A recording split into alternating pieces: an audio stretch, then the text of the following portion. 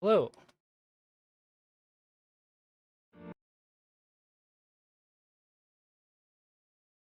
There we go.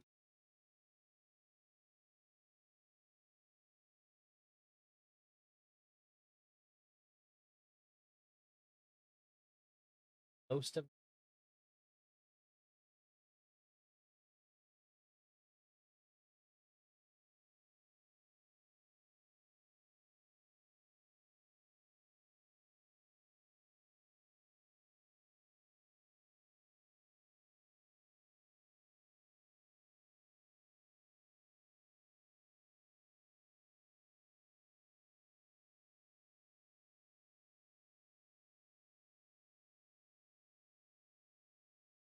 okay, we got oh, thank you for the follow, Tachyon Blue. Did it.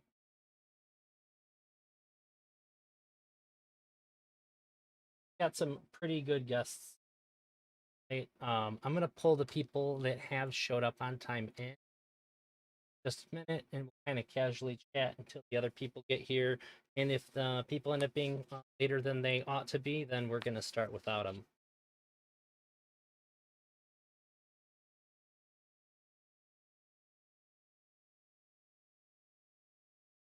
That is true.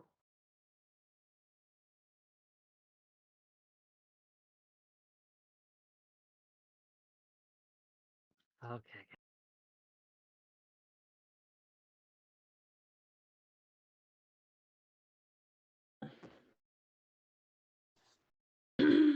Whoa. Hey, give me a second. Let me set my stuff up once again. No problem.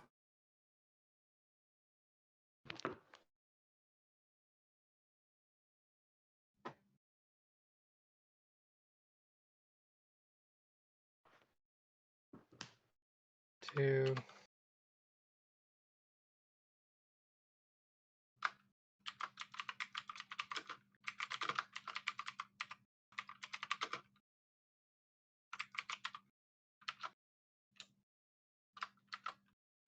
Close enough for government work.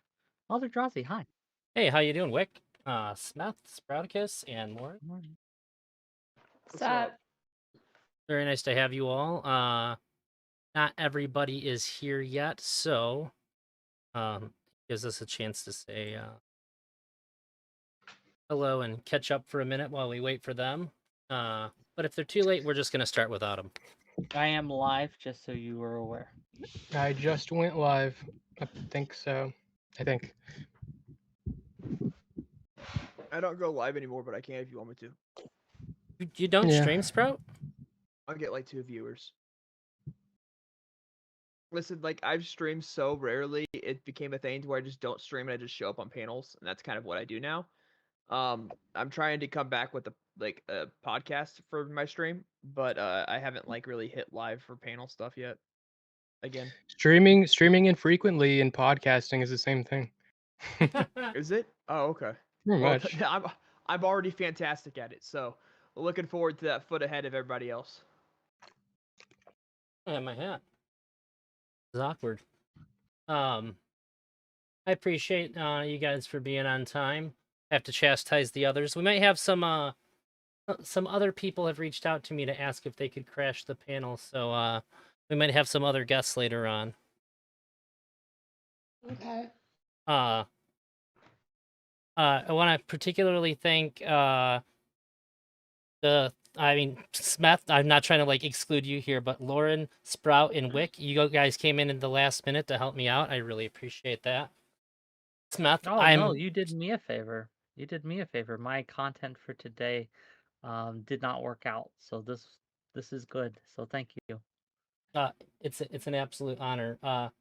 Smith, I appreciate you Look, agreeing to be here. Sleepy Weird Alan is here.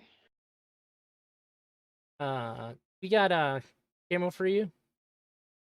Beautiful. Hey, Okay. So, did you actually do incest or not? I did. hey, can you guys hear me? Yeah. Yeah, we but your can hear video you. is like 5 frames Rainy. a second. It's getting better. It's fast on my side. It's not too bad. Is there something I Hey. can adjust over here?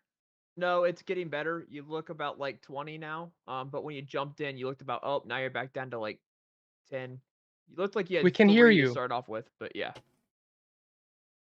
I don't know how to account for that. It's when you stand still and you don't move a lot. It's fine, and then when you move a lot, I think. Do you have But I mean, visual that's a tracking? technical problem because my camera's working fine. I can No, see now it's- myself fine. Oh, now Yeah, I don't know. Is that my Wi-Fi? I was gonna say You're it on got Wi-Fi? better, but then it didn't. Probably So. No, actually. Oh, I know what it is. Wait. I'm gonna fix this. Please advise to any and all panelists, hardline Ethernet connection is highly recommended. Yeah. That's the problem. I went off it. I could just gotta plug it in. Okay, that makes a Yeah, lot 1 of sense. second. Tech support the stream. Here we are. My computers, like computers that I build, never have even capability of Wi-Fi. It's always just Ethernet only. The annoying thing for me, for people that show up late, is Discord is like not that great for streaming because everybody's faces change spots every time someone, and I like to like set it up kind of fancy, and I don't want to just have a Discord bubble on there. So I try to make a bubble for everybody's face, and then if someone else joins, I have to redo the whole thing. So that's why it looks like this. I It does actually, kind of suck. I got some help setting mine up, and I have a frame around Discord now. So even if it changes, it's still sort of all in one spot. Tuna Chip graced me with like 4 hours of assistance in making my stream look much, much better than normal. Hi, Grace.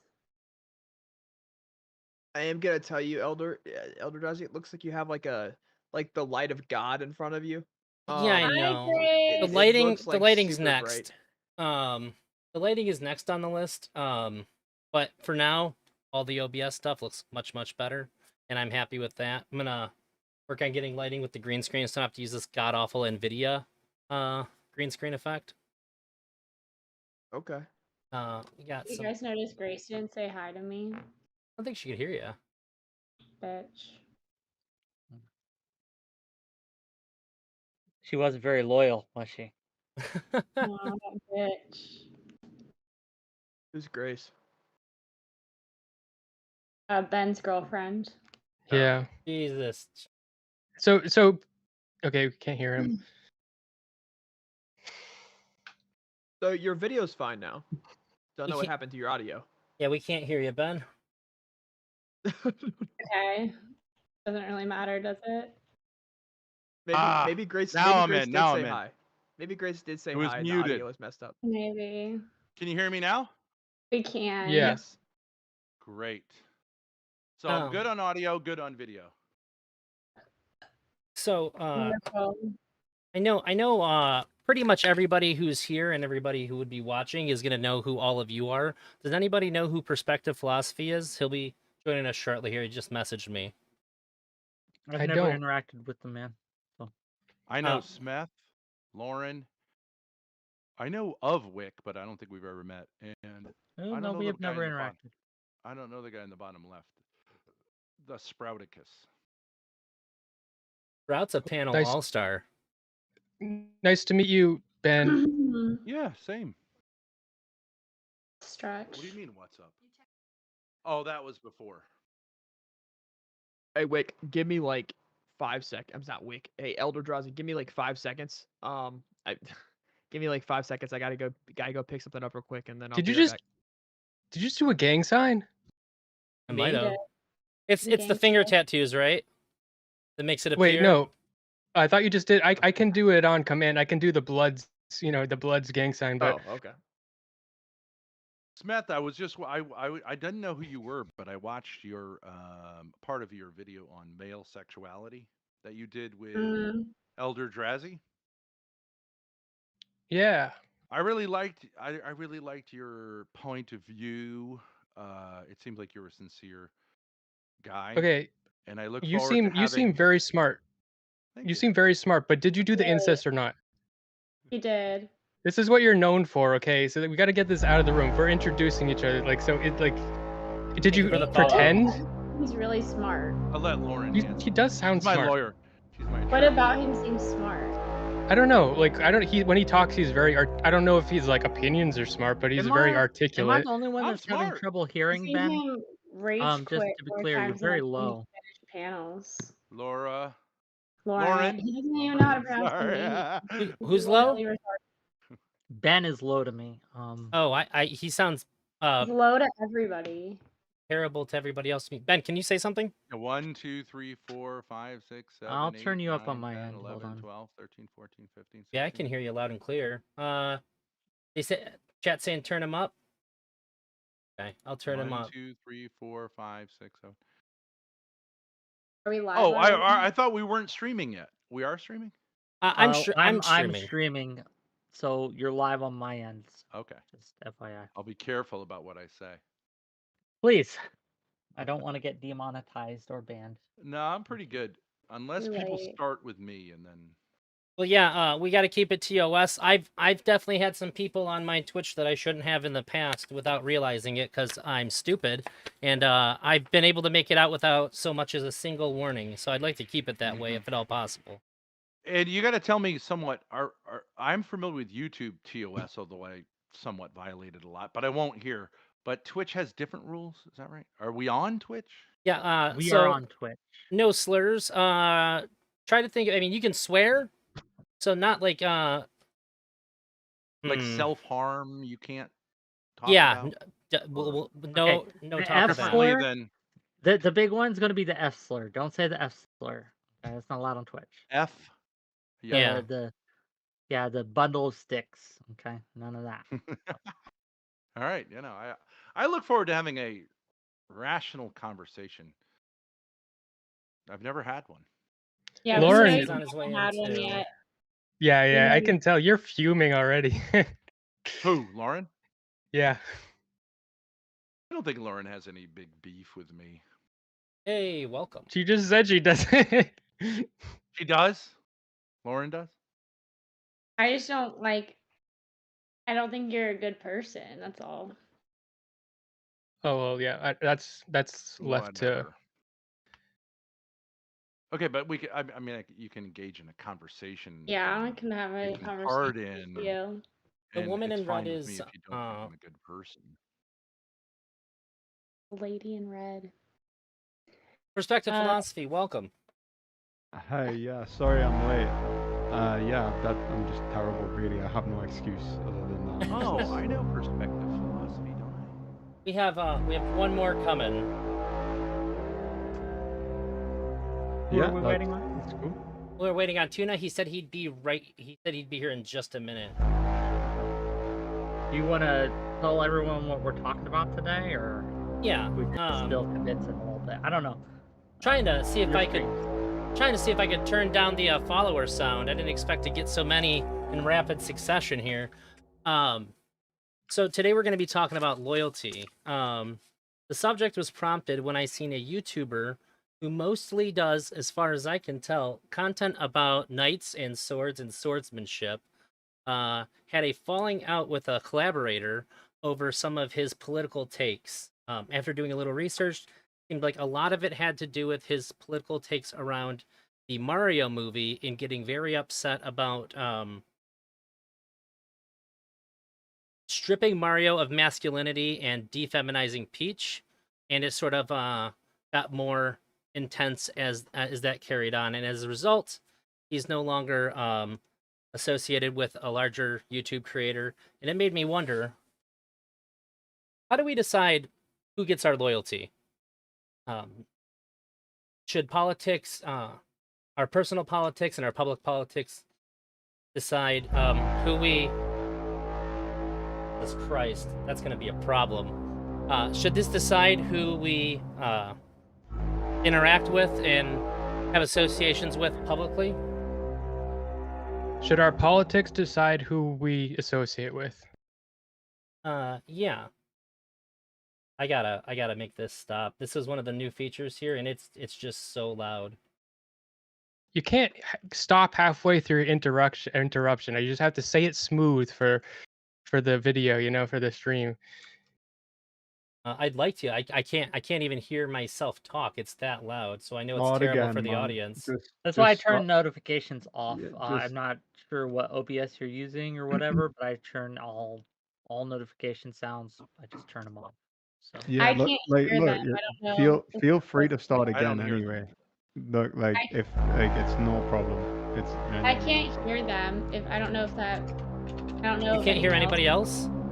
No. No, I can't No, hear the no. notifications. yeah, none of us can hear your notifications. Follows. We can all hear each other. There we go. Okay, I muted that. Okay. So yeah, I guess yeah, perspective philosophy, you weren't here yet.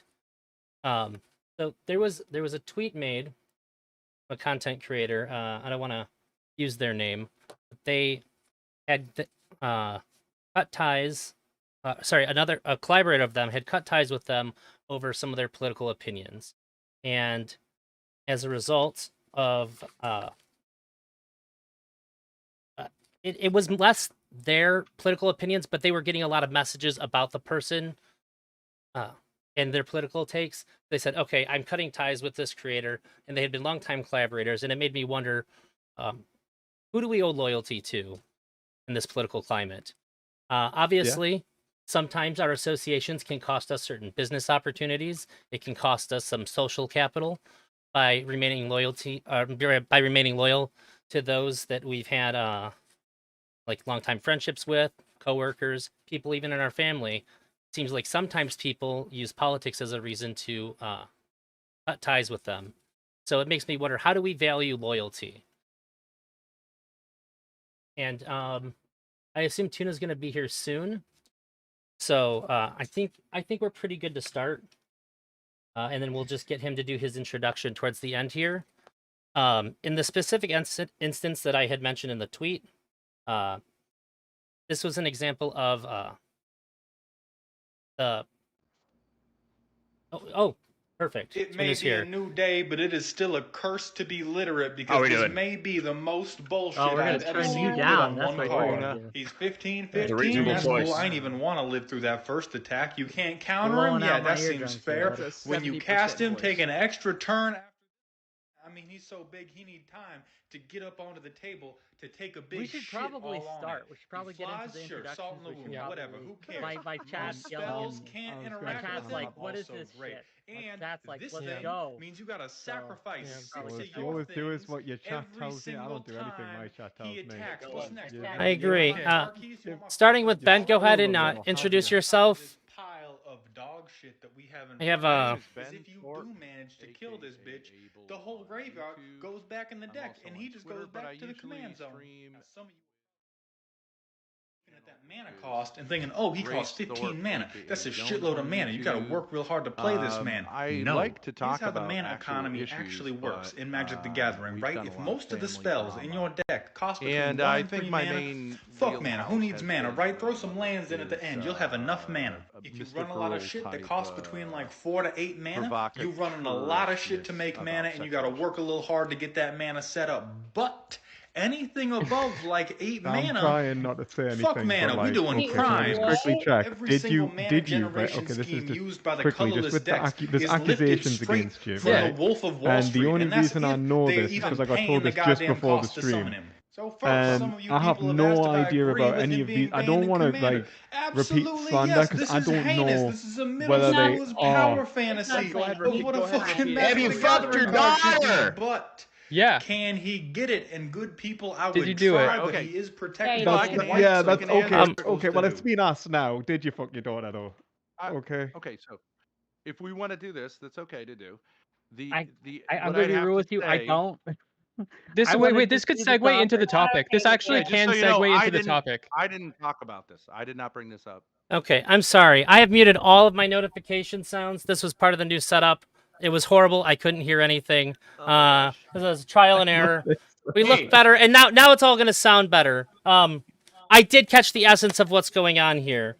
Essence? Yeah, Question some is people being got asked or loud. not, Did because she now touch I'm the- curious. No, sorry. Is the question No, being asked or that's not? too Because dark. now I'm curious. No, we can Okay, move look, it. this- Hey, listen. No, It's but a seriously, no. panel, I need to all of it. know.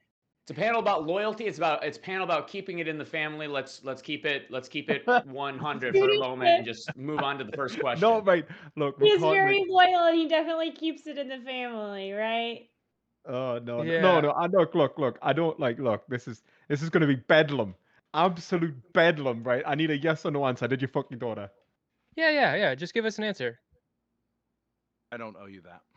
Oh You know, my okay, God, that's what do fair. you mean? That's fair. That You is owe fair. That is yourself fair. that. That is fair. But the reason Well, my answer would be I fuck your mother. Okay, so but like if we want to do that, But it's then not we like can do I'm that. making up this But accusation, if you want, right? if Like, you I want me would to just say, give, okay, but if you're gonna like, bring something like that up, you can give me 30 didn't- seconds, no, and I'll just I said- okay. But I'm just saying, don't tell me I owe you a yes or no answer. I'm You not don't. on no. To be clear, no. like, But witness but stand the here. reason I'm not. I brought it up is like if I'm like on a stream and it's like a professional setting and stuff, and there's like accusation like that, like it should be like brought up. I don't want to just like pretend that like if you're talking to Bill I don't mind you Cosby and you bringing it don't up. talk I'm just about asking for 30 Yeah, seconds exactly. to Wait, answer, like Ben, to answer can in a you way that I explain- think is. Can you It takes 30 explain what seconds. your Oh, I might. son? Do I get 30 seconds or no? I just give get us- like Okay, 10 look, amount if of, everybody needs him to answer this question to have this conversation on this panel, then I think it's only fair to let him answer. yeah. Okay, my daughter is 20 years old.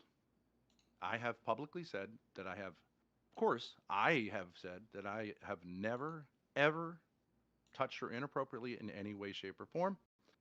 She has also publicly stated that I have never, ever touched her in any inappropriate way. She's never been a victim of abuse in any other way. I do think that should answer your question, but then there is an additional theory which I would ask you to ask yourself whether this is possible, that someone can for 5 years brainwash an adult into either not ha- ex- believing that she had the experiences she's had for 5 years, or denying that she's had those experiences when she's free to leave or say anything she wants. And I'll leave it to you. If you believe that that's possible, then I have nothing to say to you. I have a question. I think you want people to think Hey, you can I did it. ask a question? Can I ask No, a question? look at it like this. Look, I'm at this point. Wait, Right? I have a question, Ben.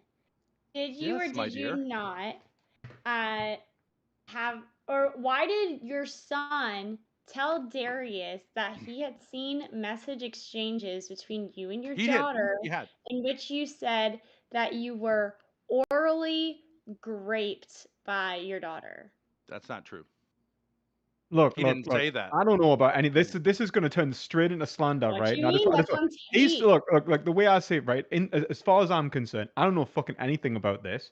So, in terms of my brand and my social appearance with the guy, I'm taking him with the benefit of the doubt. I'll say innocent until proven guilty. He's saying he didn't do it. Unless the police are involved, I don't really give a fuck. So I'm happy to stay on the panel. If it turns out he did it, I think you're a piece of shit. If it turns out you didn't do it, I'm very sorry about the accusation. And yeah, that's me for that. I just want to make my position clear. To it, so in order to have this theory, you'd have to have this view of human nature, which is impossible to hold. But no, I mean, people do abuse that children and stuff. Look, that's separate, right? Like, just fucking. In what world is the accuser of a crime accused? The person who's accused of being the victim of the crime denies it. The crime goes on for 5 years, and the person who is the victim of the crime is free to speak or leave the situation, but doesn't. Okay. No, I don't care. Okay, look. Tell me how that works. Familial abuse and sexual abuse. Moderate The question was answered. Oh my gosh. The question was answered. If anybody finds that they cannot handle the answer that was given and they would like to remove themselves, feel free to do so. Otherwise, I would like to give Lauren a chance to introduce herself. Hi, my name is Lauren. I am on YouTube and Twitter and Instagram on under the moniker Lauren De Laguna. I have a law degree and I passed the bar, and I also have a math degree, and I like to, discuss various things, including education, politics, and relationships. Impressive resume. Thank you very much, Lauren. Thanks for being here. Perspective philosophy. Really appreciate you being here. I think most people don't know who you are, so if you want to let them know where to find you too, by all means, please do. Yeah, so I'm Perspective Philosophy on YouTube and Twitch and pretty much YouTube though. I do philosophy. Yeah, I'm very interested in politics, and a panel like this is interesting because when we're talking about loyalty and trust, I think it brings it down to core political virtues and start thinking about, well, what is a good life and what is a good political life? Obviously, in the contemporary climate that we're in today, that's being tested. You know, there's propaganda everywhere. People are likely to jump ship from one political party to another on the basis of non-factual information, and even both political parties can be said to be engaged in information wars in the United States. And on top of that, we'll have a global situation which is getting worse and worse, and maybe even escalated to an absolute new high, just as this panel began. So, if you haven't seen that, Russia's trying to annex maybe part of NATO's waters in the Black Sea. So we're seeing like a very tense political situation, and the question of who should you trust and why, I think, could not come at a better time. Thank you. I appreciate that. Smith, you want to introduce yourself? Real Smith on YouTube. I titled my stream. I titled it "Conformity and Loyalty," loyalty and conformity, because I think a big aspect of this is we want people to conform to us.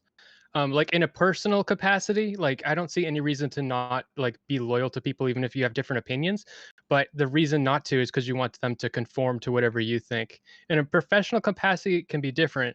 And like that's why I was saying that we could like transition the other conversation to this one, but like and like there's no reason to cut someone off because they think something, or even if they're like a bad person. It's like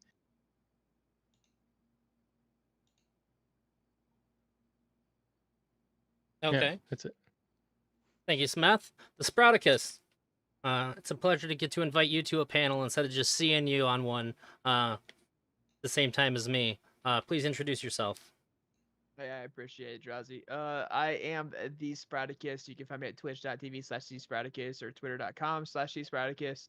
I am Twitch's favorite wild card. People love to hate me and hate to love me and change their minds all the time. Thank you very much, short and sweet. Chip. What's going on? I'm deep in the cave. I'm plumbing the world for its secrets. I'm trying to figure out what exactly we're even talking about. I've been searching down here for Al Qaeda for about 16 hours, and I'm pretty sure I'm going to be down here for another 16. Thank you very much, Tuna Chip. And finally, a man who obviously needs no introductions. Probably the most popular panel host around right now, Wick. Go ahead and introduce yourself anyway. You flatter me, and I appreciate it. Wick, I host Wick TV. It's a political and cultural talk show on YouTube, Twitch, and Kick. And I'm excited and eager to talk about loyalty today. Loyalty both to the individual, to the values one may hold, and what that means and how that manifests in our interactions on a personal level and also overall. So, yeah, let's get into it. I'm excited. Thank you for inviting me. You're very welcome. Okay, we're gonna start off in reverse order because I think it's weird when they always go in the same order. So, given the specific tweet that I had mentioned, it seemed like the differences were caused by business implications derived from political ideologies. At what point do you guys think it's okay to cut someone off due to political differences, if ever? It can be with or without business involved. Wick, go ahead and start us off. Sure. So, my loyalty is not to ideology, it's not to an idea. Someone can have very terrible ideas that I strongly disagree with. It's behavior that makes the cut for me. I have known people who I strenuously disagree with on a wide variety of political and cultural issues, but I still both share trust and feel loyalty towards them because of their behavior towards me and towards those around them. we tend to do this thing where we make a lot of assumptions based on the ideology that we think that the other party has or some positions that they may hold, that this will somehow inevitably lead to them behaving in certain ways. And I think that's just false and wrong, and we are cutting people off and isolating ourselves and in reciprocally radicalizing each other through this constant purity testing that we're doing. I'm very much against cutting people off because they happen to be on a different side of a political issue than I am. Now, obviously, there are lines. If someone is a no shit Nazi, that's different. But when we're just talking about most political differences, I think it's silly to cut. We owe people more than that, than to simply say, "Oh, you voted for Trump in the last election, I'm kicking you out of my house, or I'm never having you on again." So yeah, that's my stance. That's what I think. Thank you for that. Tuna. Hey, I think that loyalty is overrated generally. I think that your number one service is to you yourself. Your secondary service is to whatever gives your life purpose, and everything else falls in a linear fashion from that. So the reason that people care about being loyal to their family being loyal to them, it's pretty much exclusively because they think that without their family, their life would be meaningless. Um, I don't think that these are like higher values. I don't. And frankly, I don't think that anybody can avoid betraying these like ideas. When if a gun gets to your head, it's going to become really quick that you do have like a biological thing going on more than ever. So I don't understand. Wanting to live in a world where people categorize themselves strictly by these political lines. I think that that's a worse world. But I also understand why people behave the way that they do once that world already exists. I don't know what the solution is, but I don't think that people have to become a martyr to the concept of loyalty just so that they don't get, you know, oh, oh no, I've been swallowed up by the political apparatus, but I have to die like a martyr. It's silly to me. That's pretty much the intro to my position though.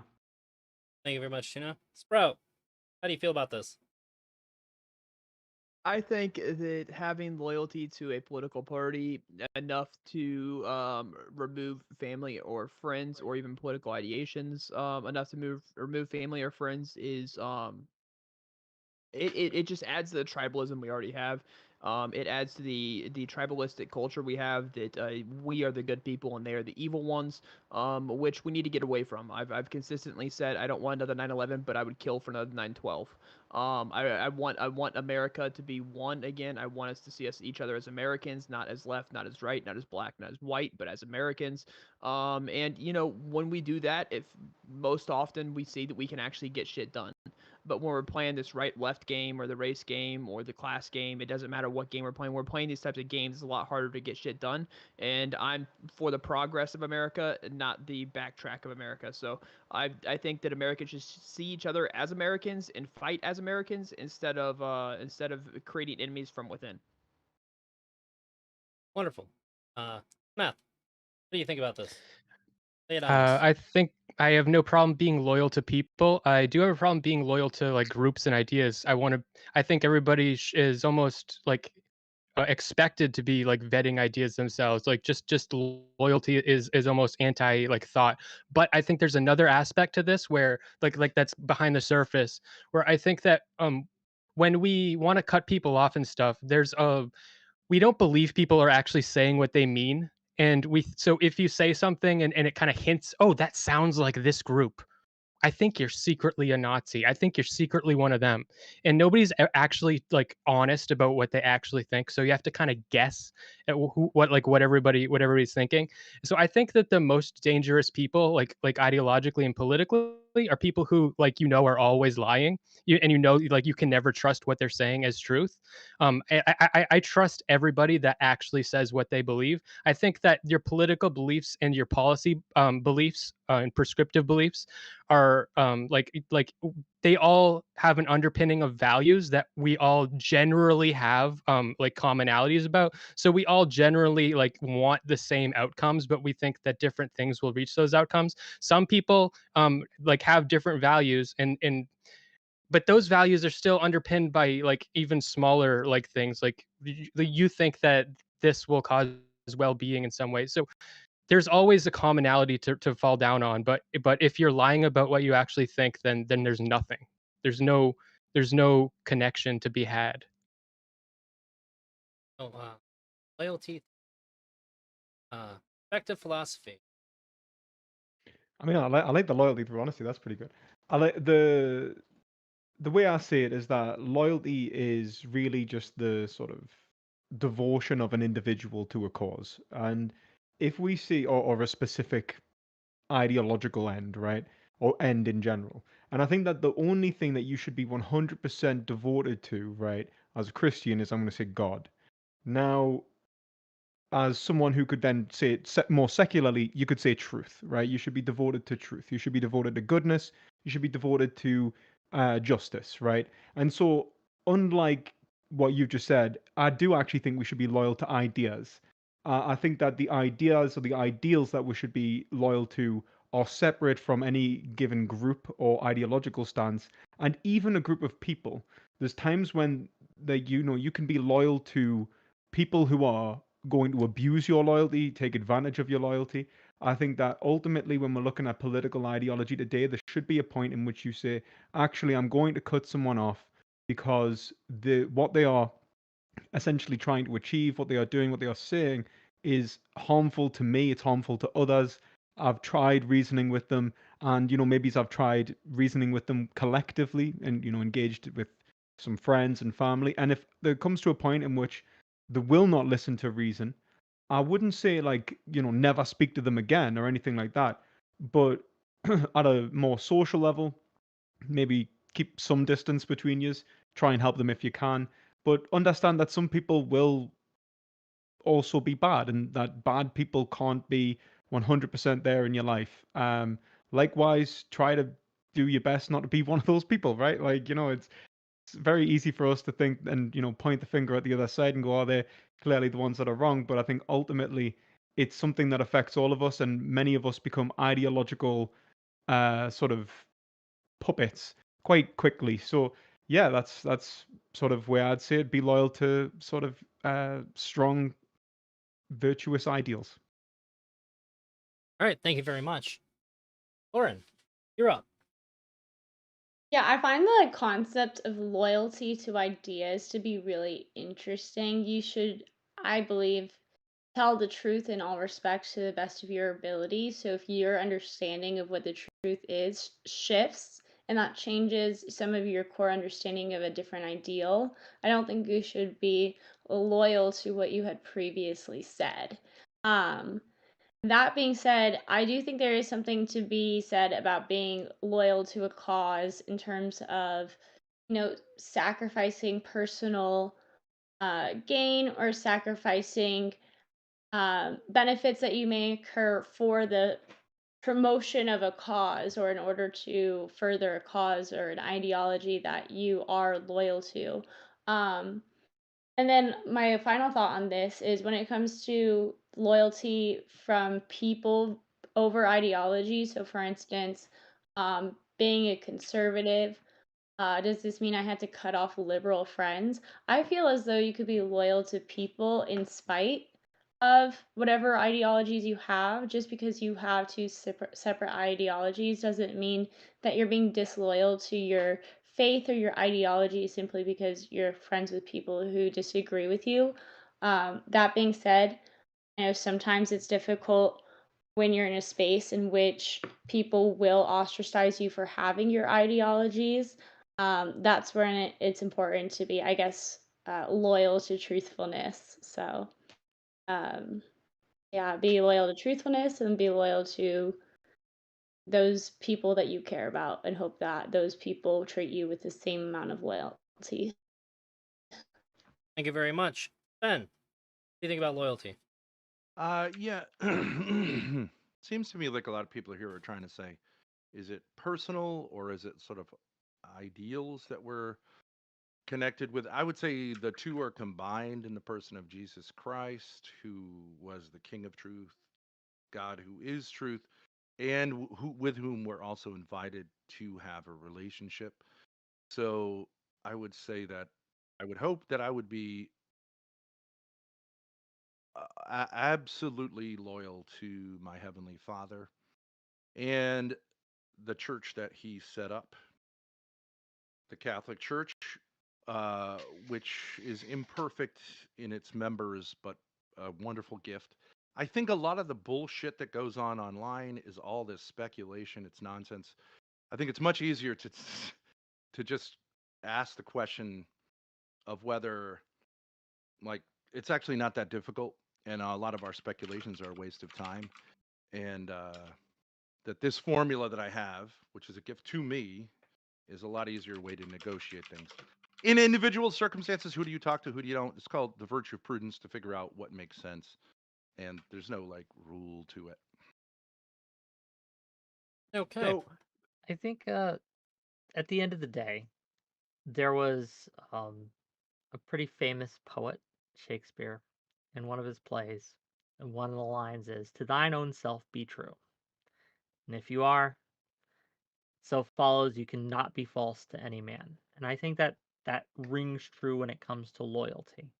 Being true and loyal to yourself is something you have to do before you can actually be loyal to anyone else at all. And a lot of people, I find, in this space and otherwise, aren't loyal to themselves. They, because they fear the reaction of others, because they fear what other people will think, they betray themselves. They betray themselves. They betray what they think. They betray what they believe. They go with the flow when they really shouldn't. And I think that loyalty to values and to yourself and to your own values is something that separates the loyal from the disloyal more than anything else. And I think that translates to politics because we tend to get a lot of our values from what our political beliefs are, right? Rather than the other way around, which I think we should. Rather than allowing what our values are to kind of guide us towards what political party or what politician we should follow or vote for, a lot of the times we are like, oh, I'm a Democrat or I'm a Republican, so of course I should vote this way. And I think that's ass backwards. I think it's putting the cart before the horse. But I don't know if that's where we want to go with this, but that's what I was thinking while I was Wha- hearing everyone else talk. Well, I just want to sort of comment on that. I think that I see that there is a definite virtue in being true to yourself and true to your convictions. I think that's like a commendable trait.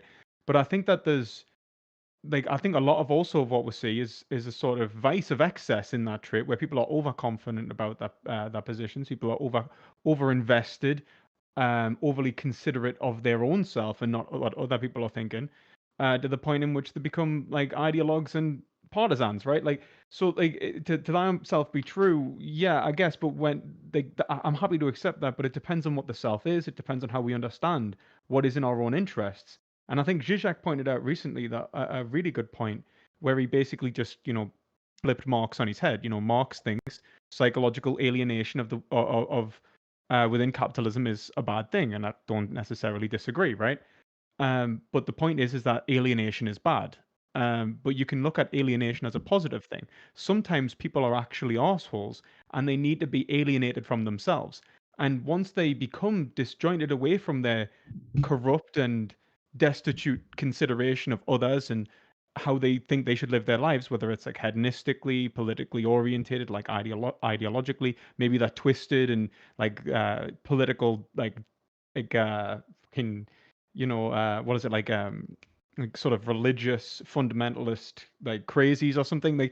There could be loads of different things that might be corrupting them as a person, which when they engage politically or socially might be absolutely cancerous. And if they're true to that self, maybe that'll be just that'll be the worst thing for them. I get what you're saying. I understand. When I say that, I mean more towards, so yes, one can have bad values. I think that, like, if you value simply growth at any cost, greed at any cost, hedonism and things like that, yes, it can hurt others. But I guess I have a little more faith in people. Most people aren't like that. Most people don't want to hurt others. Most people don't want to betray others. Most people, yeah, I really do believe this, want to be good people as they understand it. And so I think through that lens, that while yes, there are assholes out there, there are psychopaths, there are people who absolutely need to be ostracized. I think for the most of us, I don't think that's the case. See, here's the issue. Here's the slight issue, and I'll go into this and I'll hit a little bit of what Ben said in his opening. But the issue I see with what you're talking about, Wick, is I think that most people do try to be good people. They try to be good people. Unfortunately, there's a different good for each person, and then other people are very sensitive. And so they take like what people do as a personal offense to them, and then they feel like, oh, this person's wronged me. And I feel like today we've let grudges go entirely too far, to where we're just willing to cast people out of our lives for a seemingly wrong that you never even talked to them about because you viewed it as wrong and they should have apologized and you shouldn't have had to bring it up. Like I've seen this over and over and over again in real life. This isn't something that's like uncommon in society. It's extremely common in society that people do this. In regards to Ben's opening, see, I think that when you go about the world the way you're saying you go about the world, right? I think you're living in la la land. I really fucking think you do, because this separates people at dinner. This separates people at dinner tables. This separates people that don't even know each other because they're wearing a fucking hat. This isn't just terminally online. This separates people at family dinner tables. This separates people at a workplace, so much so that at workplaces they've made it to where you can't talk about politics inside the workplace. This is a very divisive issue, and you can't just say, "Oh, it's not divisive," and then ta-da, it's not divisive. That's not the way this works. I'm sorry. Are you referring to what I said? I'm referring to what you said, Ben. Yes. What aspect of it? The aspect that you were saying, the way you think people should live lives, etc., and so on, is that basically you shouldn't take things personally, etc., and so on. Go ahead and give your opening if you want to again, but from the opening, that's where I pulled that idea from. Is that it's in a la la land. Like, this divides people at dinner tables. It divides people at work. This divides people, and your ideology. I don't about remember this. saying that people shouldn't take things personally. But how would that divide? I don't even know what you're talking about. Are you on? Okay, my impression of what he's my impression of what he said was like Jesus.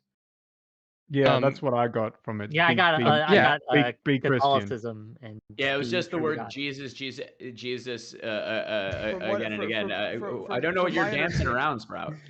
So from my understanding, there was I kind of looked past the Jesus stuff, but from my understanding, there was a thought process, and if I'm wrong, I'm wrong. But there was a thought process behind it that this is a much better way to look at life, and if everyone looked at life this way, et cetera, and so on, that we wouldn't have this divisiveness. I mean, if everyone was so- Catholic. No. If Yeah, everyone was Catholic. basically. No. Yeah, no. that's right. If everyone I was would Catholic, say that's fine. Yeah. if Well, everyone hold was on. Catholic, Okay. it would be a better So it's world. Yeah, la la land. 100%. No. Yes. But Yeah, hold on, no. hold on. There's something Best within ideology, 100%. Christianity. You can Within call it whatever you want. Christianity, Yeah, that's fine.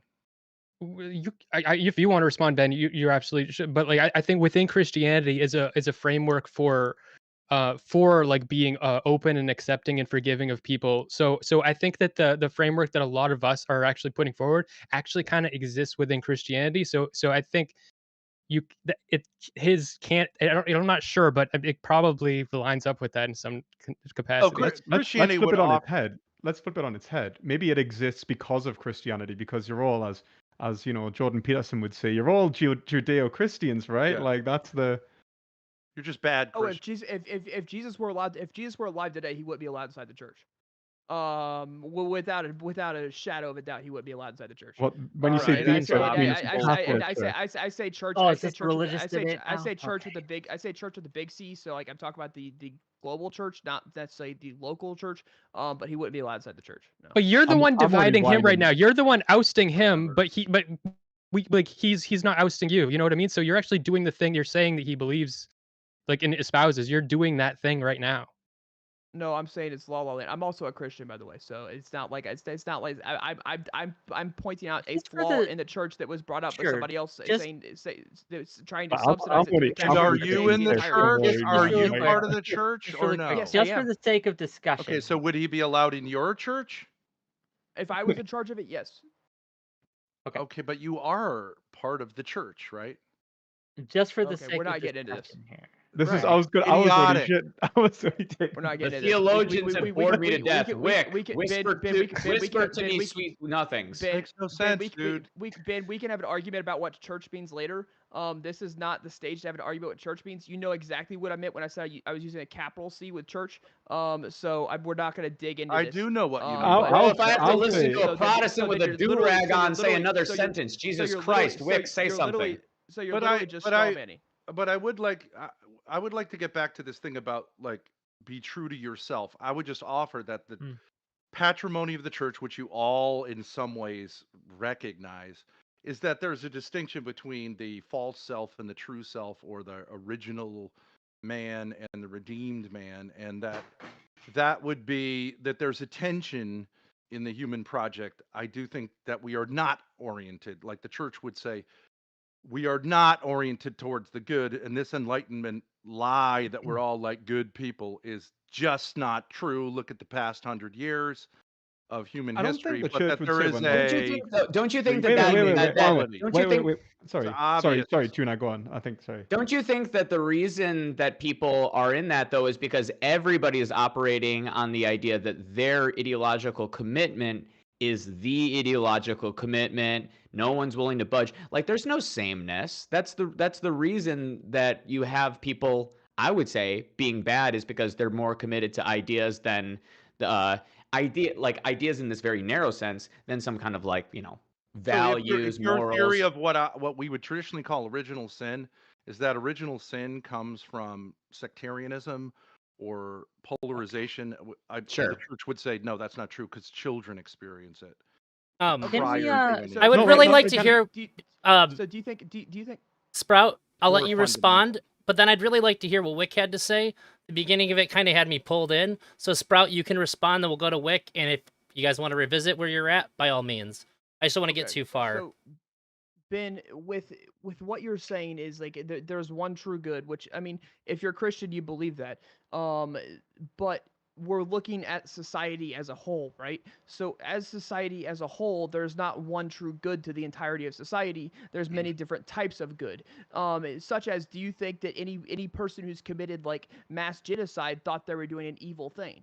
No, if you look at most of them, they thought they were doing a good thing. If you look at terrorists, do you think they thought they were doing an evil thing? No, if you look at the mass majority of them, they thought they were doing the good thing. The good is a very subjective and not objective truth when you're looking at society, and you can't just try and make it objective and then try and have that be the basis of what you're saying when you know the rest of us are talking about the subjective good. We are far down a path. I want to try to ground us once more. And I have a question for everyone here. At what point do you cut someone out? Like, Thank you. for me, I'll answer the question first.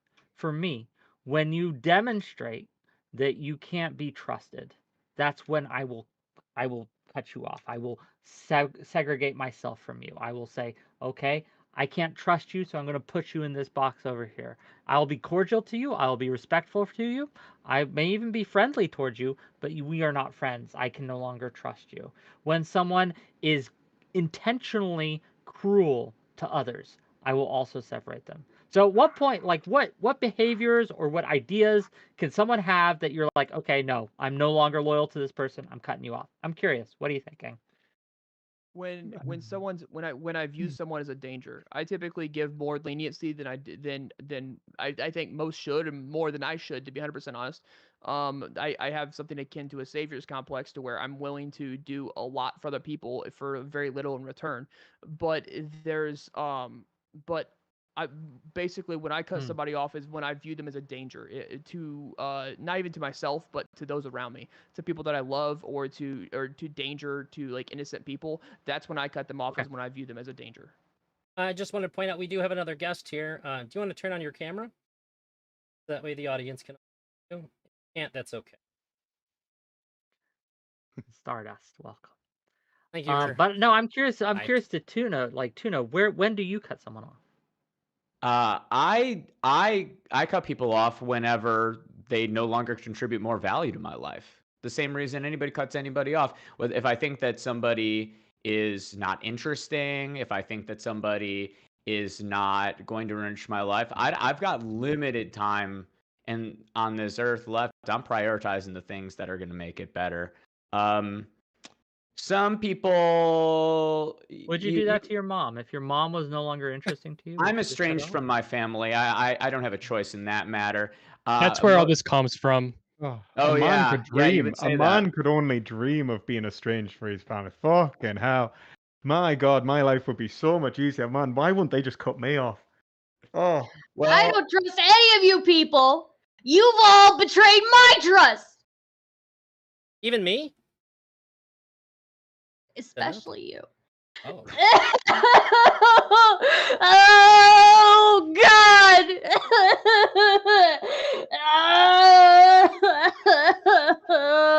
a fucking God! banana. What the fuck? I don't condone that. that was a few too many inches of banana. What? You're betraying all of our trust right Okay, now. now that the potassium retrograde has happened. Oh my God. What do you I, mean by that, Tuna? What do I mean by that? You don't look very appealing right now. Oh, really? Is that a pun? You Do look I like you're a do mess. do exist for your appeal? You're a mess, Dust. You're a mess. Maybe you're a mess. I don't really know what genre we're in at this point. Yeah. Yeah. My childhood Yeah. was a mess. We're having a discussion, or You fuck your daughter, so you know. Why? No. We're not going back there.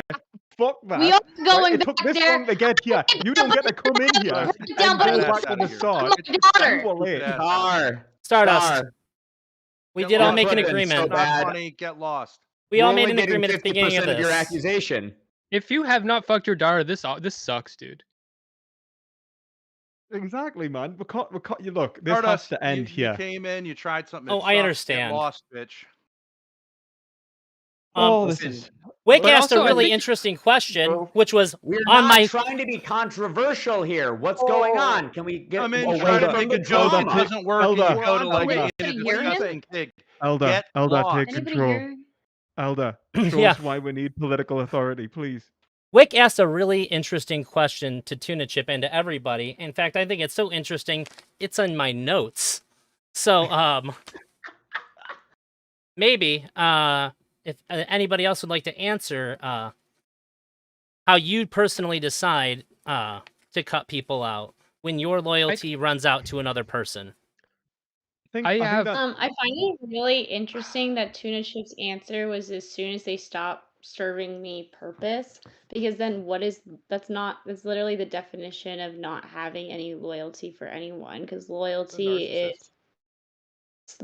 is staying with someone despite maybe they're in a period of time where they're not serving you any benefit, you're remaining loyal to them in their moments of need. That's like, if you That's a don't test do of that for loyalty. anyone, Right as there. soon as they stop being benefit to you, that's not being loyal at all. If you're only around people who are a benefit to you, then you don't have loyalty. You're just Unless using you say people. That being said, it sounds like Tuna Chip has gone through a lot in his life. I can't imagine being estranged from my parents. Oh my God, the fucking alligator tears. I disagree with your disagree with your premise that that you think that you don't operate that way seems deceptive to me. Okay, this is the thing about Tuna. Everybody that oh my God. Okay, Smith, don't go into I'm your not trying to be autism a rant jerk. about me having an autism rant. No, Okay, you go ahead. Hold on, like Tina, finish. I've had this disagreement with him before, and he'll reframe it. He'll be like, no, actually, you agree with me, and he'll like the way he's saying he'll be like, we're all actually transactional, and like he'll Show not reframe it like, tell. Let me have a conversation. Why are you talking about me in front of me? do it, Go ahead, Jesus, go. Tina. Go ahead, No, it's Tuna. okay. Like I'm asking that I don't believe for a second that you wouldn't cut Mhm. somebody off if they're no longer useful to you. The reason that I you're holding wouldn't. on to people in your life, the reason that Nope. you think that those people is because you think that your relationship to them is fulfilling for your life. If you thought that it was no longer, you have other people you're committed to having a fulfilling moment with instead. Are you going to like okay, take the instance of somebody who professionally is associated with somebody that they shouldn't be according to the political cabal, and they let go of contact with that person because their livelihood is on the line. Their child matters more. Their child matters more. So putting food on the table matters more. So fuck you. I'm going to disassociate from you. What if your Even child, if I like you. Tuna, what if your child is the one that's everyone's telling you to cut off? You have a child, a son, a daughter, whatever, and they have been accused of something terrible. Um, there's a lot of social pressure. There's a lot of pressure at your work. There's a lot of pressure from outside forces. By remaining true to your son or daughter, you are going to take a financial hit. You're going to take a social hit. You're going to take a hit from your community. They're just going to view you as a terrible person, etc. Um, I think many, if not all, but many mothers and fathers would remain loyal to their kid, even if they take that financial hit. Do you know Even why if though, Wick? they take this. Do you know why, Wick? Because their life is defined by that person. That person is the reason that they're alive. So the allegations, money matters less. There are two values here, and you might not like this one. This one where it's like only the things that matter most should be prioritized above all other things. But this value you do agree with. The reason why I would say that you should do it is because there is a higher value, and you are sacrificing those things towards that higher value. I would assume you would agree that, because most people, this is not contestable, your loved ones are the highest value in life. Everything should be sacrificed for them. That's a point of connection with me. But if you're not honest about it, like that's why people disassociate from people almost always, is that it's their family or their own like potential to raise a family or protect a family. I'm gonna disassociate from anything if it's gonna keep my child alive. I'm gonna disassociate from anything if it's gonna keep me alive. But like what you're talking about is people doing that duty, right? So you're talking about people doing the right thing and in relation to the people that they care about. Well, what if you have like and I kind of get where you're coming from. It seems to be like it's not even like a basic like sort of psychological egoism. Like what you're saying seems to be that, people care about other people necessarily even to just be a person. Like I get that. That seems to and I vibe with that. I think that's really good. But I think there is an issue there in which it's a kind of closed group of people where I think that we see ourselves not in a specific person like a family member and stuff like that. I think we see ourselves in a concept, in a relation between people, to We the tell point in stories. which that if we have a family member that commits murder or rape or like does something fucking evil, we'd sooner say you're not my son than go I'm going to defend them. And I think that tells us more about how we form psychologically in relation to others than anything else. I don't think that it has to be boiled down to you can't be loyal to more grandiose ideology or like ideals, because I think a lot of the time we are, like, if it comes to the point in which someone will actually cut off a relative when they do something obscene. Whatever the threshold is for people, like, I mean, I would think that if my child is Ted Bundy, I would break it off. If my child is Brock Turner, I probably would feel really, really bad about what you've done. I would have a talk in, but I would feel like I'm still useful towards. There are degrees of like social repudiation. Probably it has to do with whether or not I think that the person is innocent.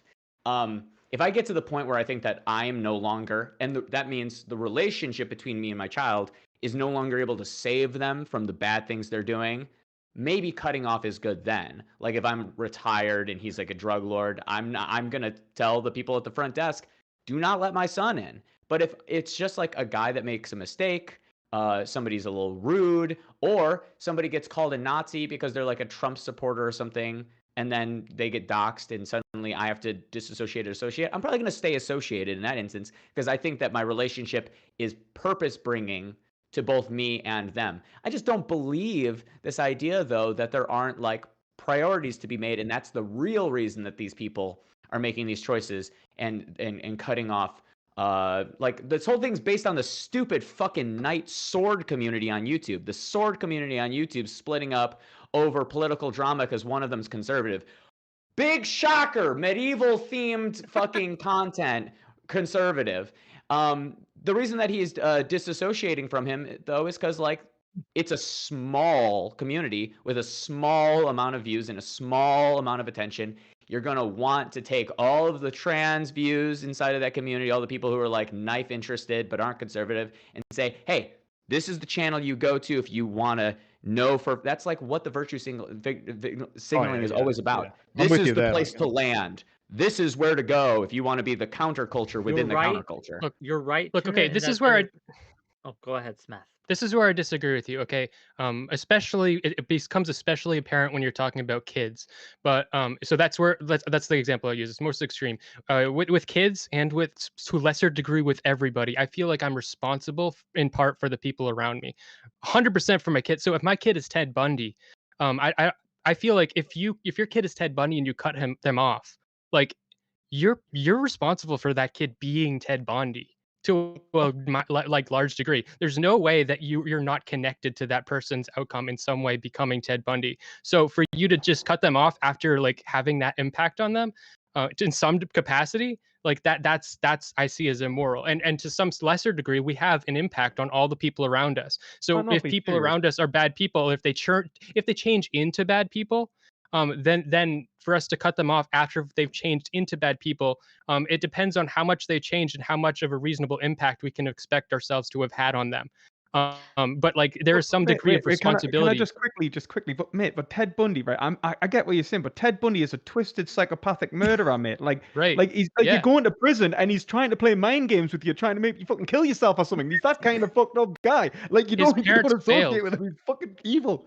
Like let's up it. Wait, Smith, let's change the scenario. Let's say that it's Jeffrey Dahmer. That dude just psychologically gets off to like blood and guts, right? That's like what we know about him. He's quite literally a necrophiliac, right? That's something that isn't even like his parents' fault. Maybe his being socially awkward is, right? But him being like a fucking necrophiliac, I'm pretty sure that that's just in his brain. He's fucked up, right?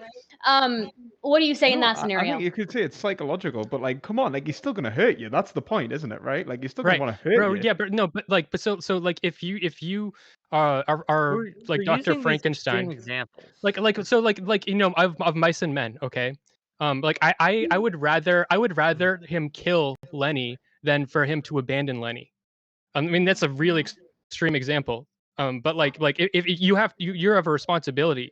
You know what I mean? For like with the people around you, like abandoning Lenny would have like caused more damage to other people, and just like I'm just free. Like I get all the responsibilities off of my back. He's someone else's problem. No, like if your kid is fucking Ted Bundy, he's your problem. Lenny is not a bad guy in the like Lenny's not like fucking sadistic and evil. You've taken like essentially like he's just misunderstood. I don't think. Like and compared him to Ted Bundy, he's not misunderstood. He's a fucking horrible cunt. Like that's. I don't think you understand Ted. Like yeah, sure he does like things that we consider evil, but like does that mean you understand him? No, like I don't understand. How are you? Wait, this is so backwards. How are you going to be? How are you going to extend this charity? I don't like. How is he going to extend this charity to somebody who quite literally is generally like a nice guy who just doesn't know his own strength, who isn't all there, versus you're extending charity to somebody who literally raped and killed women? Like I'm not extending charity. I'm saying that if charity, I mean, maintaining contact with them is kind of being charitable. Yeah, it is. You don't need to understand Ted Bundy. None of us like. So let's say there's just Ted Bundy on the loose. None of us need to understand him, but one person does, and that's his parents or like the people close to him. So like. Not like you Smith. You smoked the Smith. You smoked the Smith. it's not, I don't believe in this idea that the mom is at fault for Ted Bundy. That's the part that's been twisted to me. The fact that you started with this idea, you're partially at fault for Ted Bundy. There is a variance to the human species. I don't think that variance that the influence a mother has goes so much that she has to then put her own life at peril post murders. Obviously, if you have Ted Bundy pre-murder, premeditation, and all of this, yeah, you probably failed your responsibilities back then, but you don't have to fucking invite them into yours. How do you feel? Yeah, but once they kill somebody, Chris Chan's mother owes him a place inside of that house after raping her. Good example. Okay, this is a good to bring up my caveat here. So so this is how I deal, like the answer to Wick's question, or I guess it's also Drazi's question. I don't like to just cold cut people off like from my life like that. I set boundaries. So let's say so Chris Chan's mother should have very strong, like very extreme boundaries. There's not much, and she's got dementia. There's like literally Chris Chan like did not care about any boundaries to begin with. Chris Chan had sexual relations with. It doesn't have anything to do with what I'm saying. It doesn't have anything to do with what I'm saying. Establishing boundaries for people who you're talking about Chris Chan. I'm talking about. Can I? If somebody doesn't believe in boundaries, how are you going to enforce boundaries? We're going to let Smith finish. You are talking about Chris Chan. You are no, actually, I had another stream canceled. It got canceled. Something happened. Great news. Keep talking.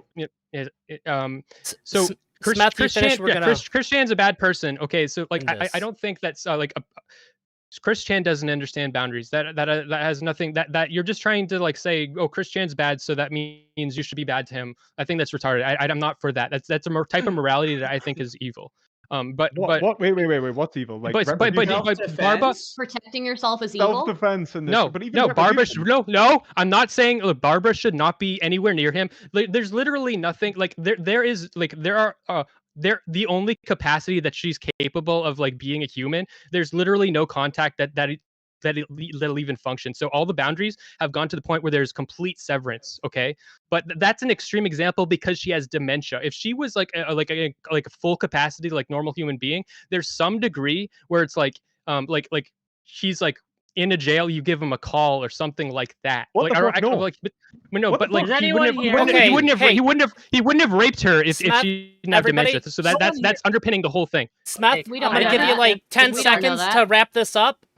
Perspective Philosophy, if you want to respond to it. Stardust, if you want to respond to it. People are coming at me with all kinds of shit. Wrap this up. Oh, keep coming at me and I'll keep fucking going, motherfuckers. Let's fucking go. No, come on. Look at it like this.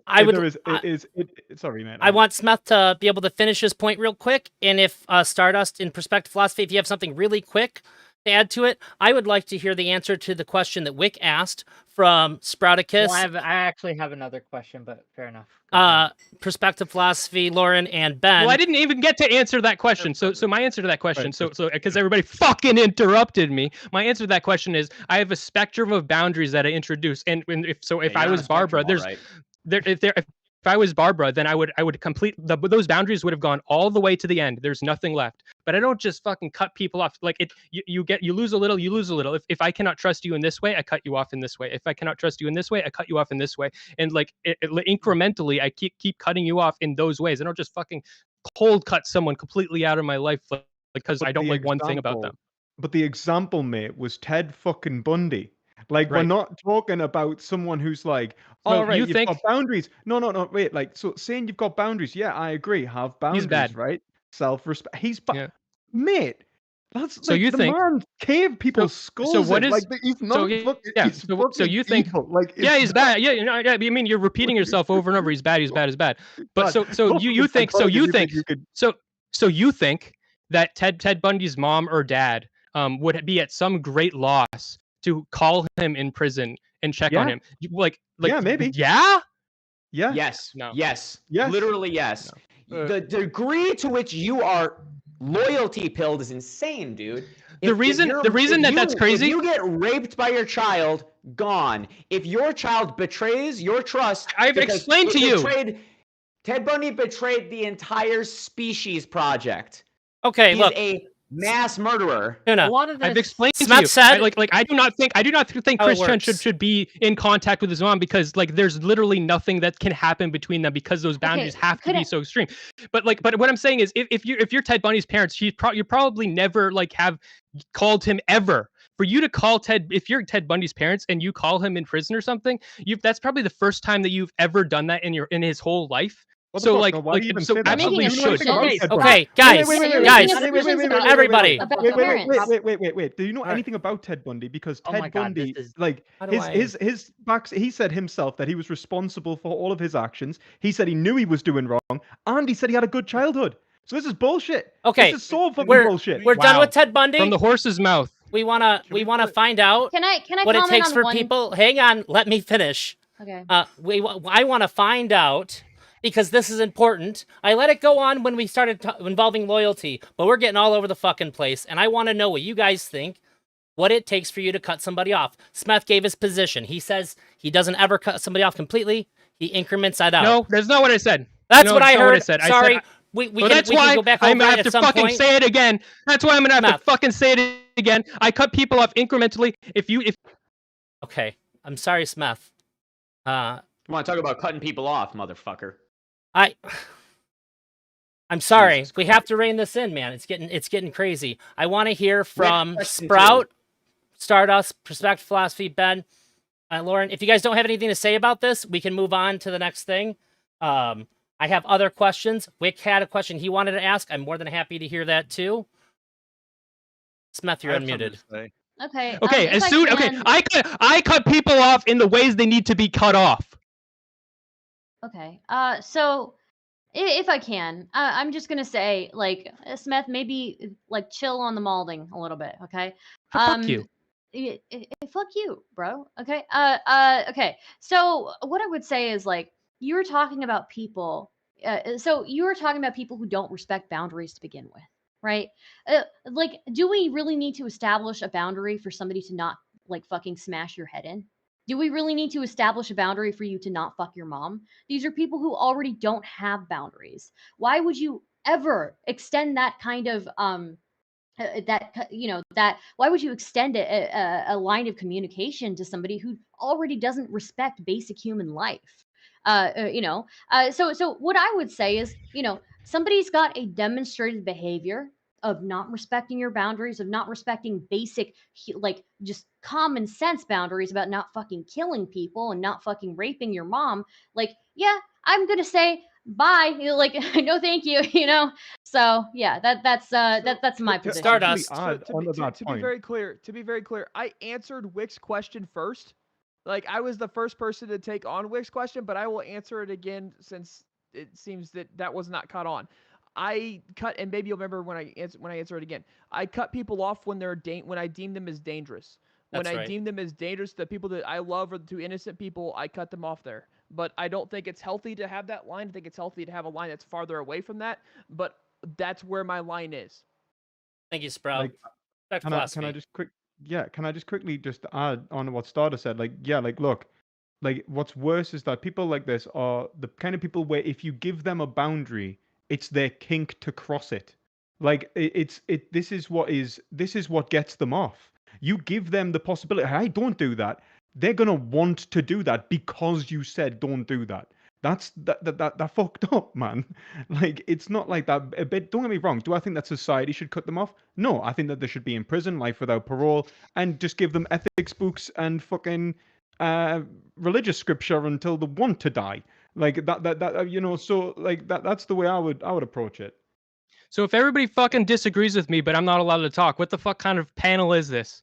Fucking garbage. You talk for like 10 minutes, bro. You talk for like 10 minutes. We're trying to move on to a next topic, having, brother. Lauren? The problem I'm having with everyone's answers is we are going to these. Perhaps I'm mistaken, but none of you are have relationships with murderers and rapists that I'm aware of.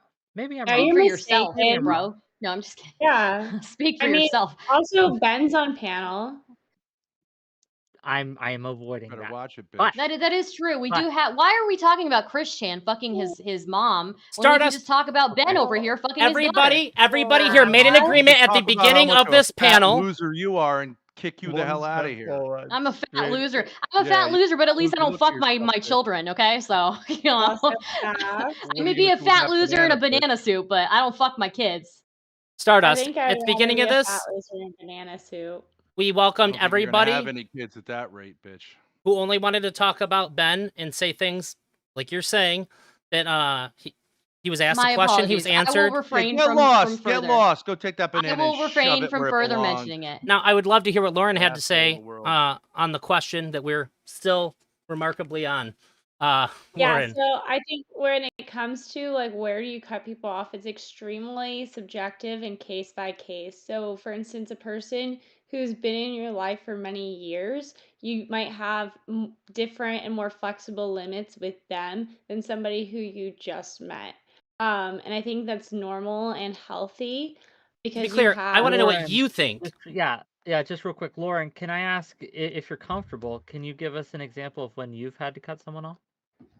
Yeah, like okay, I just met somebody recently, and I found out early in our relationship, like in dating, that he had an alcohol problem, so I decided to cut him off because of the way that he was handling it.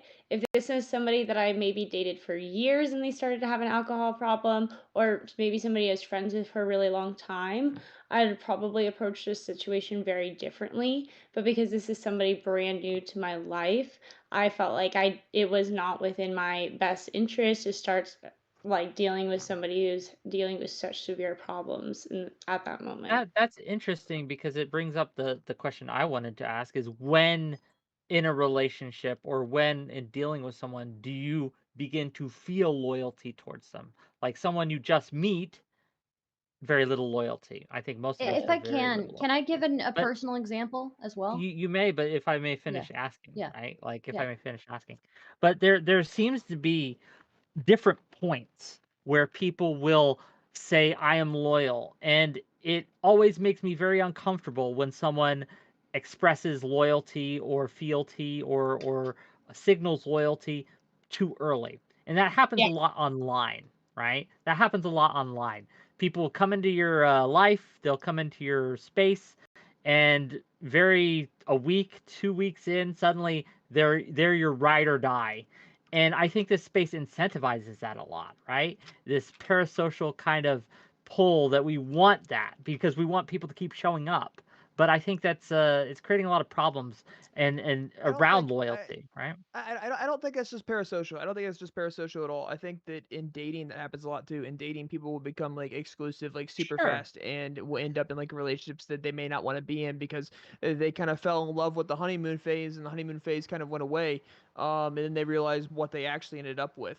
So like I think I think in society we choose ride or dies like super fast. It may be faster on the internet than it is like in like general population, but what I'm saying though is that like in general we choose things like super fast. It just happens to be that with internet Is this not in being in love with the wrong idea though, right? Like look at it like this. Like people are when they start a relationship are in love with the idea of the person and not necessarily the person, right? They're in love with the idea of a family member, even though they're Ted Bundy, or they're in love with the idea of whatever the fuck it is, right? And that's like a genuine problem. Like when I said at the start, you should be loyal to ideas, only the right ones, right? Only the good ones. And this is the problem is that we all are coming from this at a very um limited very limited fashion, and we're all going to make mistakes in this, which is what I think we're confused for subjectivity. But there is a right and wrong in this, and I think that it's often that people just fall in love with the way they're feeling or the way they want to or live a life and have this idea in their head, and they just get like really just fucking high on it, really. Well, I think what's happening then is you're falling in love with what you see, what you like. You're falling in love with the potential, right? So like when you're dating someone, I feel like you're falling in love with the potential of what it could become.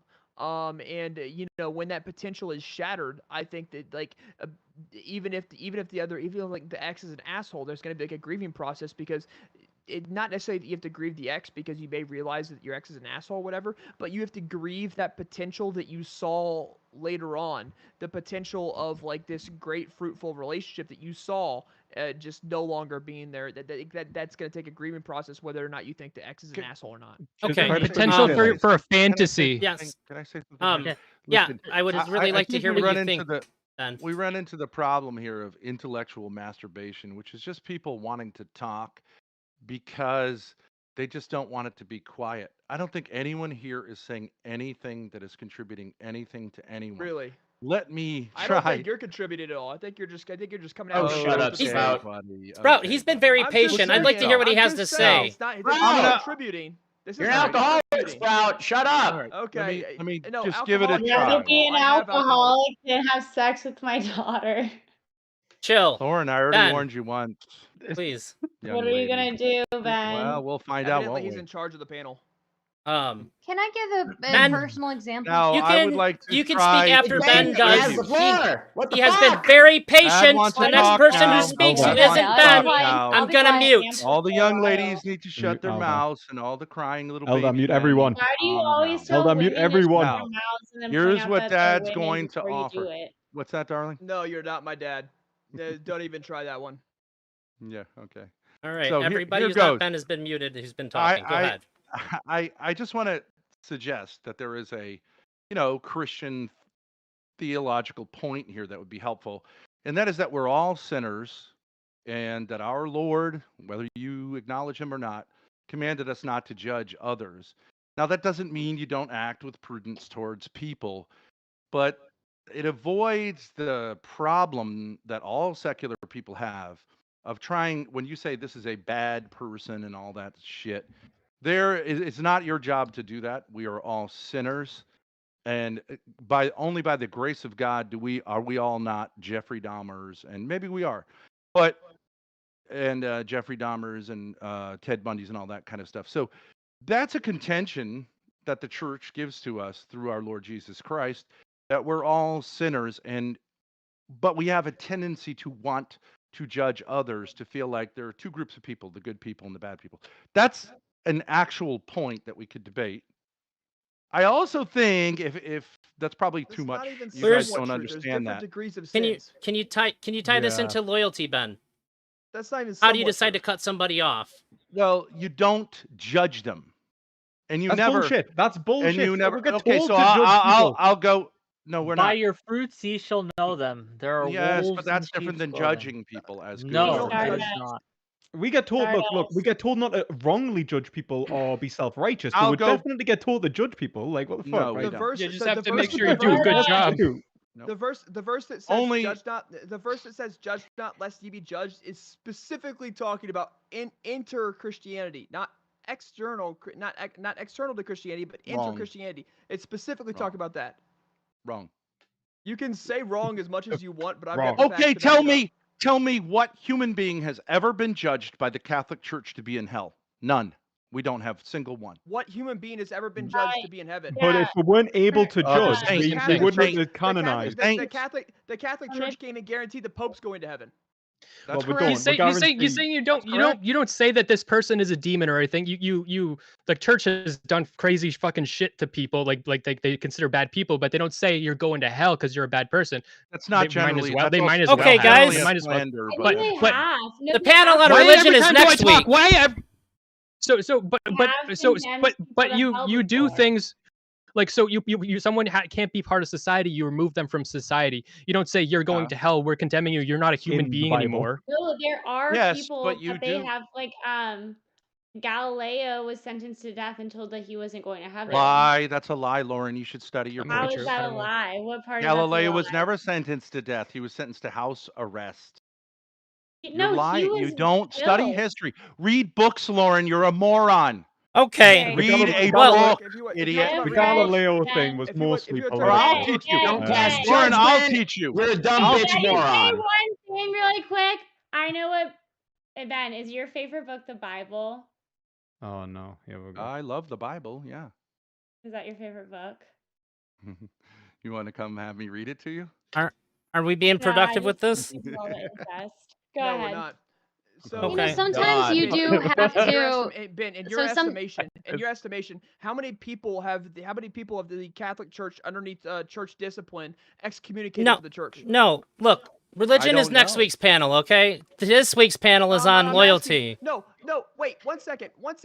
If you're gonna mute me because he's talking and then come after me because I'm That's going not after the points judging he's them. talking about, I let you going after respond, the points Sprout. he's talking about. No, but here's the thing. He's talking about the Catholic Church has never told anyone they're going to hell. The church literally has, and I know this because of theology. The church literally has a church discipline to where if the person does not listen to the church after being talked to by a single person, being talked to by one person with multiple people coming with them, and then being talked to by the church, if they still don't That's listen, right. they're excommunicated from the church. right. So That's right. the excommunication from the church is extenuous until they listen. So That's that right. is essentially telling someone they're going to hell unless Wrong. they change their ways. Okay, Right, it doesn't okay, say that. Sprout. It doesn't I heard your matter. complaint. Give me 1 second to respond to that. sometimes Saint Wait, hold Joan on. of Arc. Wait. Saint Joan of Arc, my daughter's patron saint, was excommunicated by a local tribunal that was overturned, and she was made a saint. So Oh yeah, When was okay. she do because not the Pope was say When was she that made a the saint? Okay, When look. was she because made a the saint? Pope was When was she The made a saint?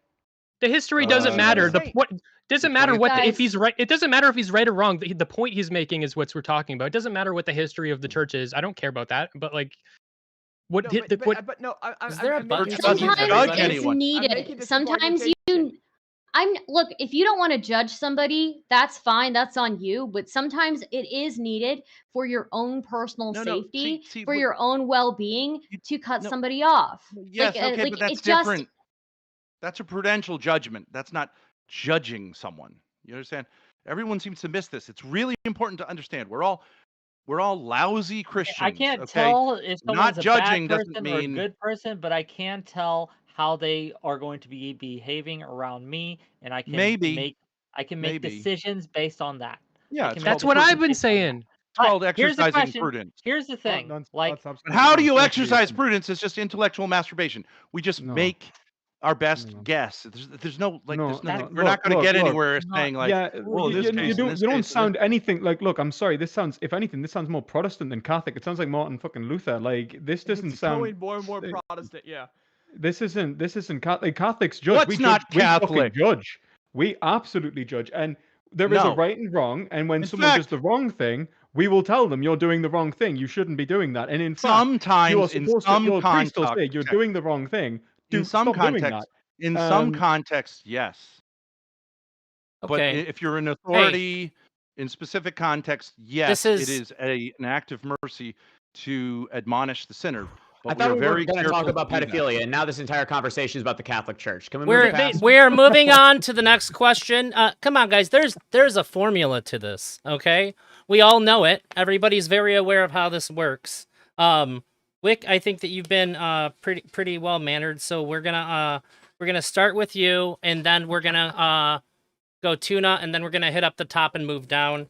Does it ever make sense to grant any person or idea unconditional loyalty? Is there No. ever a circumstance, and if not, to what extent can somebody earn it beyond what we just discussed is normally when we cut somebody off? To what extent can somebody supersede our normal boundaries of loyalty? So to answer this question, I'll start pretty simple. There is no such thing to me as unconditional loyalty, right? This is different than love. It's different than friendship. Loyalty is something different to me fundamentally than these two things. I think they can be connected, but they are not the same. I have boundaries where if you cross them, no matter who you are, or if you're a party or an idea or a individual, that if you cross these boundaries, you'll be cut off. But I think the question of earning loyalty is an interesting one.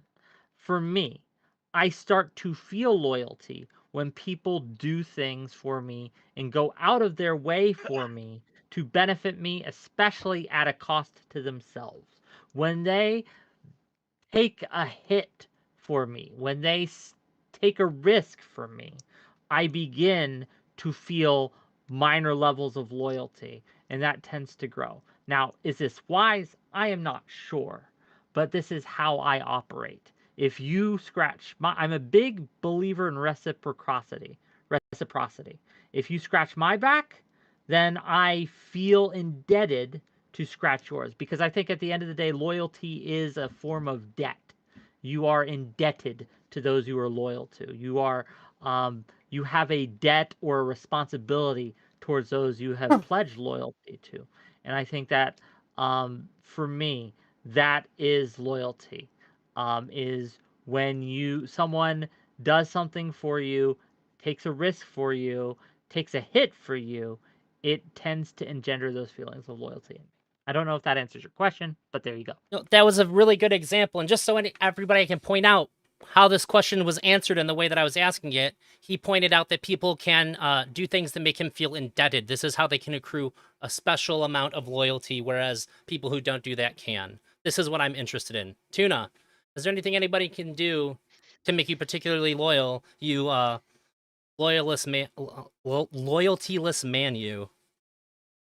Okay, first off, you were gonna call me a loyalist, and I was gonna fit lead between your ears.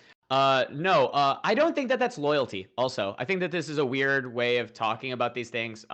That's trust to me. That's like trust building.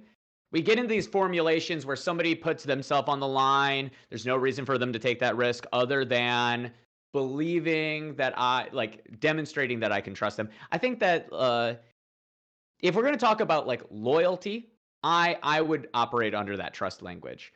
If you, because I agree with Wick, somebody puts their fucking head on the line for me, I'm probably going to do it for them too, because I recognize that we have a volley. We have a little bit of a thing where we're becoming unit in that action. I don't think by birth, I don't think by authority. It's really like individual. What are you doing? Can I trust you that if I put myself on the line, that later you will put yourself on the line? But I just don't think that extends infinitely. I think that it's really, really strange just to say that it extends infinitely. Even that, no matter how much you put yourself on the line, there will always be a condition. And it's my own neck. I don't know anybody. I don't believe anybody when they say that they would martyr themselves for their loyalties. I think that you're a liar. But yeah, that's it. I would. Okay, I'm gonna go to Ben, but first, I had something I wanted to say about particularly this. It seems like, especially in this space, I had something people I don't wanted really to say have. too. You're That's after what he's perspective on. philosophy. It seems like people here don't have a lot of loyalty. I think I tend to agree with what Wick thinks about it. There's a certain amount of debt. I grew up with somebody, and they have no blood relation. I call him my brother. This person endured heroin addiction. He has stolen from me more than once. I even had him live with me after he had stolen from me, and I had to have him leave living in my house after he made other people in my house feel uncomfortable by taking things from them. Despite being clean, some of these habits didn't last. I still treat him with as much love and respect as I always did, but there are certain things I cannot allow him to be a part of anymore. This, to me, is what I would consider to be loyalty. I feel a certain debt to him for the kind of bond that we had had. And although I may limit him on certain things, I only cut him out of what is necessary for the rest of my life to function in relation to the loyalty that I have to the other people around me who would be affected by it. I think that's a really And good then- way. Look at it like. Oh, sorry. If you want to respond, that's fine. Then we're going right to Ben, and then we're gonna go down the line from Ben right to left down to Sprout. Okay. Whoa, dude! He just had a contract with Perspective. Go on. Thanks. If I want to respond, I'm going to respond next. Fuck you. No. Right. Okay. Right. Basically, what I was just going to say is that essentially, I think you're right in the sense that there has to be like these points of self-respect and respecting the other. Right. Like, are you respecting them? Or are you respecting yourself? And I think when we say like loyalty, I think it doesn't make sense to be loyal to anything other than that. What's been referenced as reciprocity, but I think that's sort of poor term because it implies a mere transactional nature to this relationship. I think there is an unconditional loyalty to something ideologically higher, something like truth and goodness. And I think that includes the consideration of both parties to the point in which you would be unconditionally loyal to that which brings around the benefit for everyone, for the good, for the actual consideration of everyone involved. And I think sometimes you have to establish conditions with real life people in order to maintain your self-respect, so that you can even be devoted to that higher goal of considering Perspective. others. If I may interrogate that for a moment. Is there no one you would lie for? Yeah, I mean that's different. Like it depends on what you mean by How is lie, that though. different? So Because I think there's a specific instance of like lying, and then there's being untrue to let me something which explain, is if I to may. goodness itself, right? If I may. There are, at least in my life, there are people who I would stand up in front of a court of law and lie on their behalf. I would put myself at risk like that. There's very few of them, but there are people who I would lie for. We talk about this idea of being devoted to truth. And I don't know if I entirely agree with that.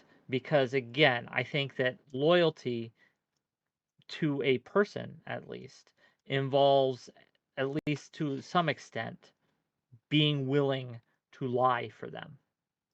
I don't think so. Like, look at it like this. It depends on what you mean by lie. Like, there's being true. Like, remember when you said at the start, like, true to yourself? I think there's lying where you are being untrue, like, not, like, actually saying the truth in, let's say, a courtroom or something.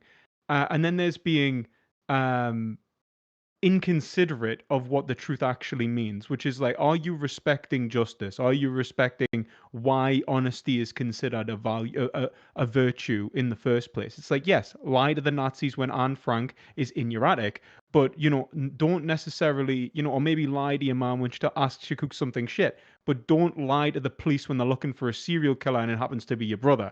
So there's points in which we say that, like, it's not that lying isn't wrong. It's that when we understand what lying is, it depends upon the social game that's being played and the stakes. And ultimately, what governs this game is going to be respect for me and others, right?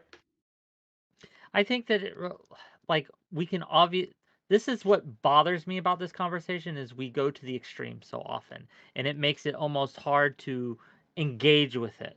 Whereas if we were to take things from a more realistic perspective, like obviously if someone's going around being a serial killer, then they've passed my bonds of loyalty already. They're done. They're gone.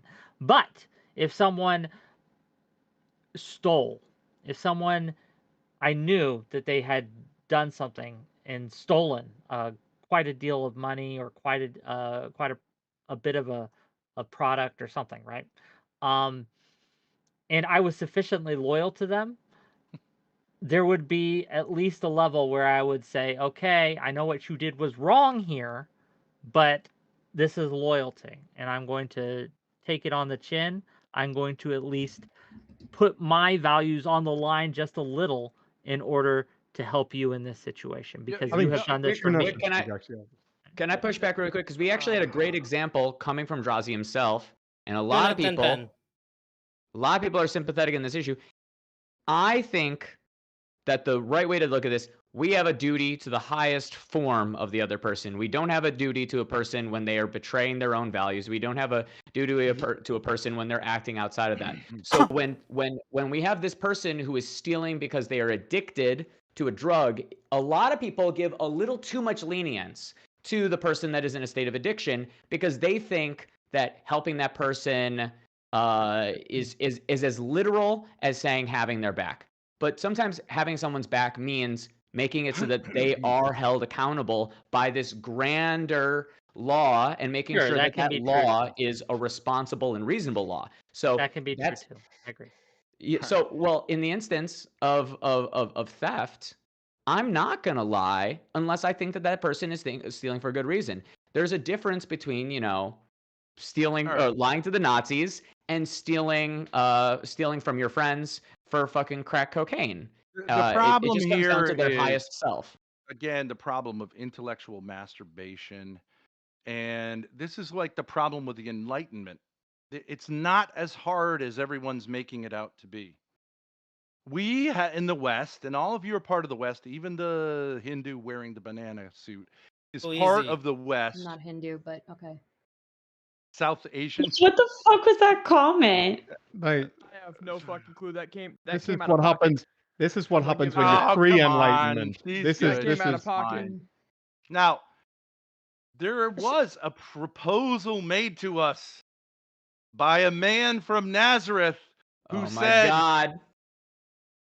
exactly, who My There he said, is again with his incest book. I am going to, Lauren, watch it. I'm going to make this a lot easier for you. What? You're not smart enough to get this together on your own.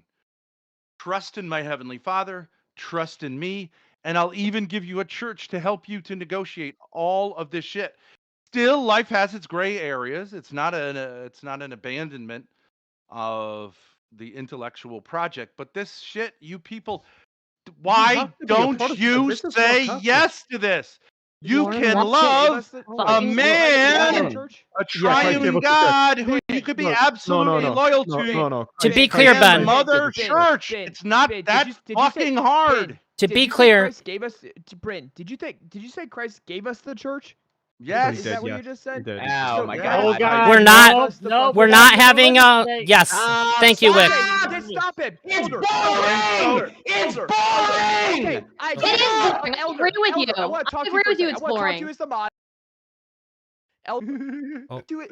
Elder, I Take want the to talk do-rag to off, you, dude. please. What? Now, Stop muting me.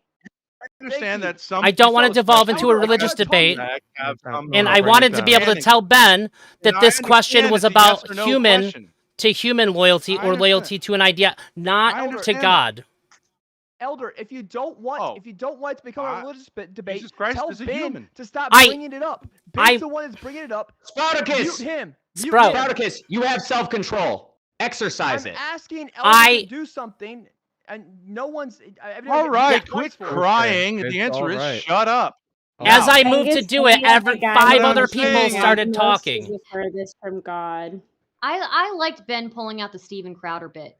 Watch it, Lauren. Better than him Fucking pulling out watch his it. dick for his daughter. So, she likes that dirty talk. Ben, She's that the type. question is about between humans and non-religious ideology. Obviously, if you're religious, you devote yourself to your religious ideology. That's what it means to be All religious. ideology is religious. You don't think secularism is a religion? You don't think Oh these my God. retards sitting around trying to figure Look, out oh, shit God. is a religion? How can you It's just a stupid religion. Just How mute Do you him. understand? You Look, muted all of us. no, I- you have to mute him. Like. As You muted Yeah, us. mute I that, would like- mute I would- that, tie I would that like up. to get- I Lauren would- would like that. Ben, I'd like to give you No. a chance I to, did. in good faith, Mute answer him. this question. Mute him. I But if didn't you use that can't answer the courtesy. Lauren, question, put the lips we're gonna away. move You're on to distracting Lauren. Ben. Can you do All right, that? if you want to talk about something secular, I'd love to talk about boundaries. This thing of boundaries. The I think question it's is a lot of I about didn't the get that question is courtesy. about His daughter Mute would have him. liked to talk Mute about him. that Mute before he turned Use- 15. Mute him. Oh, look, no, I you didn't have get to this exercise courtesy. authority. For Exercise what your it's authority, worth, Elder. I've always identified Strike as 'em somebody down. in the West. You know, my ethnic background doesn't make me less American. You know, so I agree, Stardust. This is not a banana republic. If Ben, if you can only answer this question in terms of not addressing it whatsoever, we're gonna move on to Lauren. But I would like to give you an opportunity to let us know: does it make sense to You've grant given it any human majority. unconditional loyalty, or no? Am I allowed to say that Jesus Christ is a human, Human. resurrected from the Living. dead? He No, is a living living person. human This is- being. This is Mute him. very specifically antithetical. Lauren, go ahead. Thank you. Unlimited loyalty, no. Like once again, it's subjective. How much loyalty should be given, case by case scenario, person to person. But like the only people I could think of to be loyal to that extent are, your family or your spouse. And even then with family and spouse, there are moments in which you have to cut them off.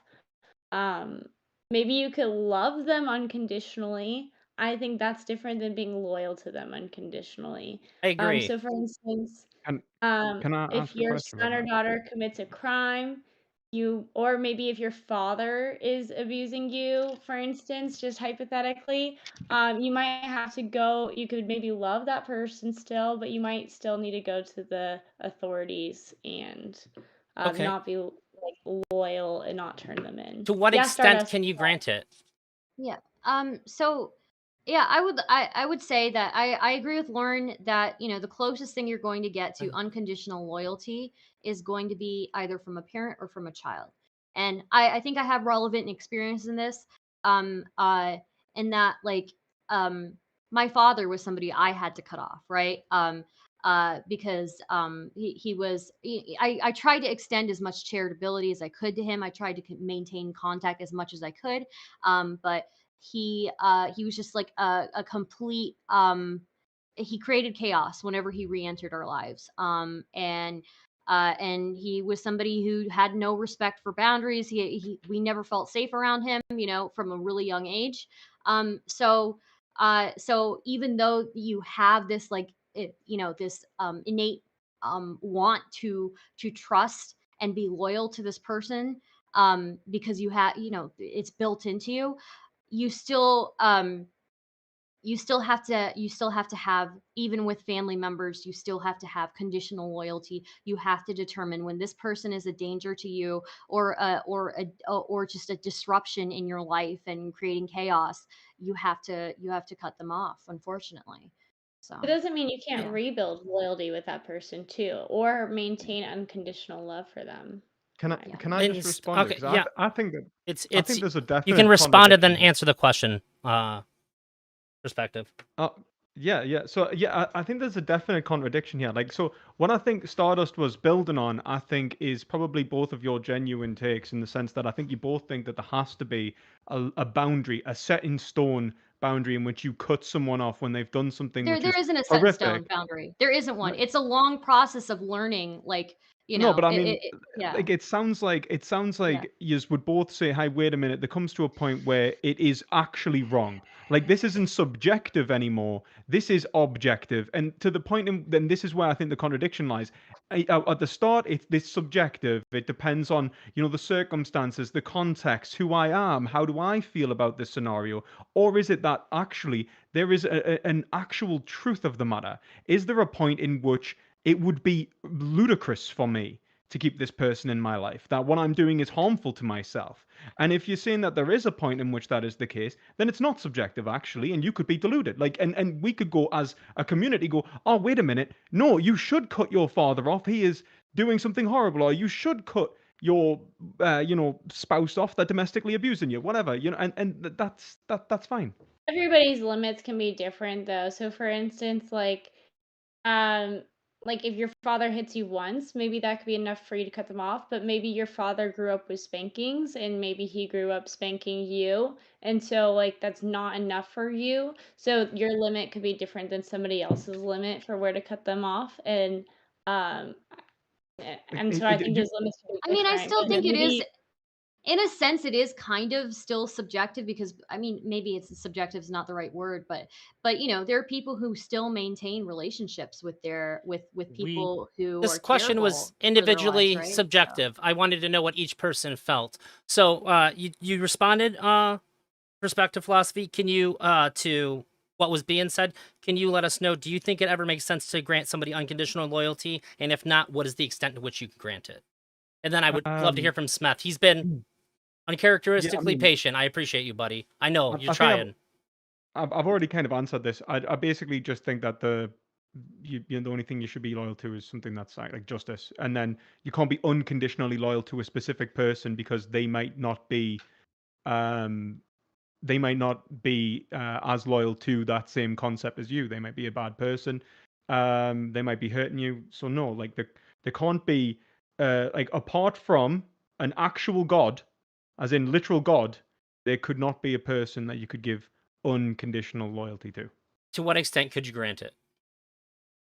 I think that the extent in which you could grant it is to a point in which it goes against, like, a genuine moral harm. I think that can be, formalized. Like, we could say, like, that treating people as a means to an end, like Kant would say, or it could be more specific and concrete, in which we go, hey, wait a minute, you are clearly disregarding my subjectivity or other people's subjectivity.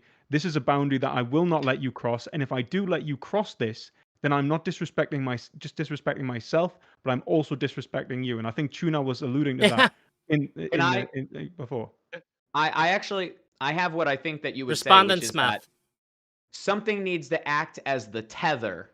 Everybody needs to be, and usually that's what a union is. Whether or not it's the church, or whether or not it's literally just that you are a family outside of some definition by the thing. Something needs to be the tether, and everybody needs to be held accountable by that tether, some agreement, and then that increases play. That's why a relationship, that's why when we when the difference between when you're with somebody that you're dating and you're with somebody that you want to marry eventually, or not even marry, but just like live with, and you're going to treat each other different. And there's a reason why that commitment is like fulfilling and not just like, oh, I'm letting go of freedom.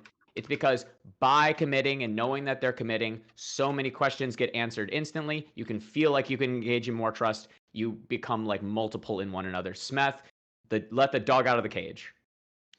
Okay, to answer the question, I think that I can only be as loyal as I can trust somebody. But even though I trust you, doesn't mean I will be loyal to you. It takes trust plus some like connection or love or something. Like I trust a lot of people that I don't that I'm not loyal to. It's like it's an extra choice to be loyal to a person, and that loyalty is not unconditional.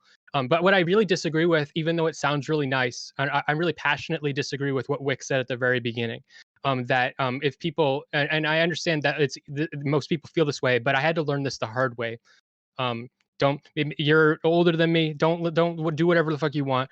But I think that when people do things for you, then you're loyal to them because it's like a tit for tat. I think that that's actually really dangerous because that's how abusive people sink their teeth in, because they'll do things for you so that you will owe them, and that debt you're talking about is how they get control over you. And I never said it's it was wise. Right, I want to be right. clear. I made Sure. that clear that You I'm made that not saying this caveat. is wise. I'm just saying this is how that I Yeah. build and how it's built with me loyalty. Is if I want to build a relationship with someone, whether that be romantic, friendship, business, one of those things that I do in order to signal, hey, I can be trusted and I will be loyal to you, is I take a hit. I put myself out there for them. I demonstrate through my actions and not just my words that I am willing to put myself out there and take a risk on you, right? I think that's just natural, is it not? But well, it is natural, absolutely. But I think that puts you in jeopardy from people who are manipulative and like like aren't playing by the same social rule books. So I think it means that like psychopaths and shit can be so like it depends on why you're doing like why you're putting yourself on the line. If you're putting yourself on the line because you actually care about this person and that's what matters to you, then that's like a big deal. If you're doing it because you want this person to owe you a favor, so like let's say that people they're like, oh, Wick's doing these panels, I'm gonna start doing him favors so that he'll like do me favors and stuff, but I don't give a fuck about him. I hate him. You know what I mean? Like that's dangerous. Well, I'll give you you know an example. Okay? Chatter Nija Americano just gifted me $10, and I am now loyal. $10 worth of loyalty is towards Nija. They have put themselves on the line for me, and I will go to bat for them. So that's some loyalty right there. A small amount of loyalty, but some loyalty nonetheless. Loyalty through capitalism. Beautiful. So let's say like I don't know, someone I don't like, a lot of people don't like, I think is a very bad person, Donald Trump. All right, he says he enters my chat and starts giving me tons of money. It's gonna be like it's gonna be really like easy for me to be like like start like singing his praises. He gives me like $1,000 or something, but like and I probably would succumb to that eventually. Everybody has a price, but it's just that's how they get you. Like if so, let's say Donald Trump gay fantasy. Like, move on. You know what I'm saying? Like, you're gonna succumb to Donald Trump's offers to you. Probably eventually, like called everybody has a daddy price. issues. Now, I do want to address. No, everybody has a price. Yeah, it's a fantasy that Donald Trump. I do it. No, everybody has a price. So I like, will address. So if someone is giving enough, then they'll be able to break through your boundaries. Bro, sorry. I know he Yeah, wouldn't. they will. Of course you know he what? wouldn't. You give me enough money, I will. It's called a be hypothetical. We all loyal know. to you. We Yes. all know. We all know what you'll do. Now, what is that supposed to mean? It doesn't matter how like it doesn't matter. Damn. Are we really not going to mute It's him? about Are to we really be. not It's. gonna mute him. I've asked questions and I got muted twice. crying. I'm asking. I haven't muted anybody once until I have said for everybody to stop. When I have asked people to stop and they have not stopped, that is when I have muted people. And Can you and I were moving in at the same time. Ben, if you want to respond, that's fine. But when Smith starts talking again, we got to stop and let him finish. And then Lauren, I see you with your hand up. I respect that. You can respond after Smith finishes, and then we're She was going just on to pointing Stardust. me. So like this is how like people say people that are like really capitalistic and shit like they'll justify like prostitution or stuff. Like it undermines consent for like I believe strongly that it undermines consent, that if you are giving somebody money and it's like, oh well, everybody has a price, everybody will let someone rape them for enough money. For like, if you know, if you $10 billion, of course you could rape anybody in the world if you had $10 billion to give them. Okay, so like No. most people It's yeah cheaper for people like you, Ben. Wrong. yeah so like Easy. so that like that tit for tat, it actually like pushes past like your actual like self-defense and your preservation. Okay. Listen, Ben, you can I think respond. address the issue. Yeah, Ben, at- Lauren, I then have a Stardust. question for Ben. I just have a quick question for Ben. That's up to Ben. If he wants to respond first. Ben, can she ask you first? Lauren I have to wants enforce ask some Daddy a order here. question. We're in a courtroom, calm down. Go motherfucker. Yeah, Go ahead, let Lauren. Lauren ask her question. Okay, Yeah. Go for you it. already said said earlier she that could. you would martyr yourself for loyalty to someone, and I I'd was like just to think wondering I who- would. That's right. For Holy Mother And I Church. was just wondering who you were loyal to. I told you, Jesus Christ. No, like what person in your life are you currently loyal to, Jesus Christ. other than Jesus Christ? Well, I do I do want to answer this question like from a secular level. I think especially for the females here, the best person for you to give unconditional loyalty to is your daddy, your father. And when Stardust tells her story and you look at her rectangle, you go, "Yeah, I get it. This is what happens when you disconnect from daddy." And I do When you think that it say does. That's not unconditional- unconditional. That's not unconditional. But it's a real. You were put in this world as your daddy's son or daughter, and that Okay, usually the is. accusations against you, man. You're You not are just even a fucking with woman, this. so that Like, doesn't even apply to you he's because doing it on then you're purpose. Alright, speaking This- I this. can't tell what this- anybody's Hold on, saying. Hold You on, can hold push on. back. I'm People! just saying, at least you Ben, give them- mute them! Fuck! Okay, Tuna, relax, dude. hold on. Just Ben. mute Just 'cause they're them! excited Stop doesn't complaining. mean- You're the fucking mod. I would like to give people a chance. I would like to give people a chance to adhere to what I'm asking them to do before I mute. I Okay. didn't get a chance. I was asking you a question. You didn't tell me to stop, and I got muted Bitching. twice. Just make your point. Make your point. Quit So bitching. hold on, Ben. I lost my train of Yes, thought. babe. Easy with so that. Hold on, that doesn't even Order apply in the to court. you because hold on, that doesn't even apply to Fine. you because you're saying women need to be loyal to their daddies, whatever. You're not a woman though. Usually. So I'm asking you, who are No. you loyal to on this planet? Yeah, I would say of like anyone that would not be unconditionally my father, my grandfather, Woman. my local parish priest, my bishop, and the Holy Father in the Vatican, although not unconditionally. But yeah, that's Wait, who. okay, so you're saying that you're loyal to your father, but isn't your father asking you to treat your wife differently? Isn't your father currently supporting your ex-wife, paying all of her bills, Yeah. and dealing with like basically your life and asking you to change a lot of your ways? You don't seem to be fielding a lot of loyalty to him. I mean, loyalty doesn't mean agreeing with everything. I'm loyal to him. Look, I How just are want you to. loyal think- to him? Okay. Do you do what he says? I Is think that I think No, that's you- fair. An adult man does not owe his father obedience. No. Okay, And also, how so- are you loyal to your pastor when you're trying to Lauren, we got to move divorce on. your wife? You got to ask Ben. Drazi, let her do He it. and I are at a Stardust is about to fast, fucking and explode, dude. He's my No, I'm not. pastor. I'm not. Look, Let Lauren I'm talk. chilling, man. All right, It's the Stardust, lip if you wanna, stuff. if you're okay with How yielding are some of you- your time here, by all means, Lauren. How are you? Yeah, how are you being loyal to your priest when you're violating your vows and getting a divorce from the mother of your 6 children? No, I'm not getting a divorce. I'd never do that. You're trying You're to getting get annulled. a quote unquote annulment, but you're not going to work. No, as I mean advocates. annulment is Quote in the annulment. Catholic Church. That's not that like you can't You actually say get it's a annulment. Like, quote unquote annulment. That's like an annulment is a Catholic So thing. he's you trying can't to get one of avoid those. his marriage. I've already discussed this. No, with but him. that is I'm that trying is to have the fake no. It would marriage mean that it was declared never a for me. marriage. It would mean that Catholics you have approach 6 annulment, kids it and would never have never a have been a marriage? marriage. So Perspective. it's I understand. He is trying to say that he was never in a marriage and Mhm. that So then he has and sex he's outside of a Catholic. marriage at least 6 He's times. literally trying to annul his Plus your marriage. mom.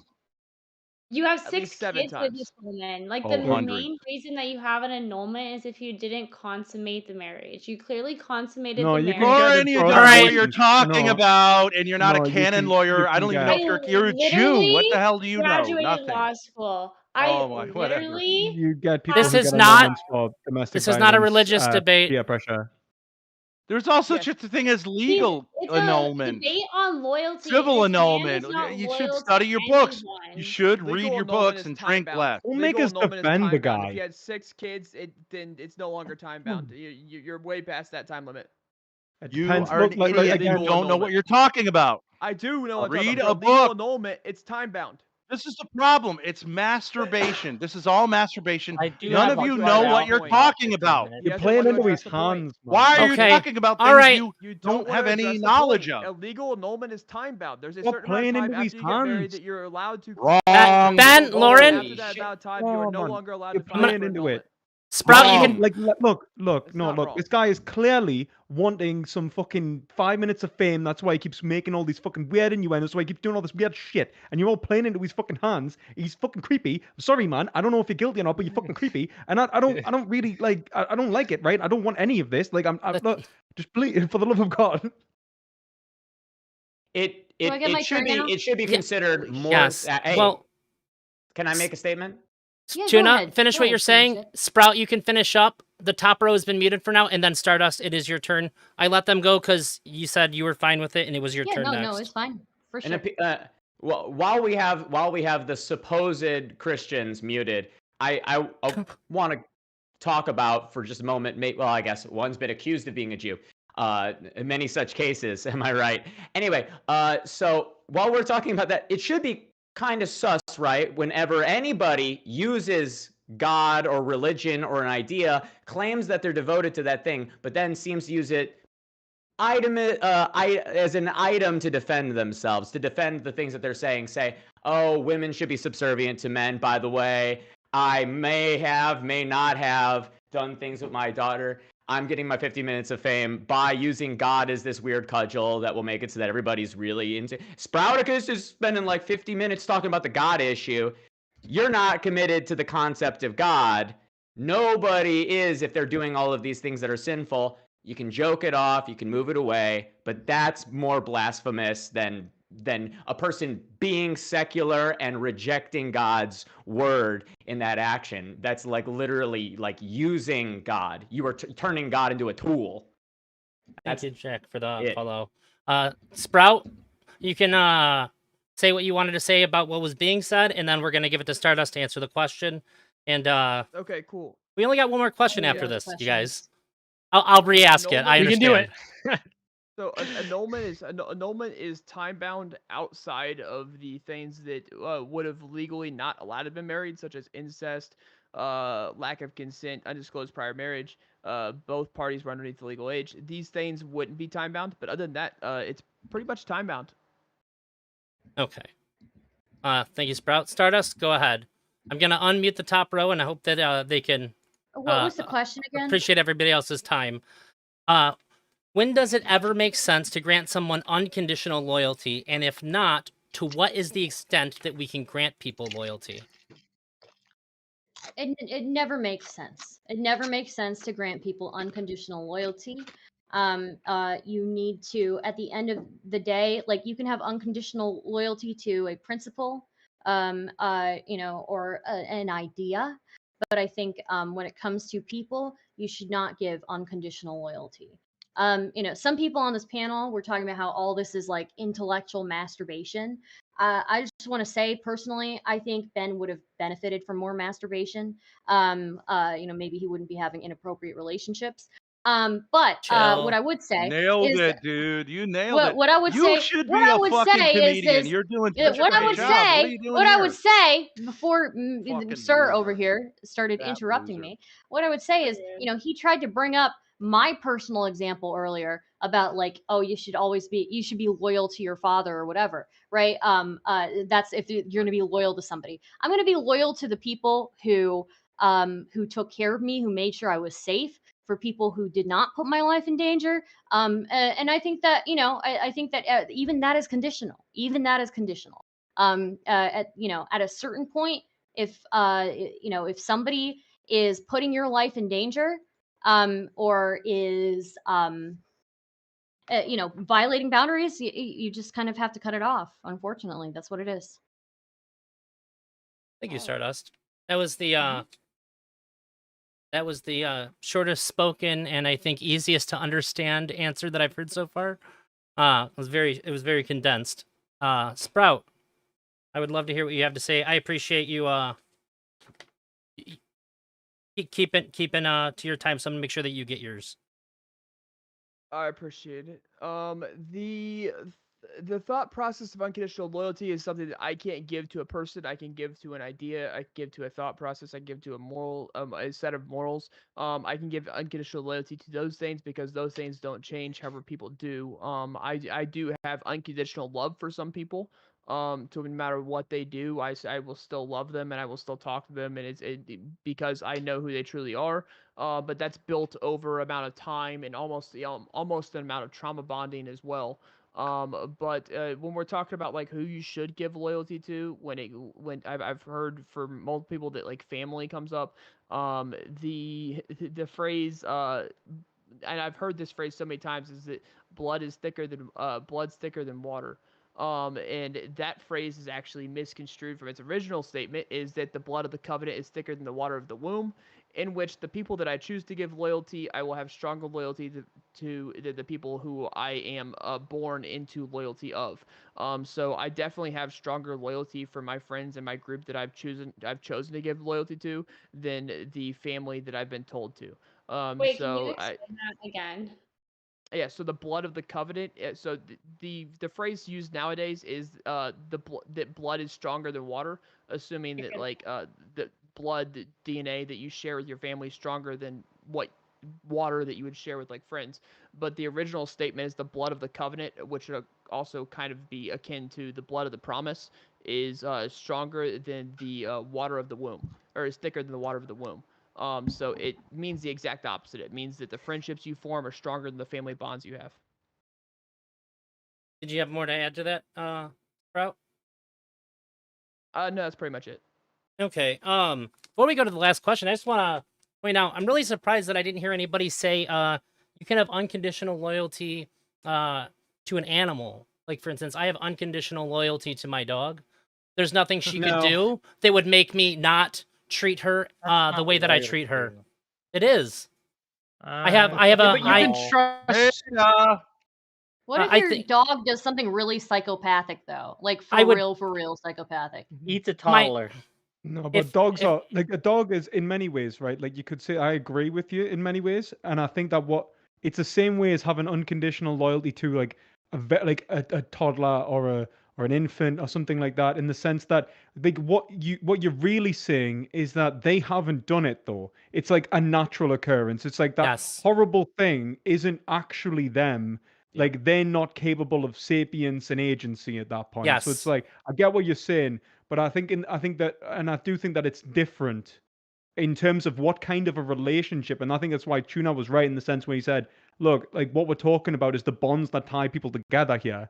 And the bonds that tie you together with your dog are separate to the bonds that you tie together with, your family, your friends, your broader community. And I think that ultimately, from that point, you can then start to derive, let's say, set points in which, all right, actually, this is where this bond needs to dissolve, even to preserve the concept of that bond, or for that bond to have even made sense, right? Like you've breached the bond, you've done so much damage to it that it wouldn't be able to be resolved. Now, I don't think that happens if it's a dog, because it's basically what would be a natural slave, right? Like it hasn't got agency. Correct. Well, my loyalty to my dog includes a certain lack of trust. My dog is incredibly well behaved. But she is a very anxious. She's like a coward. And anxious dogs are a risk. And she's never bitten anyone. She's never. But I always have in the back of my mind, she is an anxious dog. She could bite somebody. Like it's possible. It's never. I've never seen it. But there is a lack of like my loyalty Yeah. loyalty to her includes that I'm going to protect her from a situation where she might bite somebody. Yes. Right, and that's why we keep. This is why we keep dogs on leashes, right? And children nowadays, too. I don't think if you said you had if you had loyalty in a person every time you took them outside the house, that you put them on a leash. No, The loyalty, I think the loyalty to Loyalty leash your versus dog trust. You're is mistaking respect it for for them. trust. But We don't trust an anxious dog, but we are loyal think- to it. I think Yes. in order to be Even if lo- your in dog order to be- eats a I think in order child? to be truly loyal, you have to have trust. In order to Listen, be truly we loyal, are you have to we are trust. pit bull pilled here, Star. I will defend pit bulls. I didn't say anything about pit bulls, man. I'm just saying if your dog ate a child, would I'm you not still pit be bull loyal? So you're invoking the pit bull question, the It's proverbial not the pit pit bull. bull. They're just too strong. They're not good. They're not good pets because they're too strong. That's what. all right, we're gonna move on to the next Get question. stronger. No. This is an encouraging virtue. Your weakness is not the pit bull's fault. No, it's like their tail like knocks shit off the furniture when they're excited. It's like they're Anything, just. any animal is This is gonna capable of get- eating another human This is being. gonna get wild. I would just wanted to say because I kind of thought perspective philosophy might have said that. That's why I said it. I wasn't trying to go off into a whole thing. We've been here for a while. I'm sure some of you guys have stuff to do. So I have one last question. Should our loyalty to our political ideas dictate who we keep in our circles and who we move away from our circles if we find out that they have certain political ideas? Is this ever a good justification?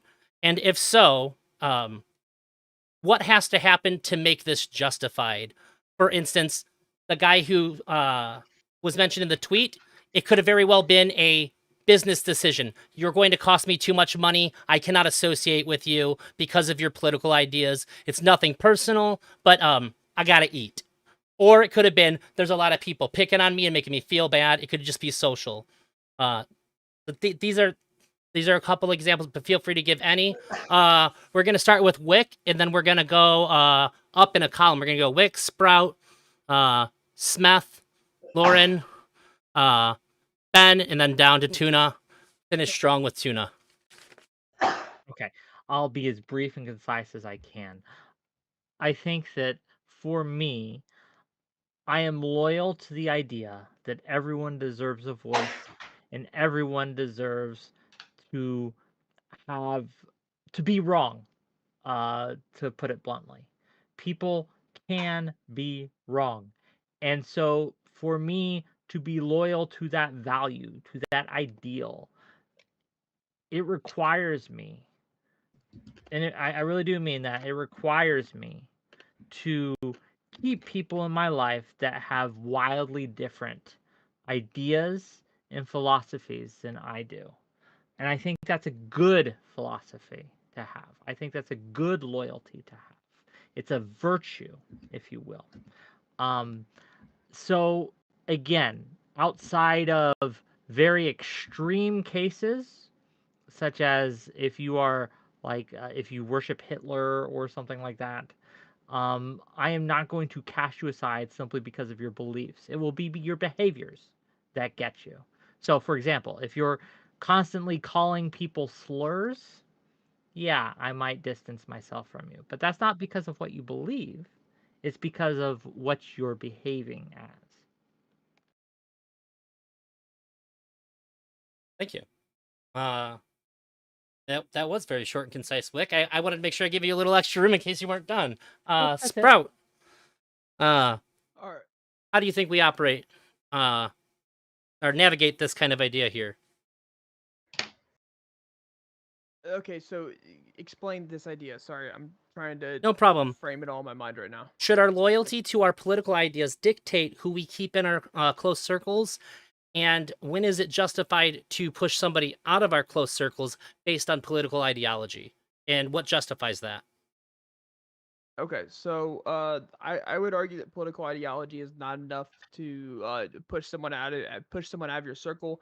Disagreeing on politics, you can have a disagreement on politics, and what I would argue is that a disagreement on a um life issue would be a different situation. So there's a difference between like politics and life issues, right? So like if there's life issues, it's like there's a danger, you're causing danger to these people, et cetera, and so on. You're creating danger for like this group of people. And so what I would say is when there is the fact of danger, when you are talking about laws, and I need to be very clear when I say danger, I mean imminent danger, not kind of like made up danger, to where you can make anything into this, but actual imminent danger where you're creating laws that cause like imminent danger to people, or you're supporting these ideas or anything like that, then yes, it's okay to push them away because they're actively pushing for something that would be to like the large detriment of a um of a people. So yes, I would argue that there is a certain point you can do that, and that would be imminent danger. Because I don't think that anyone should support like Stalin, right? And I don't think anyone should support Stalin. I don't think anyone should support Hitler. And these are like the most extreme examples. But when I'm talking about imminent danger, I'm referring to like the idea that like these people are going to severely pay for these political decisions. But outside of that, I don't think politics should separate everybody. I think politics should become a discussion. I think that when we discuss politics, we all become wiser. We all get closer to the truth when we discuss politics and come to like this kind of like middle ground where we're all just trying to come to the best solution we possibly have. I think that we should all be working towards that, instead of pushing people away who disagree with us, because being in an echo chamber really, really, puts you in a disadvantage when you are trying to figure out the truth. An echo chamber is like the enemy of the truth. That's well said. Thank you, Sprout. Smith, lay it on me, buddy. I would probably date a Nazi, but I would not like platform a Nazi necessarily. So I think that like so if you are like a politician or you're trying to spread your ideas, that makes you different than just having beliefs.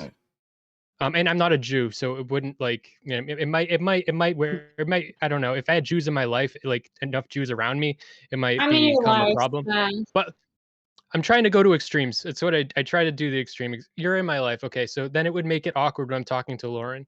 Okay, so that might be an issue. But I'm just trying to give an example of how like I don't care like how extreme the people around me's beliefs are. Like I can still see them as people. But if they're trying to make their beliefs everyone else's beliefs, or if they're running for office or something like that, now it's like, well, I can't support that. That is different than just holding a belief to me. Can I ask you a question? Yep. Are you saying that where you draw the line has to do with the person's relative power to enforce their political beliefs? That's when you would say, this is how I'm going to determine when I cut them out of my circle?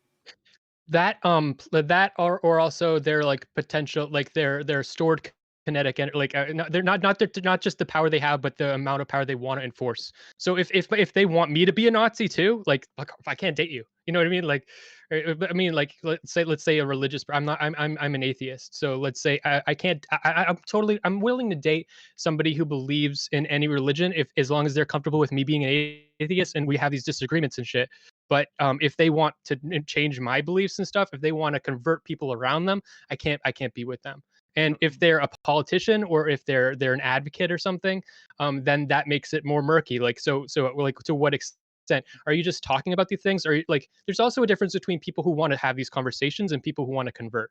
Those are also two separate things. And people that want to have sorry, it's a little murky, but yeah. Smith, can I check with you really quick? Because you're talking about this idea of someone spreading their ideas. You're talking about it so neutrally. Would you date a Jew? Yeah.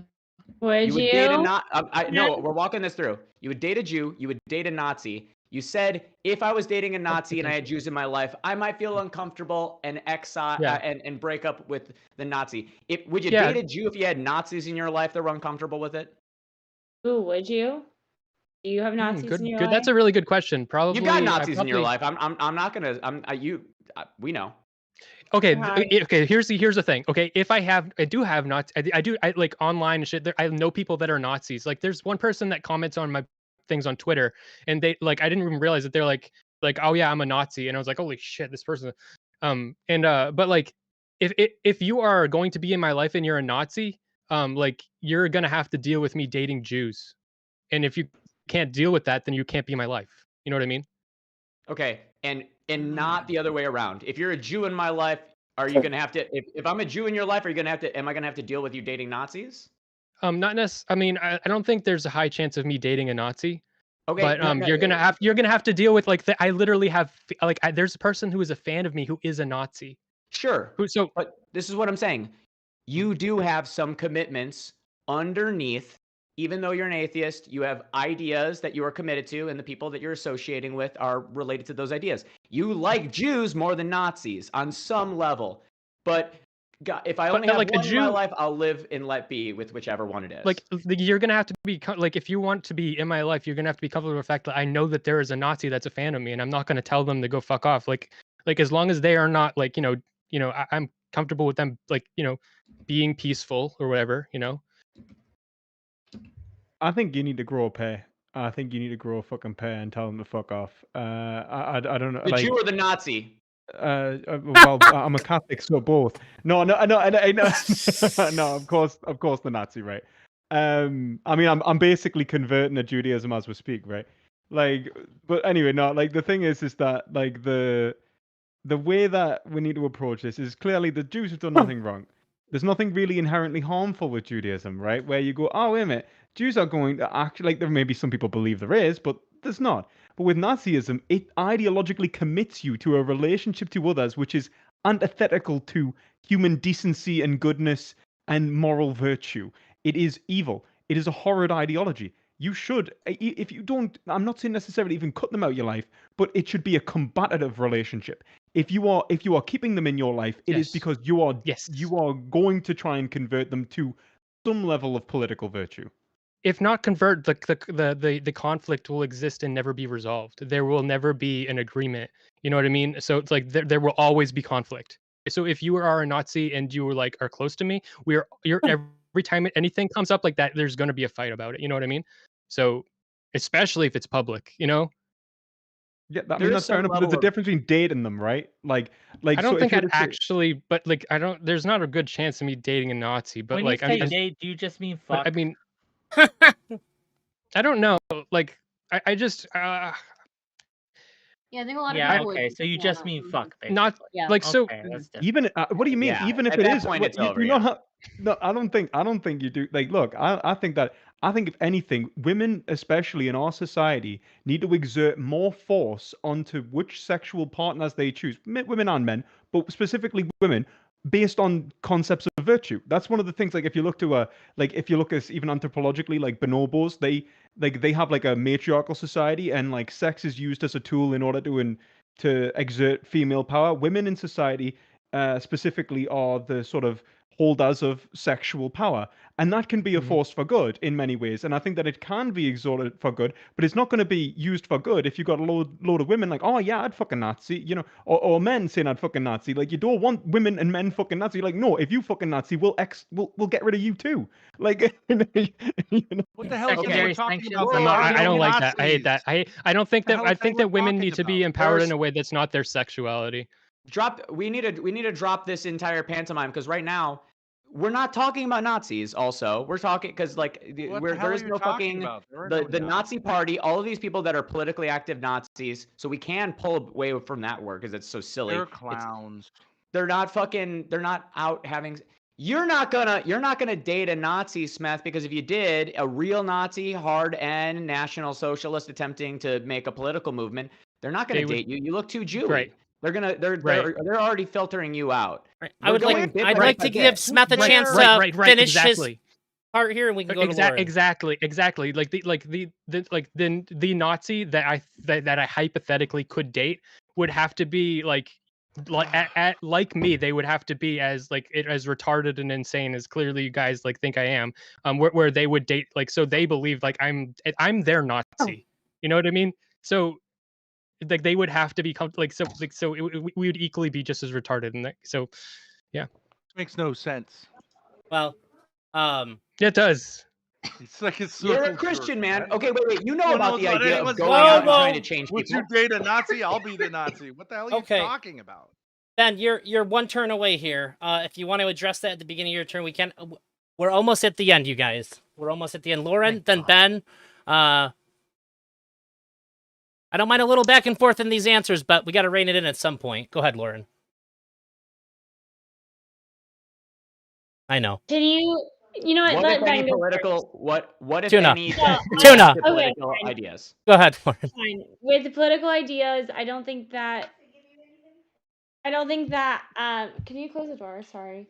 I don't think that you should just cut people out of your life due to political ideology differences. I think that it's really sad that it happens, though. I think it's really like kind of stupid and ridiculous. I don't get it. But then you fight on Facebook.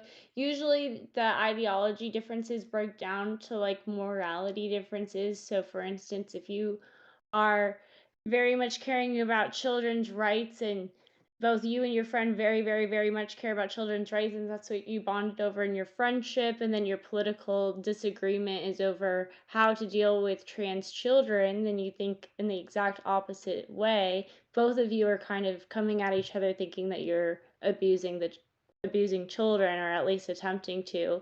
So that's kind of where it goes out. But if you have the ability to understand where the other side's coming from, or you're at least like, yeah, I completely disagree with you, and I think that your overall thoughts, like if legislation goes your way, it then I think that will destroy the country. That doesn't mean that the person is bad just because you think they have bad choices in politics. So you should try your best. If you have any sense of loyalty to a friend whatsoever, you should try to love them for who they are and not just for um, what you believe are their incorrect opinions. Can I just quickly ask a question about that though? Do you think that Sure. you say it's like moral differences? Do you think that that moral difference is like, do you think that morality is always subjective and it can never be reconciled?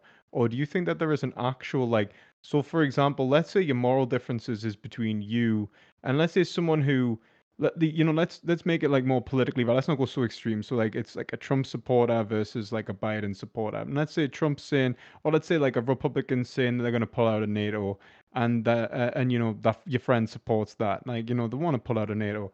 Meanwhile, you see that as crippling the United States. So that you're both politically committed, right? Like, do you think that there was a way to reconcile this to go like actually there is an actual right and wrong answer here, or would it always remain subjective? I think, well, first of all, I would be on the Trump side. You don't know me. I don't care. Okay, but I don't think it really matters just because I have a friend who I think would be wrong. Like, because even though I think that focusing on American interests is best, and I think that's the correct way forward, and she thinks that, the opposite is best, and that's we both think that each other is wrong. I don't think that makes her a bad person. I don't understand. And if I'm loyal to her as a human being beyond just politics, which is pretty much it doesn't like really affect it does affect your day-to-day life, but you don't have to think about it like that. Yeah, but like I'm just meaning like, can this political difference that you say, like if it boils down to moral differences, you're saying that these are coming at it from different moral perspectives. Can these be bridged, or are these positions necessarily irreconcilable, and you're forever trapped in in like you're gonna be friends because there is no way to resolve it. And then it comes down to the point of like, well, I'm not friends with some people. They're not wrong, but I'm not friends with some people. Or is it like, no, there is an actual right and wrong, and which we should maybe encourage each other towards. Do you know what I mean? In which case, maybe like voting for Trump's ridiculous. Maybe voting for Biden's ridiculous. Maybe voting for both's ridiculous, and you should vote for a third party. Do you know what I mean? And there might be an actual right answer to that in relation to a moral position, and that maybe There's no true friendship actual would right be. answer as to who your opinion as to your opinion on which politician is best. I don't think that you're going to be able to come to an actual definitive correct answer.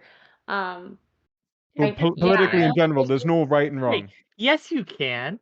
Look, we look at voting as this like Valentine that we're expressing love for a candidate. It's a chess move. You have your goal, whatever that may be, and you pick the move that's best going to make you closer to that goal. And you can absolutely, definitively decide like which politician to vote for will move you closer to the goal that you want. Yeah, but They make it very clear on their policy Can I position. just quickly They make say yes, it that very hold clear on, what they want.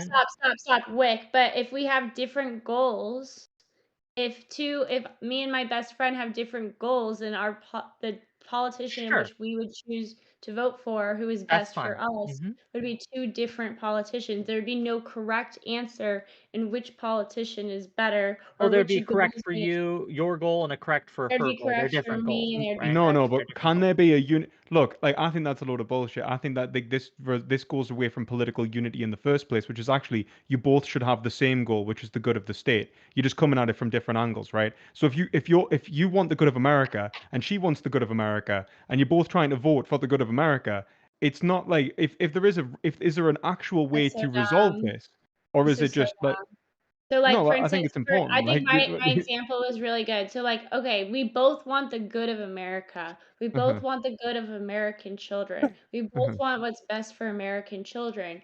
yeah, She wants kids who are suffering from gender dysphoria should go through life altering surgeries and procedures. yes, I don't. yeah, We have the same goal of helping kids, but uh-huh. our goals of how to help the kids are the exact Yeah, opposite. which yeah, but then one can be right and one could be wrong. So, for example, I would say that cutting up kids as the preteens is fucked up, and I'd also say that not affirming gender affirming care at the point in which people are going to kill themselves is equally fucked up. And I'm going to base that off how are people going to actually live their lives and the overall outcomes, because that's in relation to the good of the state. It's the good of the people. So, like ultimately, there should be a way to commensurate these values. The problem is that I think is that like again, it's what Wick said is that people are actually engaging at this as a chess game. You're not playing with each other, you're playing against each other. That's and so when you're saying that, oh, we're going to be friends, these values are irreconcilable, you're heading yourself towards a fucking civil war, and you Can you don't even wait? see it. No, it's the opposite. Perspective. What do I call you? So, me Perspective, trying to be philosophy. Which friendly you with like? people who Lewis, TV's if you like. popular. disagree. Okay. Hold on. So So me trying to be friends with people who disagree with me politically is causing us to head towards a civil war. I could recognize that no matter how long I discuss with my friend, the issue of children and trans issues, that my friend's not going to change her opinion. Like my friend Pixie, for instance, she's not. It doesn't matter how long I talk to her; she's not going to change her opinion. But I'm still going to be friends with her, and because I'm friends with her, I'm really understanding at least the liberal perspective. I really do. Good. That's good. I But like feel like I get them a lot more, and I'm glad that I hang out with her and I think other that's really people. lovely. You What I'm Right. you really just trying to say misunderstood is what he not said. what I'm trying to say is that it's not that I'm saying you specifically are going to pick up a musket, attach a bayonet, and march to when Johnny comes marching home. Like I'm not implying that. I'm not. But what I'm implying here is that the idea that you cannot reconcile your values with even those closest to you, your friends, your family, in any political sense, to the Wait, point in which you can't actually agree upon a concept of good I think is we the have. problem. wait. This Perspective, is no stop, please, perspective. please. Oh my God, please let me engage So, with him. Just a moment, please, I would like please. to engage. I haven't Wick, engaged at I all. understand. Wick, He already respond to talked. perspective He got philosophy, interrupted. But give me a moment. and then Give me a Sprout, you moment. can go. Lauren, please wrap up your piece, and then we're gonna hear from Ben. Here's the So, thing. Wick, go. With most people, that we have a multitude of values. And while I may be very much at odds with an individual on a certain couple values, there are other values with which we can break bread, in which we can ally, in which we can very much engage with each other on. And I think that when it comes to politics and being friends with political people who are on the opposite sides of me, right, is that I recognize that while certain of their values may differ from mine, if I'm friends with you, we share some. There are some values with which we are connecting. And that can, again, translate to the political realm, or it cannot. So, yes, I think you can absolutely sit across someone that you're playing chess with, like against in certain areas, but then breaking bread with in other areas. I think that we can't look at this through only one lens or only one situation. We have to people live lives, right, that are outside of politics all the time, and I think that's a good thing. All right, So Sprout, perspective. go ahead. Perspective. Real quick, just kind of poll the panel by raise of hands. For those that knew me, say a year and a half ago, who saw me leaving? Who saw me leaving the right a year and a half ago? Who Kind of. who saw that coming? You like to play the Trump character too, so it was hard to tell when it happened. I just sort of realized that it did at some point. I play it now. But Yeah. like but honestly, like my views have honestly changed, and throughout all of this, I can tell you like one of like throughout like the entire changing kind of platform kind of idea, one of the streamers I was closest with was Matty Cakes, and there was a we had an election stream together, and we had talked about it, and one of our streamers was like, oh, Sprout, I'm sure Sprout doesn't like doesn't prefer you try and change him left wing, and she's like he's trying to do the same thing but make me more right wing, which we both were trying to do. We just kind of had conversations together. I don't think it's bad, even if you disagree, to be friends with someone who has like more opposite views than views that you have together. I don't think it's a bad thing. I think it's actually a good thing for society, because you're going to come together, you're actually going to have these discussions that no one else wants to have. Yeah, that's not what I'm saying. I think you're absolutely right in pointing that out, like 100%. Like you need to break boundaries like that of these artificial walls that we've put between each other. That's fine. And I even said like I'm not saying that you're gonna march to a tune to the sound of a political drum, But the point of what I'm getting at, and I think that you've exemplified really well in your story, is that you have engaged in good faith with the belief that there is a right and wrong in relation to your actions politically and their actions politically, and you've went, look, actually, I think I'm wrong. I'm going to change. I'm going to move in accordance with what's actually good here. Whereas the alternative, if you say it's incommensurable, is to go like, well, actually, she's not wrong. I'm not wrong. We're both right. There is no way to resolve this, or it's not resolvable, and there is no unity there. Like if you're committed to something higher than just the political goal, if you're committed to truth in relation to the political goal, then you go, oh, wait a minute, actually, maybe I'm full of shit. And that's really what I'm looking for from what Lauren's saying. I'm looking for her to go, oh, yeah, actually, we need them both move. I could go wake my wife. I could go wake my wife up and pull her in here, and me and her could have two very different versions of the truth. Like I don't know. I feel like in relationships you're always gonna have like these certain points of disagreement where you're always going to disagree, and there's not really gonna be a point to where you come together.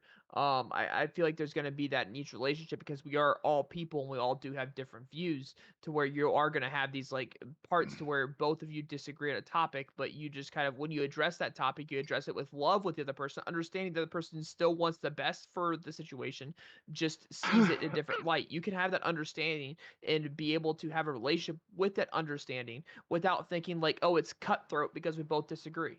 Okay. Yeah, you don't need people around you to. People around you don't have to.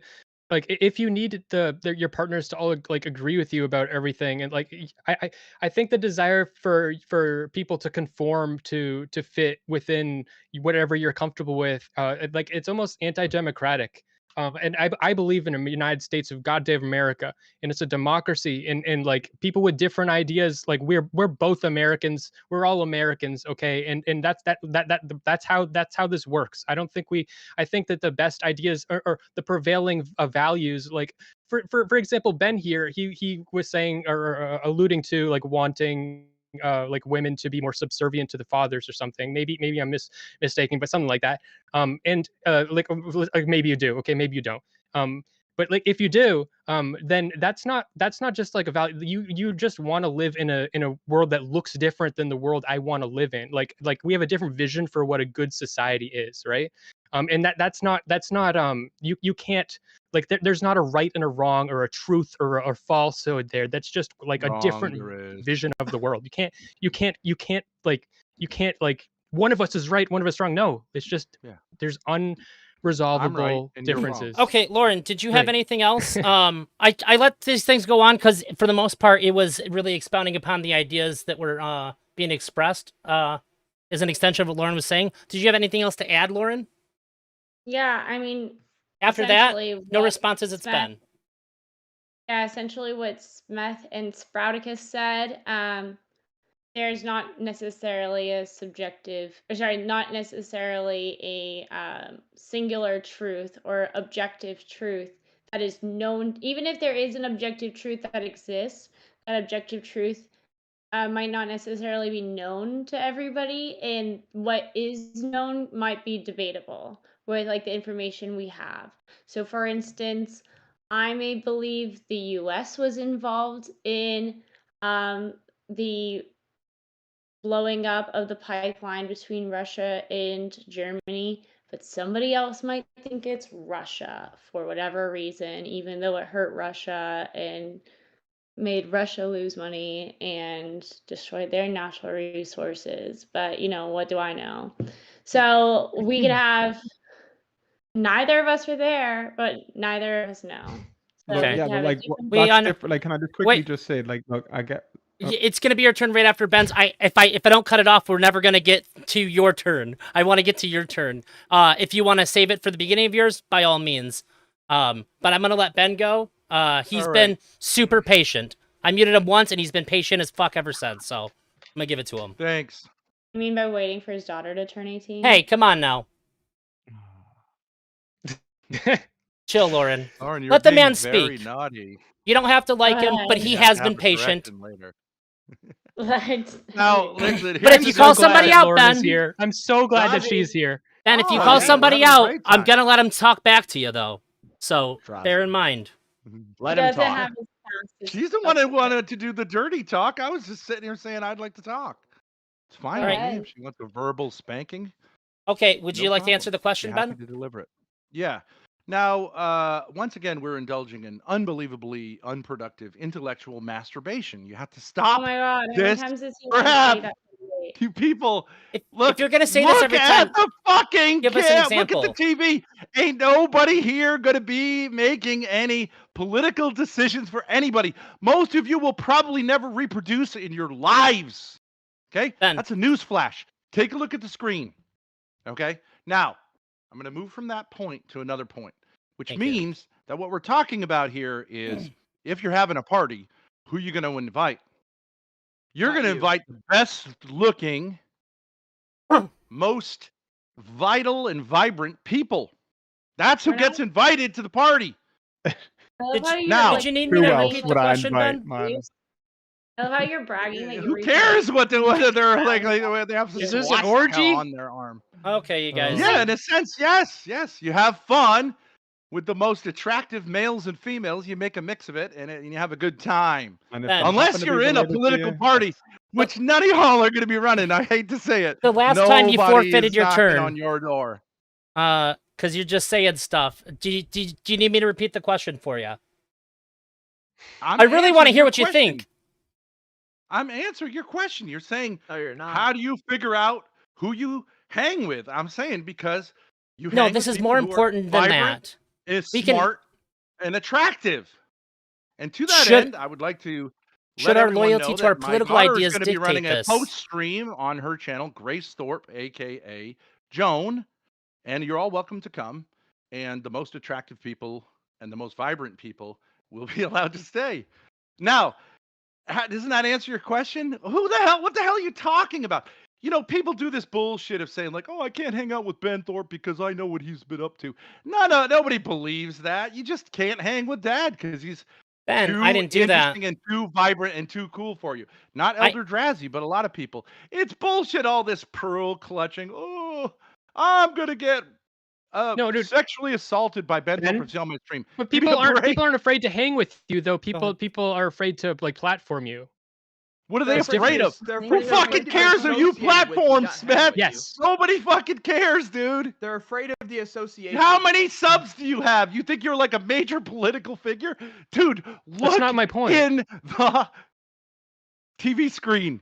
Hey, Nobody cares, dude. You'd be lucky to That's have not, and that's not anybody anybody's point. interesting talking That's to you, not and I anybody's invite you point. to have an interesting conversation. Ben, all right, Ben, this Ben. isn't answering the question. If you think you answered the question, I'm going to move on. You're the only person here. Well, that's not true. You've been the most prevalent person here making snide personal comments at people. Now, to be fair, a lot of people have thrown them at you. Come A lot of on, people have man. thrown them at you. Horny. I said a lot of A people have man thrown them at you just a little too. horny. Fucking babies. I Bunch of fucking- let you go for a while, but I am really curious in this topic. I give you 30 what the seconds if fucking you want to question answer it is. more directly. I asked if you wanted me to repeat it, and you said you answered it. No. Yeah. So if you can Stupid, it's hurry up and wrap masturbation. What are it, you talking I'm about? gonna move on to the next. How do you have a person. good party? You get a nice mix of That's not attractive, the question either. fun, interesting people. If you want to have a conversation, you want How to did I have a lose my yes, turn to this? yes, Lauren. Drazi, Yes, Drazi. Lauren. Okay. This is Okay, Ben. Drazi, can I address something here? This is what the drunk dad says when you ask him a serious question. He refuses Drunk the dad, question. Lauren's the one He who's says, "You drunk." want to have Right a there. party?" This is Right what your there. uncle says. That when wasn't he's an wasted. invitation to make God, more I- personal Hey, attacks. hey, I need to be drunk for So- this. boring. So- this club. okay. You, would have been you a want to much know how more to productive take the conversation. condom All right, off and I'm start gonna- fucking. Or I'm Yeah, gonna- that's a good idea. Yeah, So- that's right. Okay, condom since you off. said that you answered the This is like question, I'm condom gonna station. move on to perspective philosophy because I would really like to hear his answer. I appreciate your answer, Ben. I don't feel like it was These type of answered, but I'll just say one last thing. These types of conversations are like condom sex. Boring, Still not They- the question. unproductive, no babies, no fun. Still Take the not condom off. question. Try Oh. to like try to Okay. engage a little more. This just You've got to sucks. stop him. well, Might as well well thank answer the you. question. Perspective philosophy. It's you have the floor.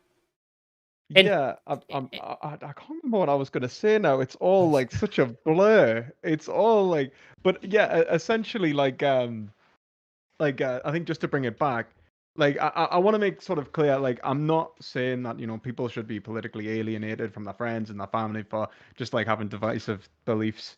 And quite the opposite, right? Like I actually want to bring divisive beliefs under the flag of a single unified purpose, right? Which is seeking a goal, which is the actual real fucking good, like not something which you think is good or likewise, and not being willing to engage with people who are politically different.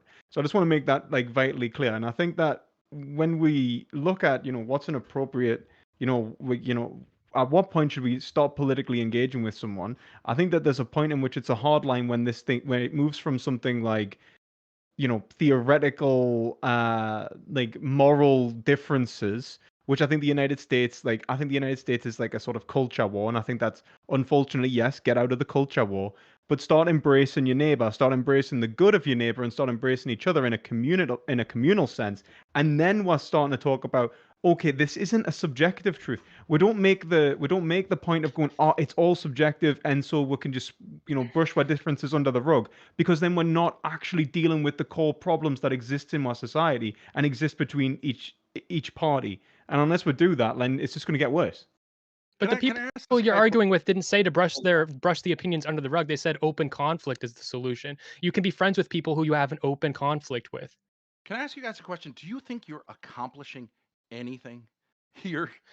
Okay, Hey, Ben, if if you want to money, talk you about showed up. master, if you want to talk Ben, Like, Ben, if you what want to the fuck talk do you about like think you're doing? It's if you just want to talk about putting a condom on an intellectual conversation, Yes! that is literally what you're doing. If we're Take having the an condom we're having an off. intellectual conversation, Have you're like, well, some what fun. doesn't it mean? It Jeez. doesn't mean Is this- anything. It just real doesn't. quick. Nothing matters. It doesn't mean anything. Let's Okay. just stop talking about everything. If this is Okay. masturbation and Fruitless. I'm being You're just paid gonna- for you're it, just am I gonna now a sex ejaculate into a worker? piece of plastic. Yes. right. Yes. Throw it out. Yes, you Let's are, Wick. blow it up a little You're bit. you're a here. wonderful going on, political man? masturbate. We're all masturbating right now. And Yeah, it's I'm trying to say, what about? I'm not going to talk about the art. Okay. Thank you. Perspective philosophy. Continue. I don't think anybody could necessarily hear my attempts at reining it in there, so I just this time I had to mute.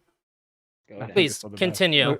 Yeah. So like just to respond, Smith, like I think that I know that people aren't saying that, but I think that it's an underlying implication of saying it's subjective. So saying that you're not, look, I have no problem, and I want to make this clear. I even said before, it's Spartacus, is it Spartacus at the yeah. Spartacus. And he said like Spartacus.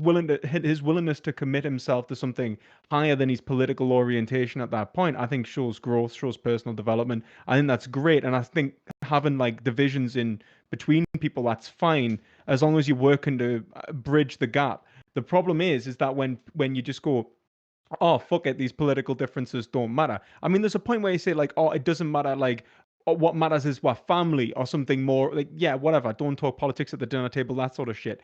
But there's a difference between saying like there is no truth here, there is no actual right answer. That's what concerns me. No. Like in my vision, like we do talk politics at the dinner table, and it doesn't stop us from loving each other. That's my so. I think like I'm not in for brushing anything under the rug. I think that in your world where I think your vision forces people to brush things under the rug because of because they're like afraid to actually say what they think. I think that your vision is unproductive. I think there will be unreconcilable differences between people, and those should be open and like out there and expressed, and that's the only way. But why would you express an irreconcilable difference? The only way you conflict is good. I'm pro conflict. The only way to have a fruitful relationship is through communication. If you do not have communication in a relationship, you will not have a fruitful relationship. Okay, let's say we're communicating, but everything that we say to each other is "fuck you," no, "fuck you," no, "fuck you." No, it doesn't. What has to be a goal? No, but there has to be a goal that we share, which is the good of each party in the relationship, right? One more comment from each of you, and then we're going to go on to Stardust. We're going to go to Tuna. We're going to do closing statements. If you guys want to hang out a little bit and bicker, and people who have things to do can get out of here. And then if anybody else wants to come in and just talk for a couple minutes, they can. I had a couple people ask me. They can do that too. But we got to move through this. I don't want to keep anybody hostage. A political disagreement doesn't undermine the goal of a relationship. Thank you, Smith. Before we move on, can I respond to perspective? You can also have your one response. Sure. Let's get it out of our systems. I don't think that you believe what you're saying here, perspective, because you don't believe that differences are irreconcilable. You think just for the people in the conversation they're irreconcilable. But don't you think that like ideas meeting one another over time, the reconcilable quality will be found in the discourse? It's just not going to be found by them necessarily. Like if you're talking about, I don't know what the reconciliation between like a fucking Nazi and a Jew looks like, but it is possible. It's just in the form of a third person that is like in a world of open dialogue. Yeah, I mean, I completely agree with that. I completely agree with that. And like, if we're being honest, then though, but what we're saying is that there is like it's kind of what Aristotle says in relation to the virtues, right? Like where the actual point, it's a mediation between 2 points, but where the point lies may be closer to one side or closer to another. And what we're trying to do is basically find out where it lies. Like, I think that's the point where you go like, actually, the Nazi might come round and go, oh, you know, actually, I thought I was doing the right thing. I wasn't, and I don't think I should hate the Jews anymore. You know, and that is the reconciliation there. But I believe that exists. And then the Jew says, "You're right. Hugo Boss is a good fashion line," and then we all exactly walk hand in hand. Okay. Sprout? Did you want to reply before we go on to Stardust? Yeah, sure. He wants to reply. You just can't tell because you still have her muted. So I'm sorry. I thought you muted yourself this time. Done a couple times. My bad. I also want to say I'm Jewish and my dog is named Hugo Boss. Okay, that's it. Go ahead. Okay, go ahead, Sprout. Okay, so communication doesn't need to be aggressive. As a matter of fact, it's often more productive if communication isn't aggressive. If you're not being aggressive when you're communicating, you're just trying to get someone to understand your thoughts and you to understand their thoughts. That's like the purest form of communication. So even if those thoughts disagree with each other, you still have the capability of understanding why someone else might believe something. So when you're having that communication with somebody, the best way for it to happen would be for these two differing ideas to try to reach to understand the other person's idea, and then be like, I can see why you would agree, I can see why you would think that, but I still think you're wrong. And then it can turn into like a here's why I think you're wrong, and then you'd be like, I see why you think that, but like there's a very easy and very compatible way to have these type of discussions, but it seems like you think that it only happens within aggression. No, I think that like it happens with commitment to like an actual truth. Like if you're not committed to the words you're saying in the sense that you believe that this is an accurate portrayal of reality and that everything is subjective and that this is all just about, essentially into fucking political games, then I think that's going to basically fuck your mind into a culture war where you're not going to be able to get out of it. I think that the point of what I'm saying really is that I agree that people can be divisive, that they can have differences, but they have to be committed to something actually being correct or incorrect at the point in which they listen to what the other person's saying and they pursue truth because they know that they could be wrong and the other person can be right, and likewise the other person could be right and they could be wrong because there is an actual Okay. truth between them. I Thank agree you. with but you. being There's being no being hope. We got our There's no replies. hope for It's Stardust's perpetual turn, trolls. guys. There is no hope for but perpetual trolls. I agree with you. being committed to like what you like your truth, It like is it means Stardust's like turn, you guys. not tolerable of differences. Hey, it's my turn, you dumb fucking fucks. Stardust. There we go. Thank you. Welcome. So yes, thank you for giving me my spot. Sorry for screaming. I almost didn't mute to let you do it on your own. I respect your authority. Thank you. You scare me. Okay. All right. Well, sometimes you have to, bring the fist down, or bring the banana down, as I like to say. But anyways, what I would say is my personal opinion on this question is that I don't think loyalty should be based off of political beliefs. As you guys know, I'm somebody who interacts pretty frequently with pretty controversial people. And in my opinion, I think we should be striving to understand the way that other people think. And through understanding the way that other people think, you can better argue them on those topics. But yeah, loyalty, in my opinion, is based off or should be based off of principles that you value the most. And you'll often see people who will claim that they value certain things, and then through their actions, they actually reflect that they don't value those things whatsoever. So I think that kind of transcends political ideology.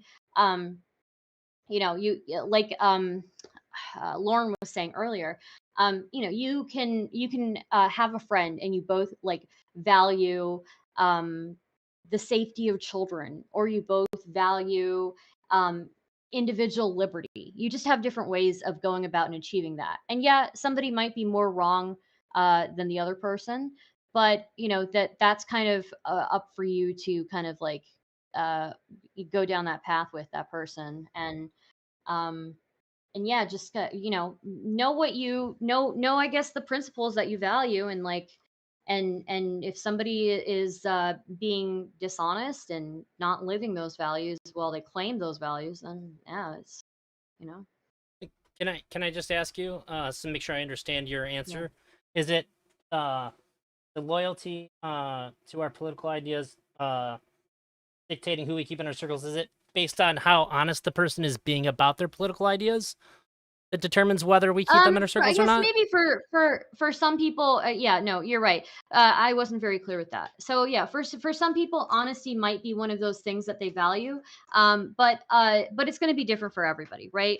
For me, I just kind of am like, but yeah. So generally, I think you make friends based off of shared values, shared principles, and that transcends political ideology. Can I just ask though, like, do you not think that you could be friends with someone that has an opposing political ideology? Like, they may exhibit like virtues in their life. They may be honest. They may be courageous. They may be like decent, but then they mightn't be of the same like. And even like, is it not a political question to go like, what values should we like sort of I adhere mean, to? in a way, I guess it is kind of Yeah, political, true. but you are you're right. You will have people of different political ideologies who claim to value the same things, and then you'll have people of the same political ideology as you who don't value the same things as you. And I often end up like, I don't know, I end up getting into fights with a lot of people. But I just I'm not sure I understand the rest of your question. But like, look at it like this. Like, what I'm saying is yeah. that you could see that someone's like committed to honesty, hard work, faithfulness, Mhm. decency, love, compassion, whatever, right? But then we have a different ideological standpoint. But then you might have someone in your own political ideology, quote unquote, that is an absolute prick, and they might be committed to being selfish, And I dishonest fucks, right? and I And you might, and I tend to like tell those people to fuck off. Yeah. Mhm. yeah, exactly. So, like, can Yeah. we not say that, like, if the problem isn't necessarily commitment to an idea, it's commitment to the wrong ideas, right? Like, where we're saying, like basically, we're committing ourselves Sure. to like a party mentality rather than like what you actually care about. And it seems to me like you're saying that you care about like Sure. something like honesty, friendship, hard work, faithfulness, all that sort of good stuff. Mhm. But what you I do. don't, and that can transcend a political boundary. But what happens if you say like let's say there's a point in which there's absolute contention between you and someone else, right? Where it's like on one of those moral points. Like, do you know how would you approach that? I mean, I think you. So I guess I think you like argue the best that you can, right? Argue for your position the best that you can, and try to see where they're coming from. And it's going to depend on like what exactly you're arguing about. If it's something like whether a genocide should be committed, obviously, like you're gonna peace out pretty quickly, right? Because there in no way in my head is there something that I value that would in any way justify like a genocide, right? um I So guess what if about you really oil tried hard you reserves? could, but yeah. But yeah, I mean, I think you just kind of argue the best that you can, and you do the best that you can, and sometimes you are going to have these irreconcilable differences, but sometimes you won't. Sometimes you'll come to a middle ground. Sometimes somebody will come over to your side. Sometimes you'll go over to theirs. So When you say Right. irreconcilable, quickly, do you mean that's something that you haven't managed to I need to reconcile? go soon. I can't. I hate to do The this, goal but Yeah, isn't to I have reconcile we're other sometimes. things to and do. between you two, I think we're looping. I think we got a pretty good idea of what Stardust is saying, and Tuna's the last one to go here. If you guys want to hash it out a little bit more, you can do it after Tuna Yes. gives his piece. And Tuna, feel free to go ahead and include your closing statement, your socials and all that again at the end of it, so that way we can get to Wick. Sure. Okay. First thing, our duty to our social domain is way higher than our civic duty, because everybody that we're interacting with in our social lives is a part of that social fabric, is a part of that civil fabric.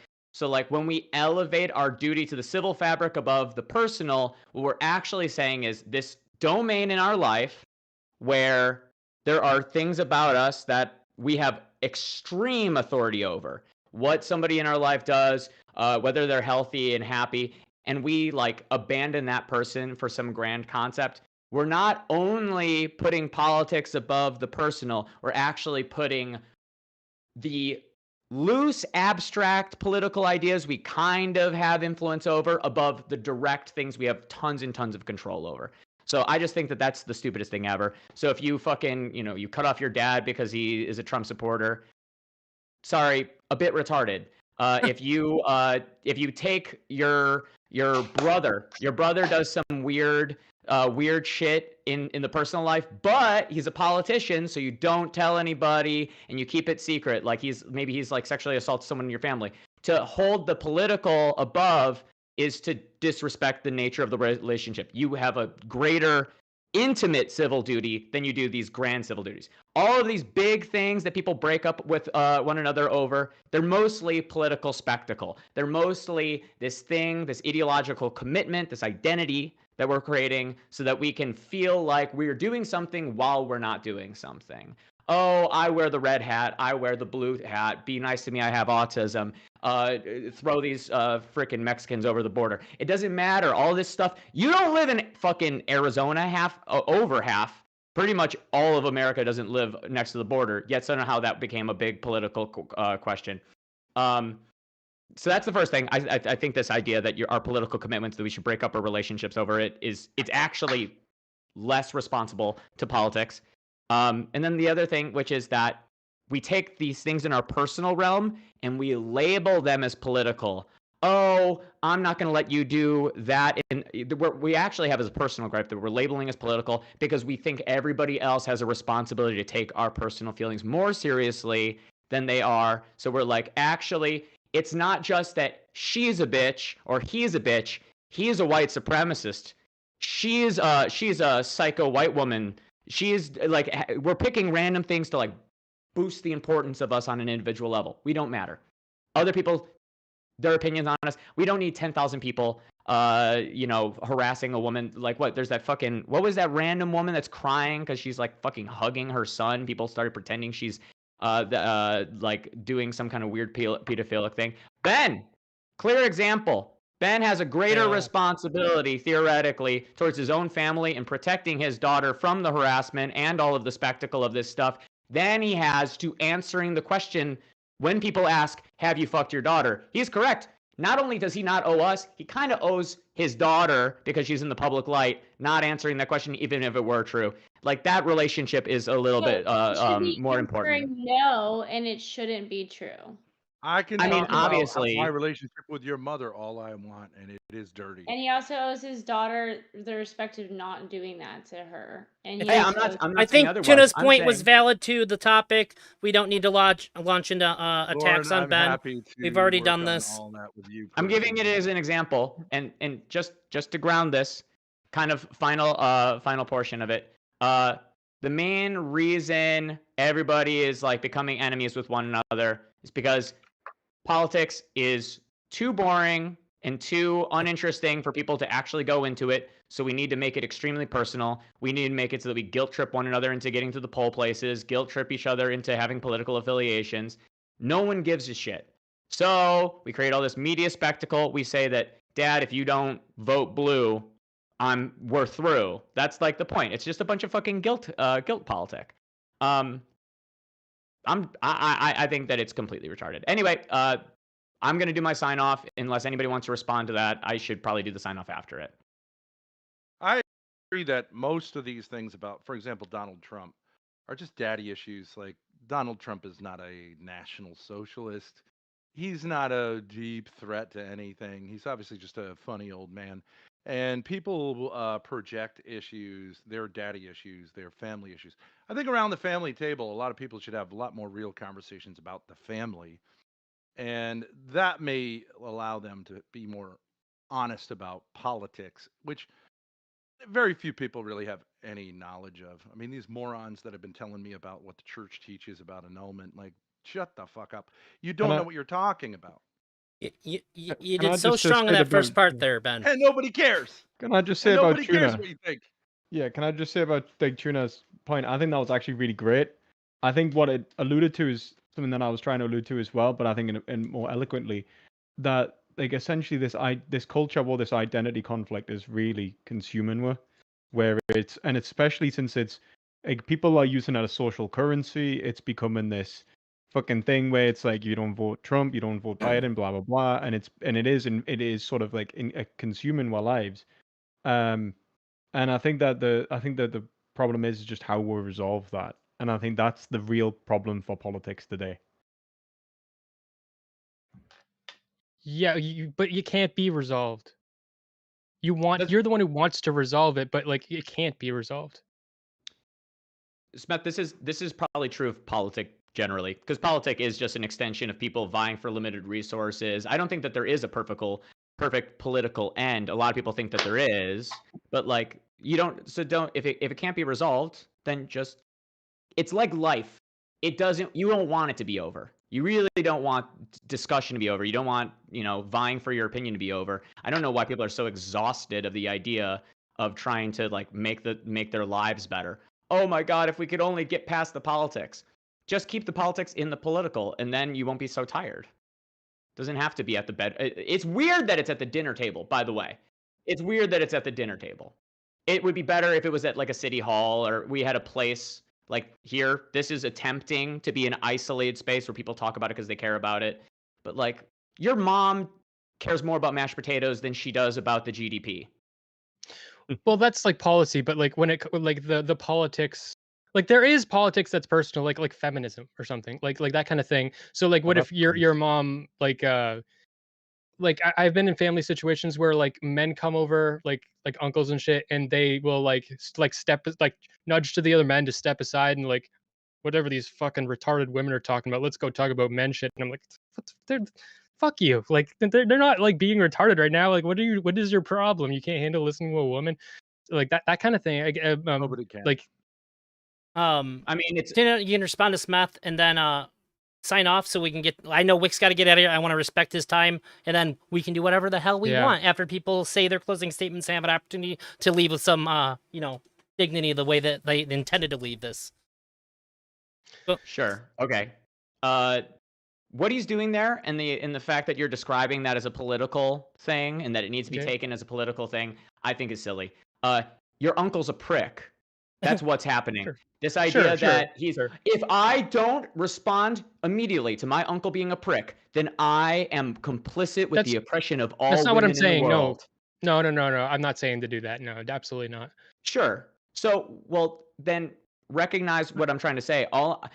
Sure, feminism, or all these political things, they talk about the ethics and the politics of the social realm, but they're meant to be addressed on that larger level with that language. Yeah. And if I go to my uncle and I say, "Hey, don't you know that that's an oppression of women and yada yada yada?" I would just say, "Don't talk about your fucking niece like that, idiot. Are you fucking just don't talk about your niece like that." That works more effectively. People Tina, don't listen to punch political you in the language in face social. because you're a loser. Tina, I got a quick question for you, buddy. Where can we Go for find it. you? Where can we find you? Can find me on fucking twitch.tv/tunachip. I'm gonna be streaming after this, and it's not gonna be politics. We are going to be looking at the blueprints for the White House, and we're gonna just see what we can do with that. Cool. That's a little bit weird, but okay. It's The Sims 4. Don't worry about it.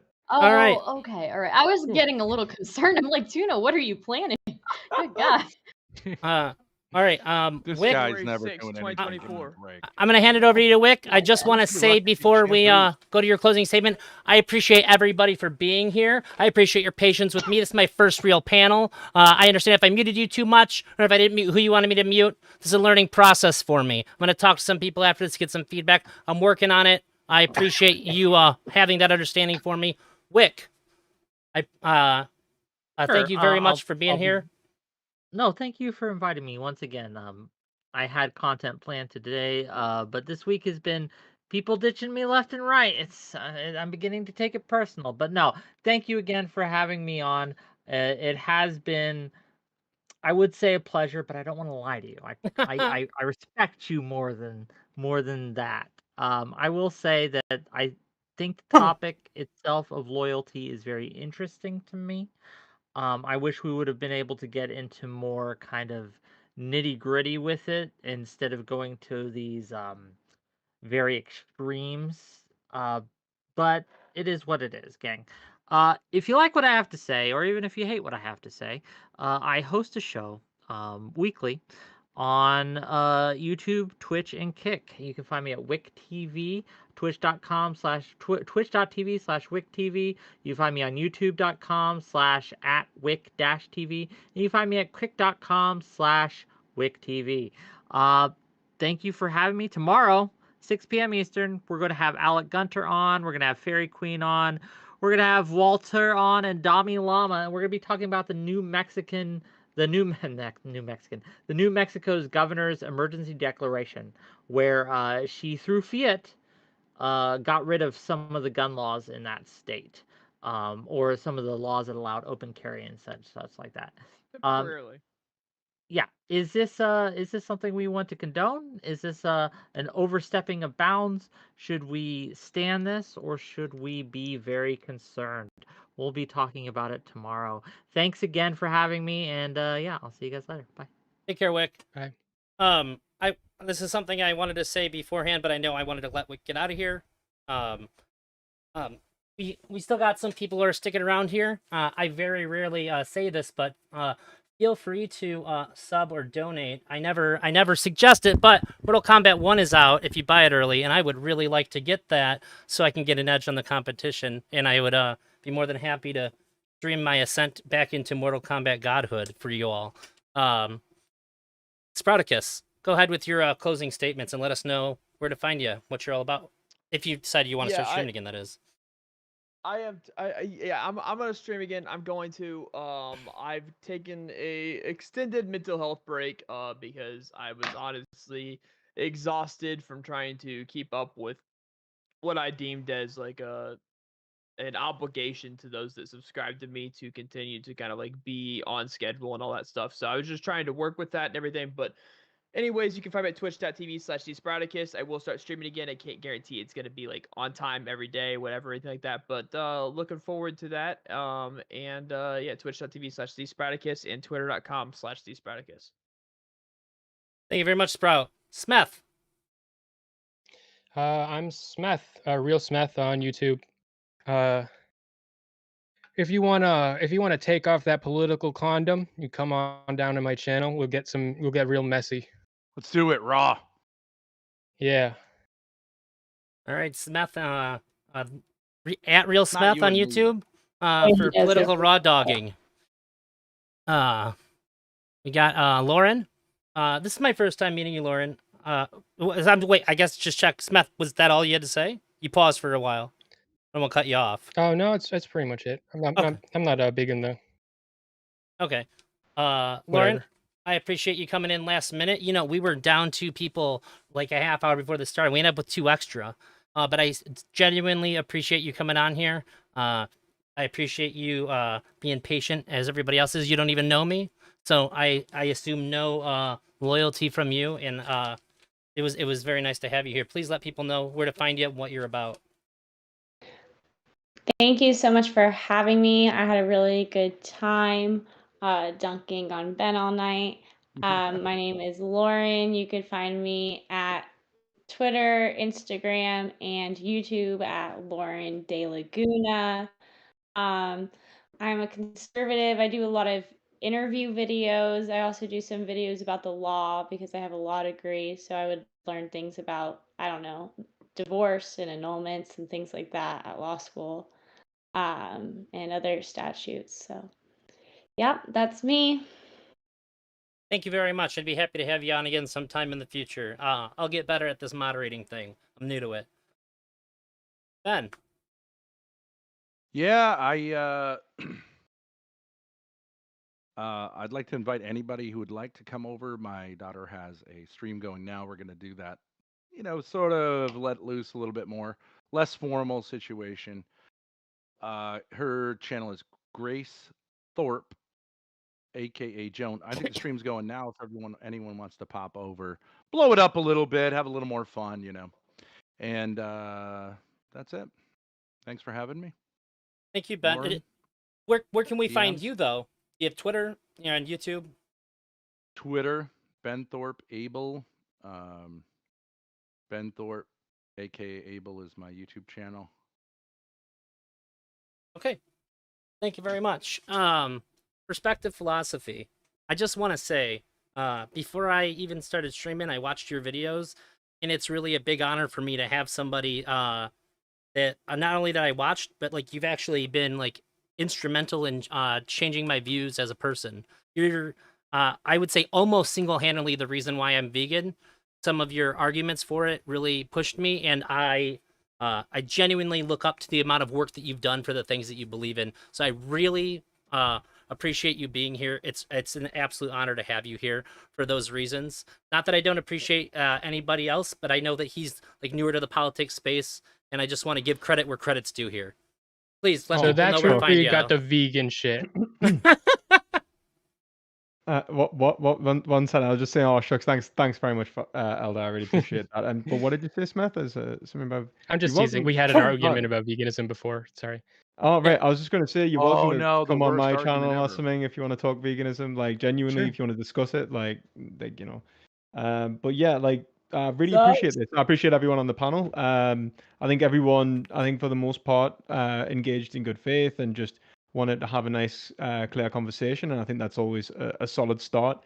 And obviously, I'm sorry if I talk on abstracts and I'm quite verbose. I know I'm terrible for that, and I typically like to take things down to the most simple level I can, simple as in the most complex, it's sort of inverted.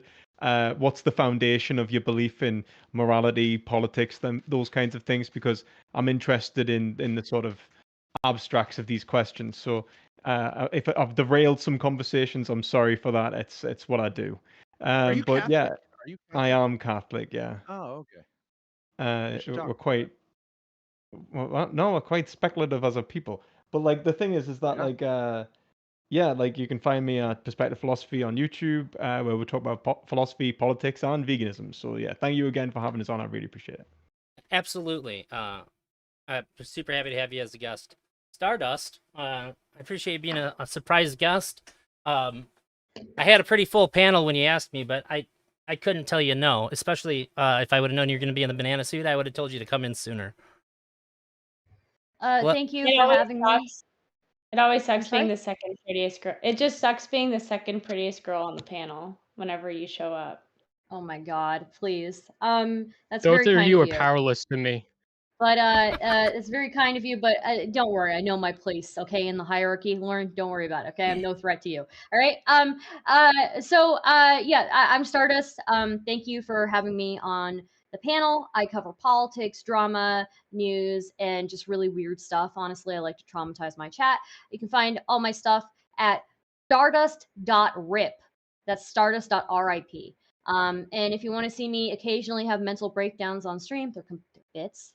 Please don't be actually worried for me. It's all a bit. I'm going for like an Eric Andre kind of chaos kind of thing going, So yeah, if you like to see somebody, have mental breakdowns and take a lot of pills and stuff like that, come check me out. So yeah.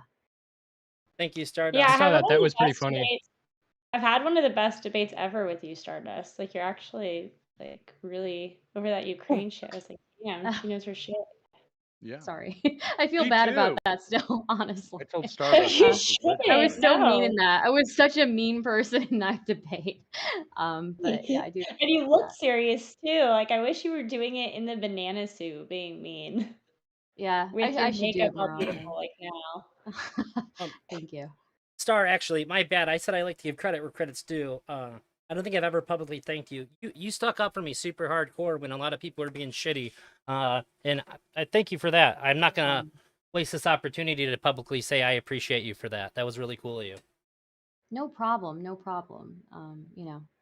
Everybody deserves to be defended Except me. occasionally. So yeah, except for you. Except him. Yeah, that's right. No one's gonna back Dad. Look, Okay, man, but Ben, I did what I could, but damn it, dude, But- you're so fucking hard when you start shit with people as soon as you start talking, man. That's right. I gotta let him Well, go after that. That's right. I think you do it on purpose though. Like you kept like bringing up like Oh, he examples intentionally about. wants people to think that. He intentionally wants people to think that. I honestly, from what I'm judging, is you like the drama that comes with it, and you like being the center of attention, and so you're gonna keep up this ploy because otherwise you would have just said no. I'm the internet's dad. It's okay that everyone's got daddy issues. That's I'm here for exactly you. it though. But to call yourself the internet's dad, like it's obviously you're like in the. Jesus Christ. I like to call them father issues. I gotta go. Thanks for having me. Daddy issues. Bye, Thank you, Lauren. Kevin. I appreciate you Bye. being here. I appreciate you being here. It was great. Thank you. All right, I'm gonna bounce as well. Thank you, everyone. I hope you all Yeah, have a lovely night. Me too. You're welcome. Perspective Philosophy. What time nice is it to meet over you. there? It is 3 a.m. here, so I am Go gonna to bounce. fucking Yeah. bed. Oh my god. Yeah. Dude, we should Extra talk thank you. sometime. We should talk sometime. I'm happy to talk to everyone. I hope you are all having a nice night, and I am gonna bounce now. So thanks again, guys. It's been Good night, really brother. fun. Thank you. Thank you. Okay, I'm gonna bounce as well. Thank you for having me. Bye, ElderDrazi. Stardust. Anytime, Star. Don't let anybody. Sorry for hurting your feelings. You didn't hurt my feelings. Trust me. Sorry for pushing your bananas. It's actually virtually impossible to hurt my feelings. I know, sister. Yeah. But good luck, everybody. Stay safe. And I appreciate you all. You're all, individual human beings with your own value in the world. Stardust, just send it. What? Get lost. What's with all these fucking long speeches? There's 5 people here. That's right. I like it when Oh, people it's are a gotta little get mushy, over. man. And I'd just like to say one last time, what the fuck is this? It's just like a tiny little group. This was a I'm probably question gonna head out, but that I thought was really interesting to ask and to see what people thought. That's all it was. All And right. there was people that are kind enough to indulge Bye, me. Smith. I appreciate you being here, Smith. Matt, yeah. you and I should Well, talk. another- Why don't you Yeah, come over? maybe. I will say Stream. Ben has Fire been like Nick, really Ace, animate that he wanted to talk to you. Like when I talked to him about this, Yeah, he yeah. said, "I'm especially excited to talk to Smith." Yeah, I think he gets. He sounds told me he values smart, your but he's honesty. like, He didn't ask me to yeah, say this. I don't know how honest he is though. That's the thing. That's what we got to get to the bottom of. And Let's get I to the cannot- bottom of it. Ace, All right. If you don't guys take want, more meth than I do. All right. if All you're right, worried I about it, won't. Smith, I'm more than happy to moderate a conversation between the two of you. It's a lot easier than 15 think- people. It's not like we got a beef. I'm just saying. Yeah. Hey, I'm just interested saying in if there's any maybe not the reservations, same old shit. That's all. I I'm want to interested see in, that not the same old- conversation. If I could help, I would. That's all. That's all I'm saying. Well, All right. Peace out, homie. Have peace out, homies. good night. Oh, for all the people that messaged me, nobody hopped in, bro. I had several people ask me if I was gonna open it up, and then I did, and then they were just like, yeah. Oh man. So it was just me and you, Sprout. What do you think? I mean, obviously, I know that I didn't do as good as I could have done, but like, I'm not used to this. I had a panel about anime a year ago, and that's about as relaxed as you could get. Granted, the conversation, not by my choosing, devolved into anime encouraging PDF file behavior within like 10 minutes or something. But it was a lot smoother than this. You were scared of Ben. You were scared to do anything to Ben. I like, felt you like were I had to literally protect him. scared of taking action against Ben. I wasn't afraid of taking action against him. There's so many people going so hard at him in the beginning. I wanted to make sure that he wasn't getting shit on by everybody and completely silenced everywhere he went. Every time he tried to talk. You reminded him of the rules. You reminded him of the question 3 times. He didn't answer it 3 times, and you gave it to him a 4th time. I understand. Well, like, at a certain point, there's got to be a stopping point when you're. I mean, I realized I moderated panels, so I 100% have sympathy for you and 100% like get where you're coming from. But what I'm saying is, when someone's like that, when they're being attacked from all sides, it's not a free for all that they get. If you're gonna ask them a question 3 times, like I would give them twice. I would give them twice. The 3rd time they're getting muted and I'm moving on. Like, sure. Because it was hard to do it after the first time I did that.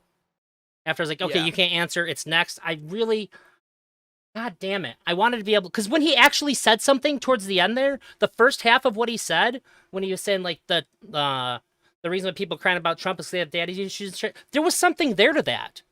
Like I really think that's what he believed, and he was actually telling us what he thought. And I was like, this is interesting. Right. I don't agree with you, but like, you have valid, interesting things that you're saying right now. I wanted that shit. I didn't want to keep having him repeat the same thing over and over again. I want to know what this fucking guy thinks. And every time I got to him and he didn't answer the damn question, I'm like, please, can you just fucking tell me what you think about what I asked? Please. Everybody else has. To kind of add in my own thing to this, he definitely wants people to think or to continue the conversation about him and his daughter, because otherwise it could have been a clear and quick no. Like, he wants that to continue. Otherwise, it would be a quick denial. It's not hard to say no. I don't know if I can blame him, though. If people keep on throwing, like, all this attention, like, the streams that he's on and people are talking to him about that stuff gets him a lot of views and attention, which is why I tried my best without, like, being, like, insanely, like, everybody's going to do exactly what I want, to try to move away from that, because I didn't want this to be about that. I want to see what's there beyond that. But he is heavily incentivized. Even if that's not what he's doing, he's still so heavily incentivized to do that I think that it's really hard not to do that. How far do you go ethically before you're like, okay, this is wrong, even if I am getting a ton of views for it, and et cetera and so on? Especially like if you do follow like the Catholic morals, right? Like, how far can you possibly go ethically and say like, you know what, I'm still doing the right thing and I'm getting attention for it? Like, there's a certain point to where it's like, okay, I'm doing the wrong thing and getting attention because I'm doing the wrong thing. Like, especially if you follow the Catholic morals, right? I guess I have a hard time, like, there's very few people that I really believe are like actually religious. Even when perspective philosophy, I might have been the first person he talked to it on a stream. I thought he was joking, and I was like, "Are you just doing this to like try to take the like oppositional side to like see if you can debate Christianity like from Christian's perspective?" No, I've done that before, so I see why you'd think that. It's really hard to convince me that anybody's genuine in their religious beliefs. So You think I'm religious? Yeah, but I've talked to you one-on-one where there's no cameras on, and I know you to be a pretty genuine person. I don't think that you're gonna say something like that that holds that kind of weight and not be genuine. But if we haven't had those conversations, I wouldn't know. Jackson General, by the way, if you want to Yeah, pull him in. I'm pulling him in right now. Oh, that makes sense. That makes sense. I mean, it's hard to tell if someone's being genuine or not if you haven't had like one-on-one conversation with them or haven't been able to like dig in further with them or not. Because I mean, I'm not gonna lie. I do play a character sometimes in some conversations. I will play the right wing just to get a rise out of people. I will play that character because I mean, hell, I was right wing for how many years of my life? I know that character. I can play that character with the best of them. I know, and I still But want to interview about your yeah, shift too. I talked to you about that a while, and then yeah. you took a break, so I just sort of let it be. But Let's do it. Let's do it. Let's do it. I'm back now, so let's do it. I'm pretty flexible with my schedule. Let me know what's up, because I'm really interested in you and Lactoid both. I am fascinated by your guys' political perspectives, and I just want to go through it. Yeah, let's do it next week. Next week sometime. Whatever day's open for you besides Wednesday. Jack gets me on Wednesday. I'm his panel slave on Wednesday. But other than Wednesday, we should be good. You guys, just let me know if you're not going to turn on your cameras, because if not, then I'll make sure that I'm making some more space for you. So next Thursday, I fucked up making this on Thursday. I'm a big Magic nerd, but they released a Disney card game, and the only time they have the events for them is on Thursday. You can't even buy the fucking cards. They're all sold out everywhere. It's insane. And they give out free promos for it. And I made like, my wife and I made like $40 off a $10 entry just by participating. So like, I'd really like to go there and like, not just support them, but like get those expensive ass garbage cards. They're not good. They're just hard to fucking get. So they're expensive. The reason I was coming after you so hard about muting me was because the first time I got muted was because I told him he wasn't my dad, and then because he said he was dad, and I'm like, you're not my dad, and then I got muted. The second time I got muted twice. The second time I got muted twice, I was asking you a question. The reason why you got muted is because I could hear you the loudest. Yeah, but let me point this from the audience perspective. Because what you hear loudest in the call is not always what is heard loudest in the fucking audience.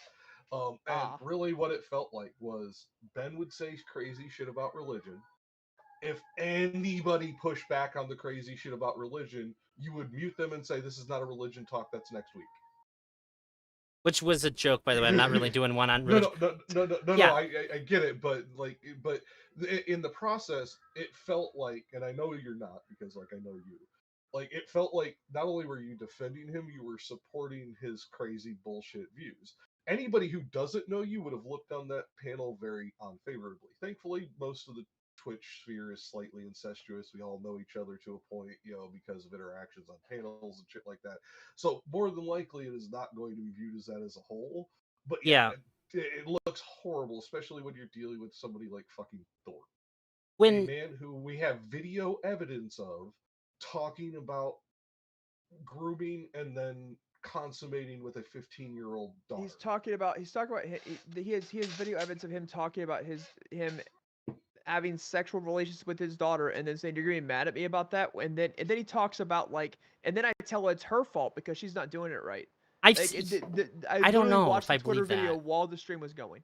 I could give you the video. So I've seen a lot of videos, and I think I think that most people think that they lean into it really hard and they make a lot of jokes about it. Like I seen a video recently where it looks like he outright admits to doing it, and then I saw the rest of the video later, and what he ends up saying at the end is like, this is what you guys want me to say, this is what you guys all think, and you just want to get me saying this, right? Well, there you go. He goes, but if that's what you want so bad, then I'll just fucking say it. It was that kind of a deal. But I saw the clip and I was like, oh my god. No, I've seen that video too. What I'm talking about is older. This is the one that I saw in Stardust stream. We watched several minutes of it to get full context. And no, he was bragging about his ex-wife paying him alimony and child support while he had the daughter, and then what his wife was paying for. Okay. That she was dumb, that he is paying, or she is paying for him to sleep with his daughter, essentially. Like, I guess I haven't like multiple minutes that she showed us. This dude is a fucking scumbag. Now, I certainly don't agree with all of the behavior, but I haven't seen anything that convinces me that that's what he's doing. If it was just an accusation, I wouldn't care, because everybody gets fucking pedo jacketed on the internet all the fucking time. Like, accusations mean nothing. This is out of his own mouth. All I want to say, I'm going to say something real quick, and then I'm going to head out, Drazi. But I think that knowing who Ben Thorpe is and his reputation, there's obviously going to be some people who are willing to attend the panel, but probably are not going to be willing to get past the fact that when asked about, his relationship with his daughter, he's sort of dodgy with it. Kind of like Sproticus was saying, it seems like he wants to play into the ambiguity of it to keep people talking about it.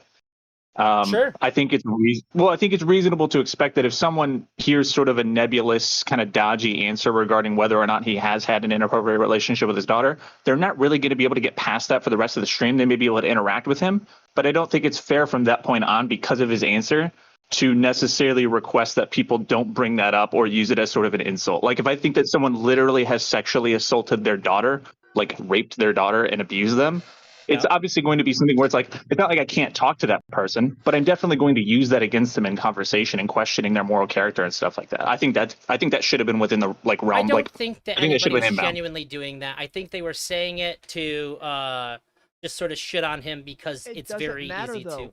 It doesn't matter though. If he says no, that cuts it all off. He never wants to say no. So if I would make the rules: if you don't say no, other panelists are allowed to use it against you.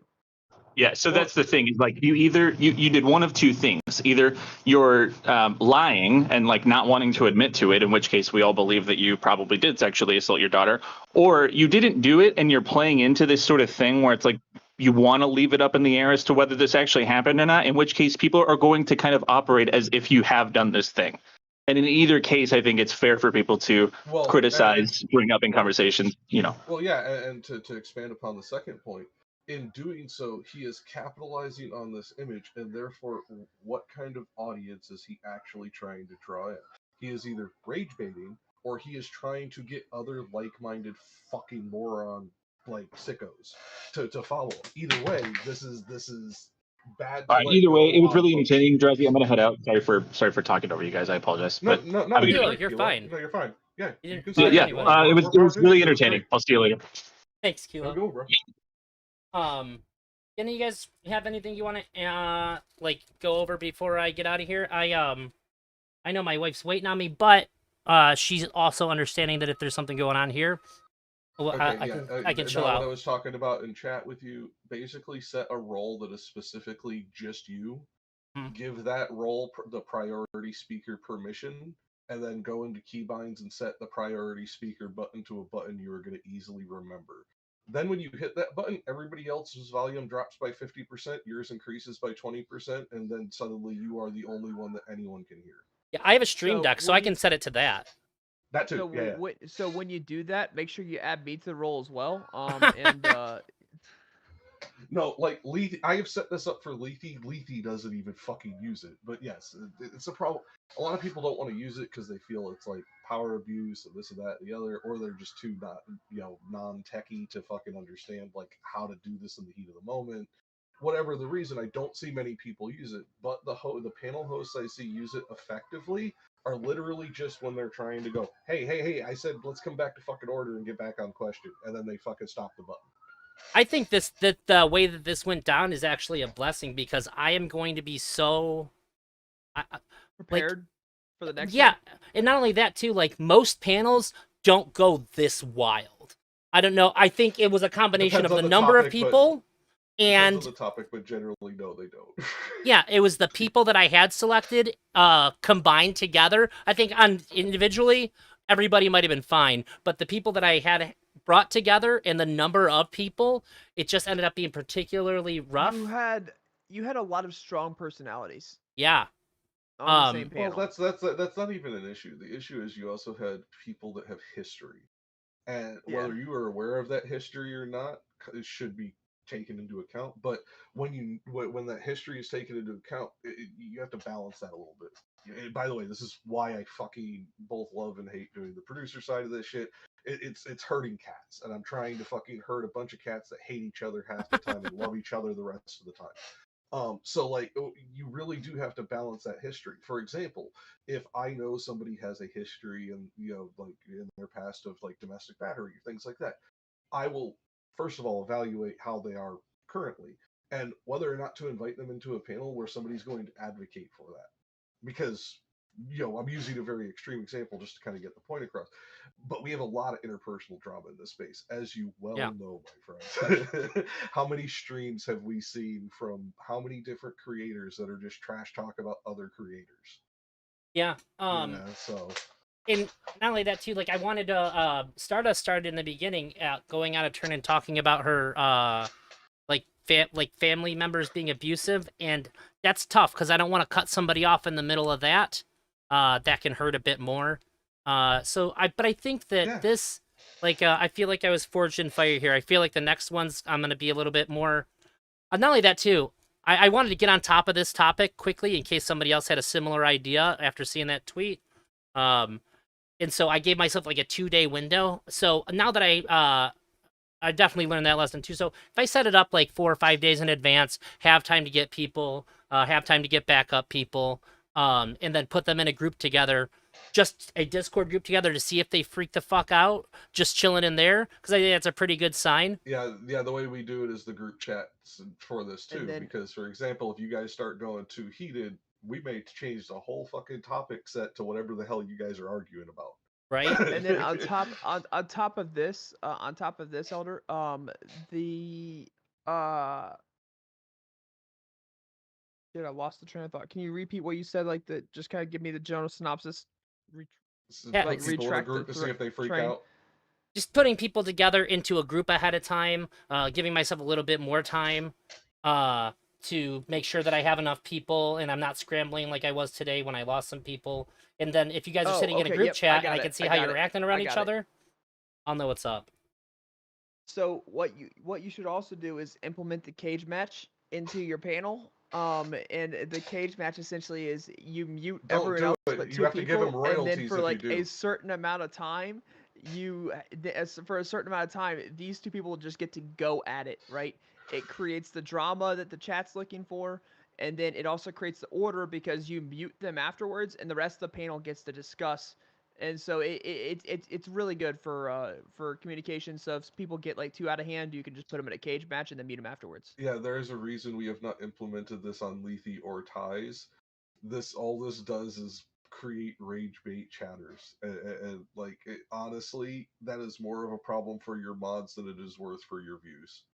Honestly, I loved it when I did the moderating for my panel. I loved it when I did my panel. It was amazing. I had a lot of fun with it. My mods weren't fans of me, but it was a really good time.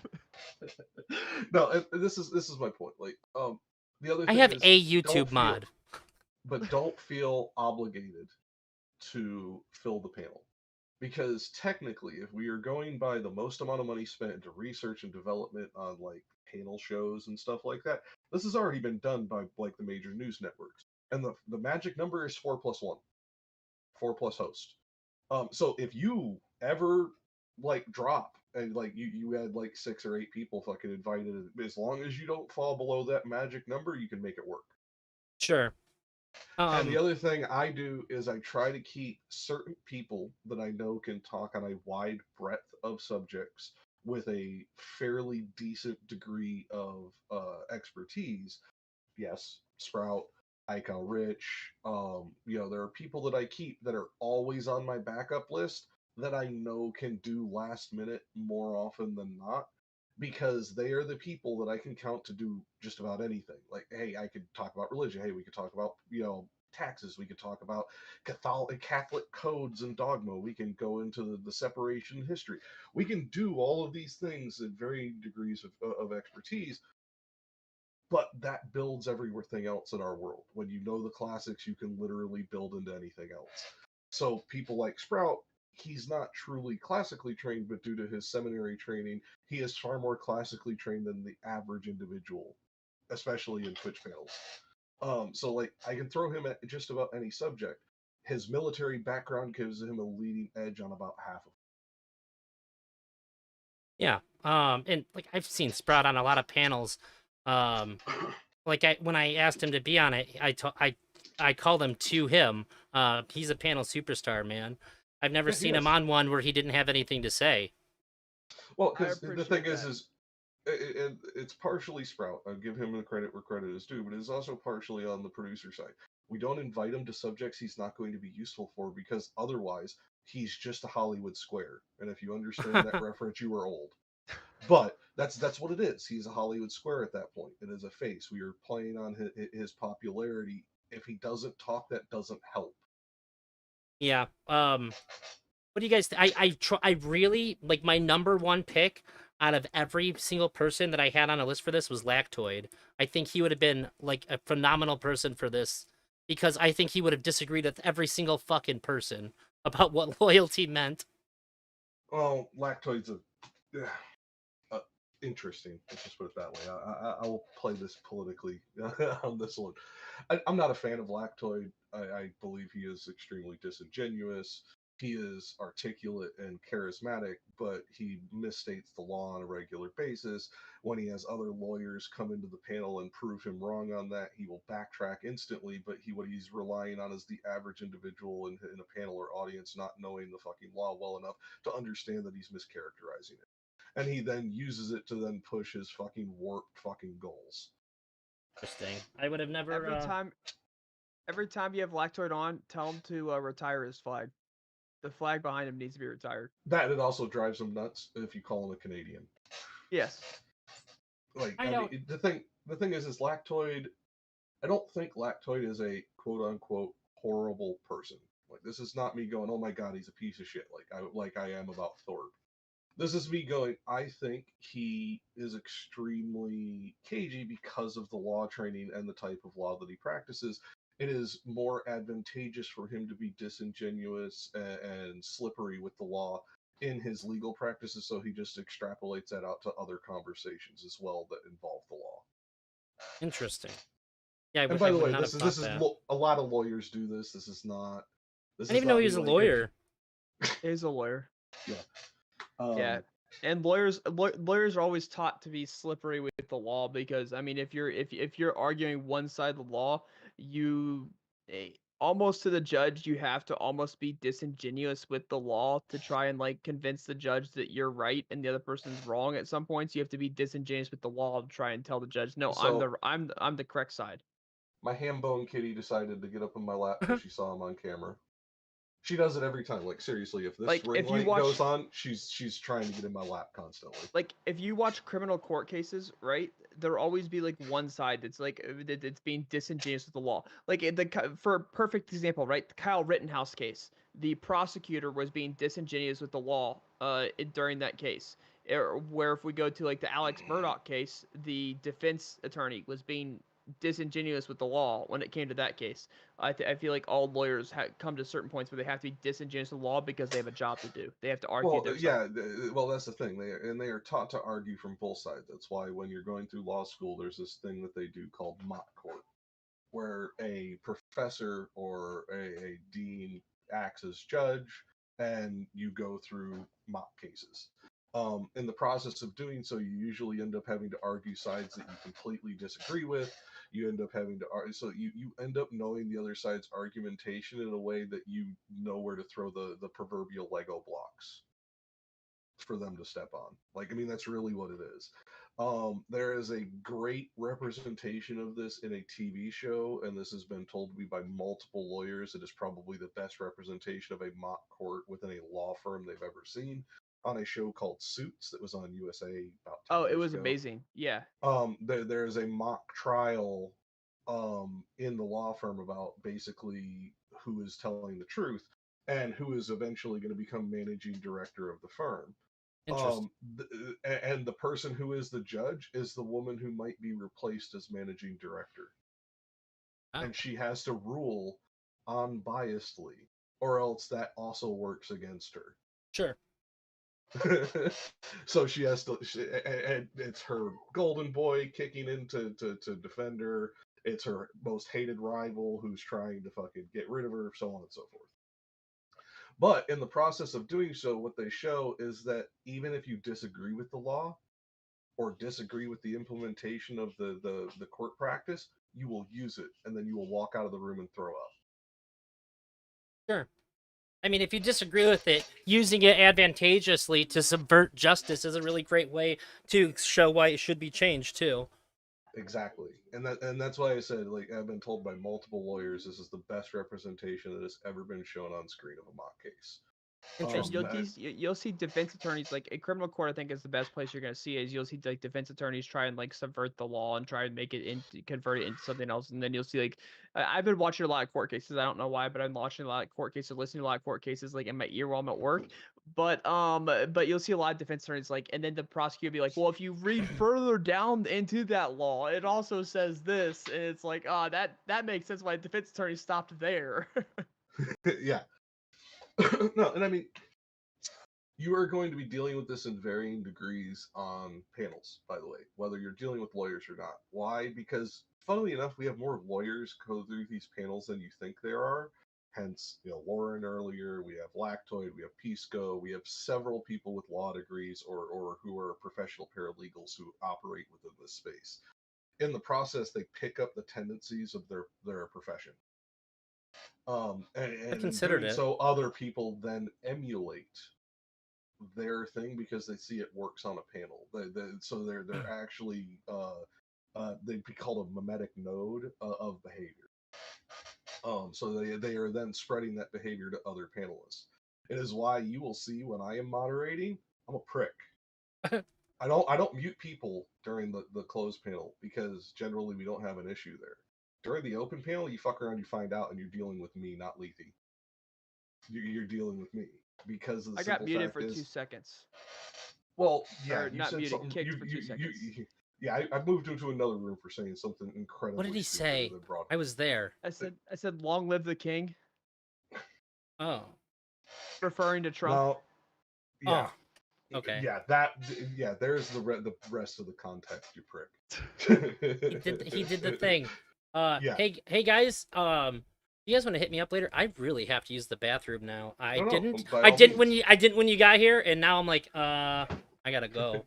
Oh yeah, back teeth are floating. We get it, dude. Yeah, we'll be around. Hit us up. Like I'll help you out with like the permissions and shit. Like we'll sit here and like talk through Discord and make sure everything's set up to like help you out on that shit. I would be so grateful. Like Tuna helped me with my OBS. I think it's the best it's ever looked. I'm definitely. I may have to have Tuna talk to Lethe then, because I'm trying to get him to switch off of slobs, and he's like, "But I don't know how to do all this." I'm like, "Most of it is copy and paste, you prick." It's pretty, right? Yeah. Save for my the green screen effect is the NVIDIA one, which sucks because like you can see me fading in and out here. Other than that, well, that's partially lighting. If you were to get more properly diffused lighting, the green screen works better. Yeah, I do have lighting. I just didn't have time to properly set everything up. But all right, Sprout, I'm gonna hit you up to interview you. Have a good. Yeah, it sounds good. Sounds good. Next week. Yes. Thank you very much, man. You have a good night. Yep. You too. Peace out. Have a great night, Drazi. You too, Jack. All right. I think I have something in the next couple days. My brain's like toast, though. I'll post it on Twitter. Seems like this message got out to a lot of people. If you want to know when I have something coming up, either join the Discord. A couple people did. I'll put a link in Twitch chat, too. I'll put another one in YouTube. We got a couple people joined there. I also owe thank you to everybody who followed. And Chickabinks, I really appreciate your Twitch sub. It means a whole lot to me. Today was the first time I ever suggested somebody should sub or donate to me. That's just out of the love for Mortal Kombat, though. That's not a typical thing that I do. I'm gonna get out of here. I really have to use the restroom. Thank you all for joining in, and especially to you guys that stay till the end here. Thank you so much. It means a lot.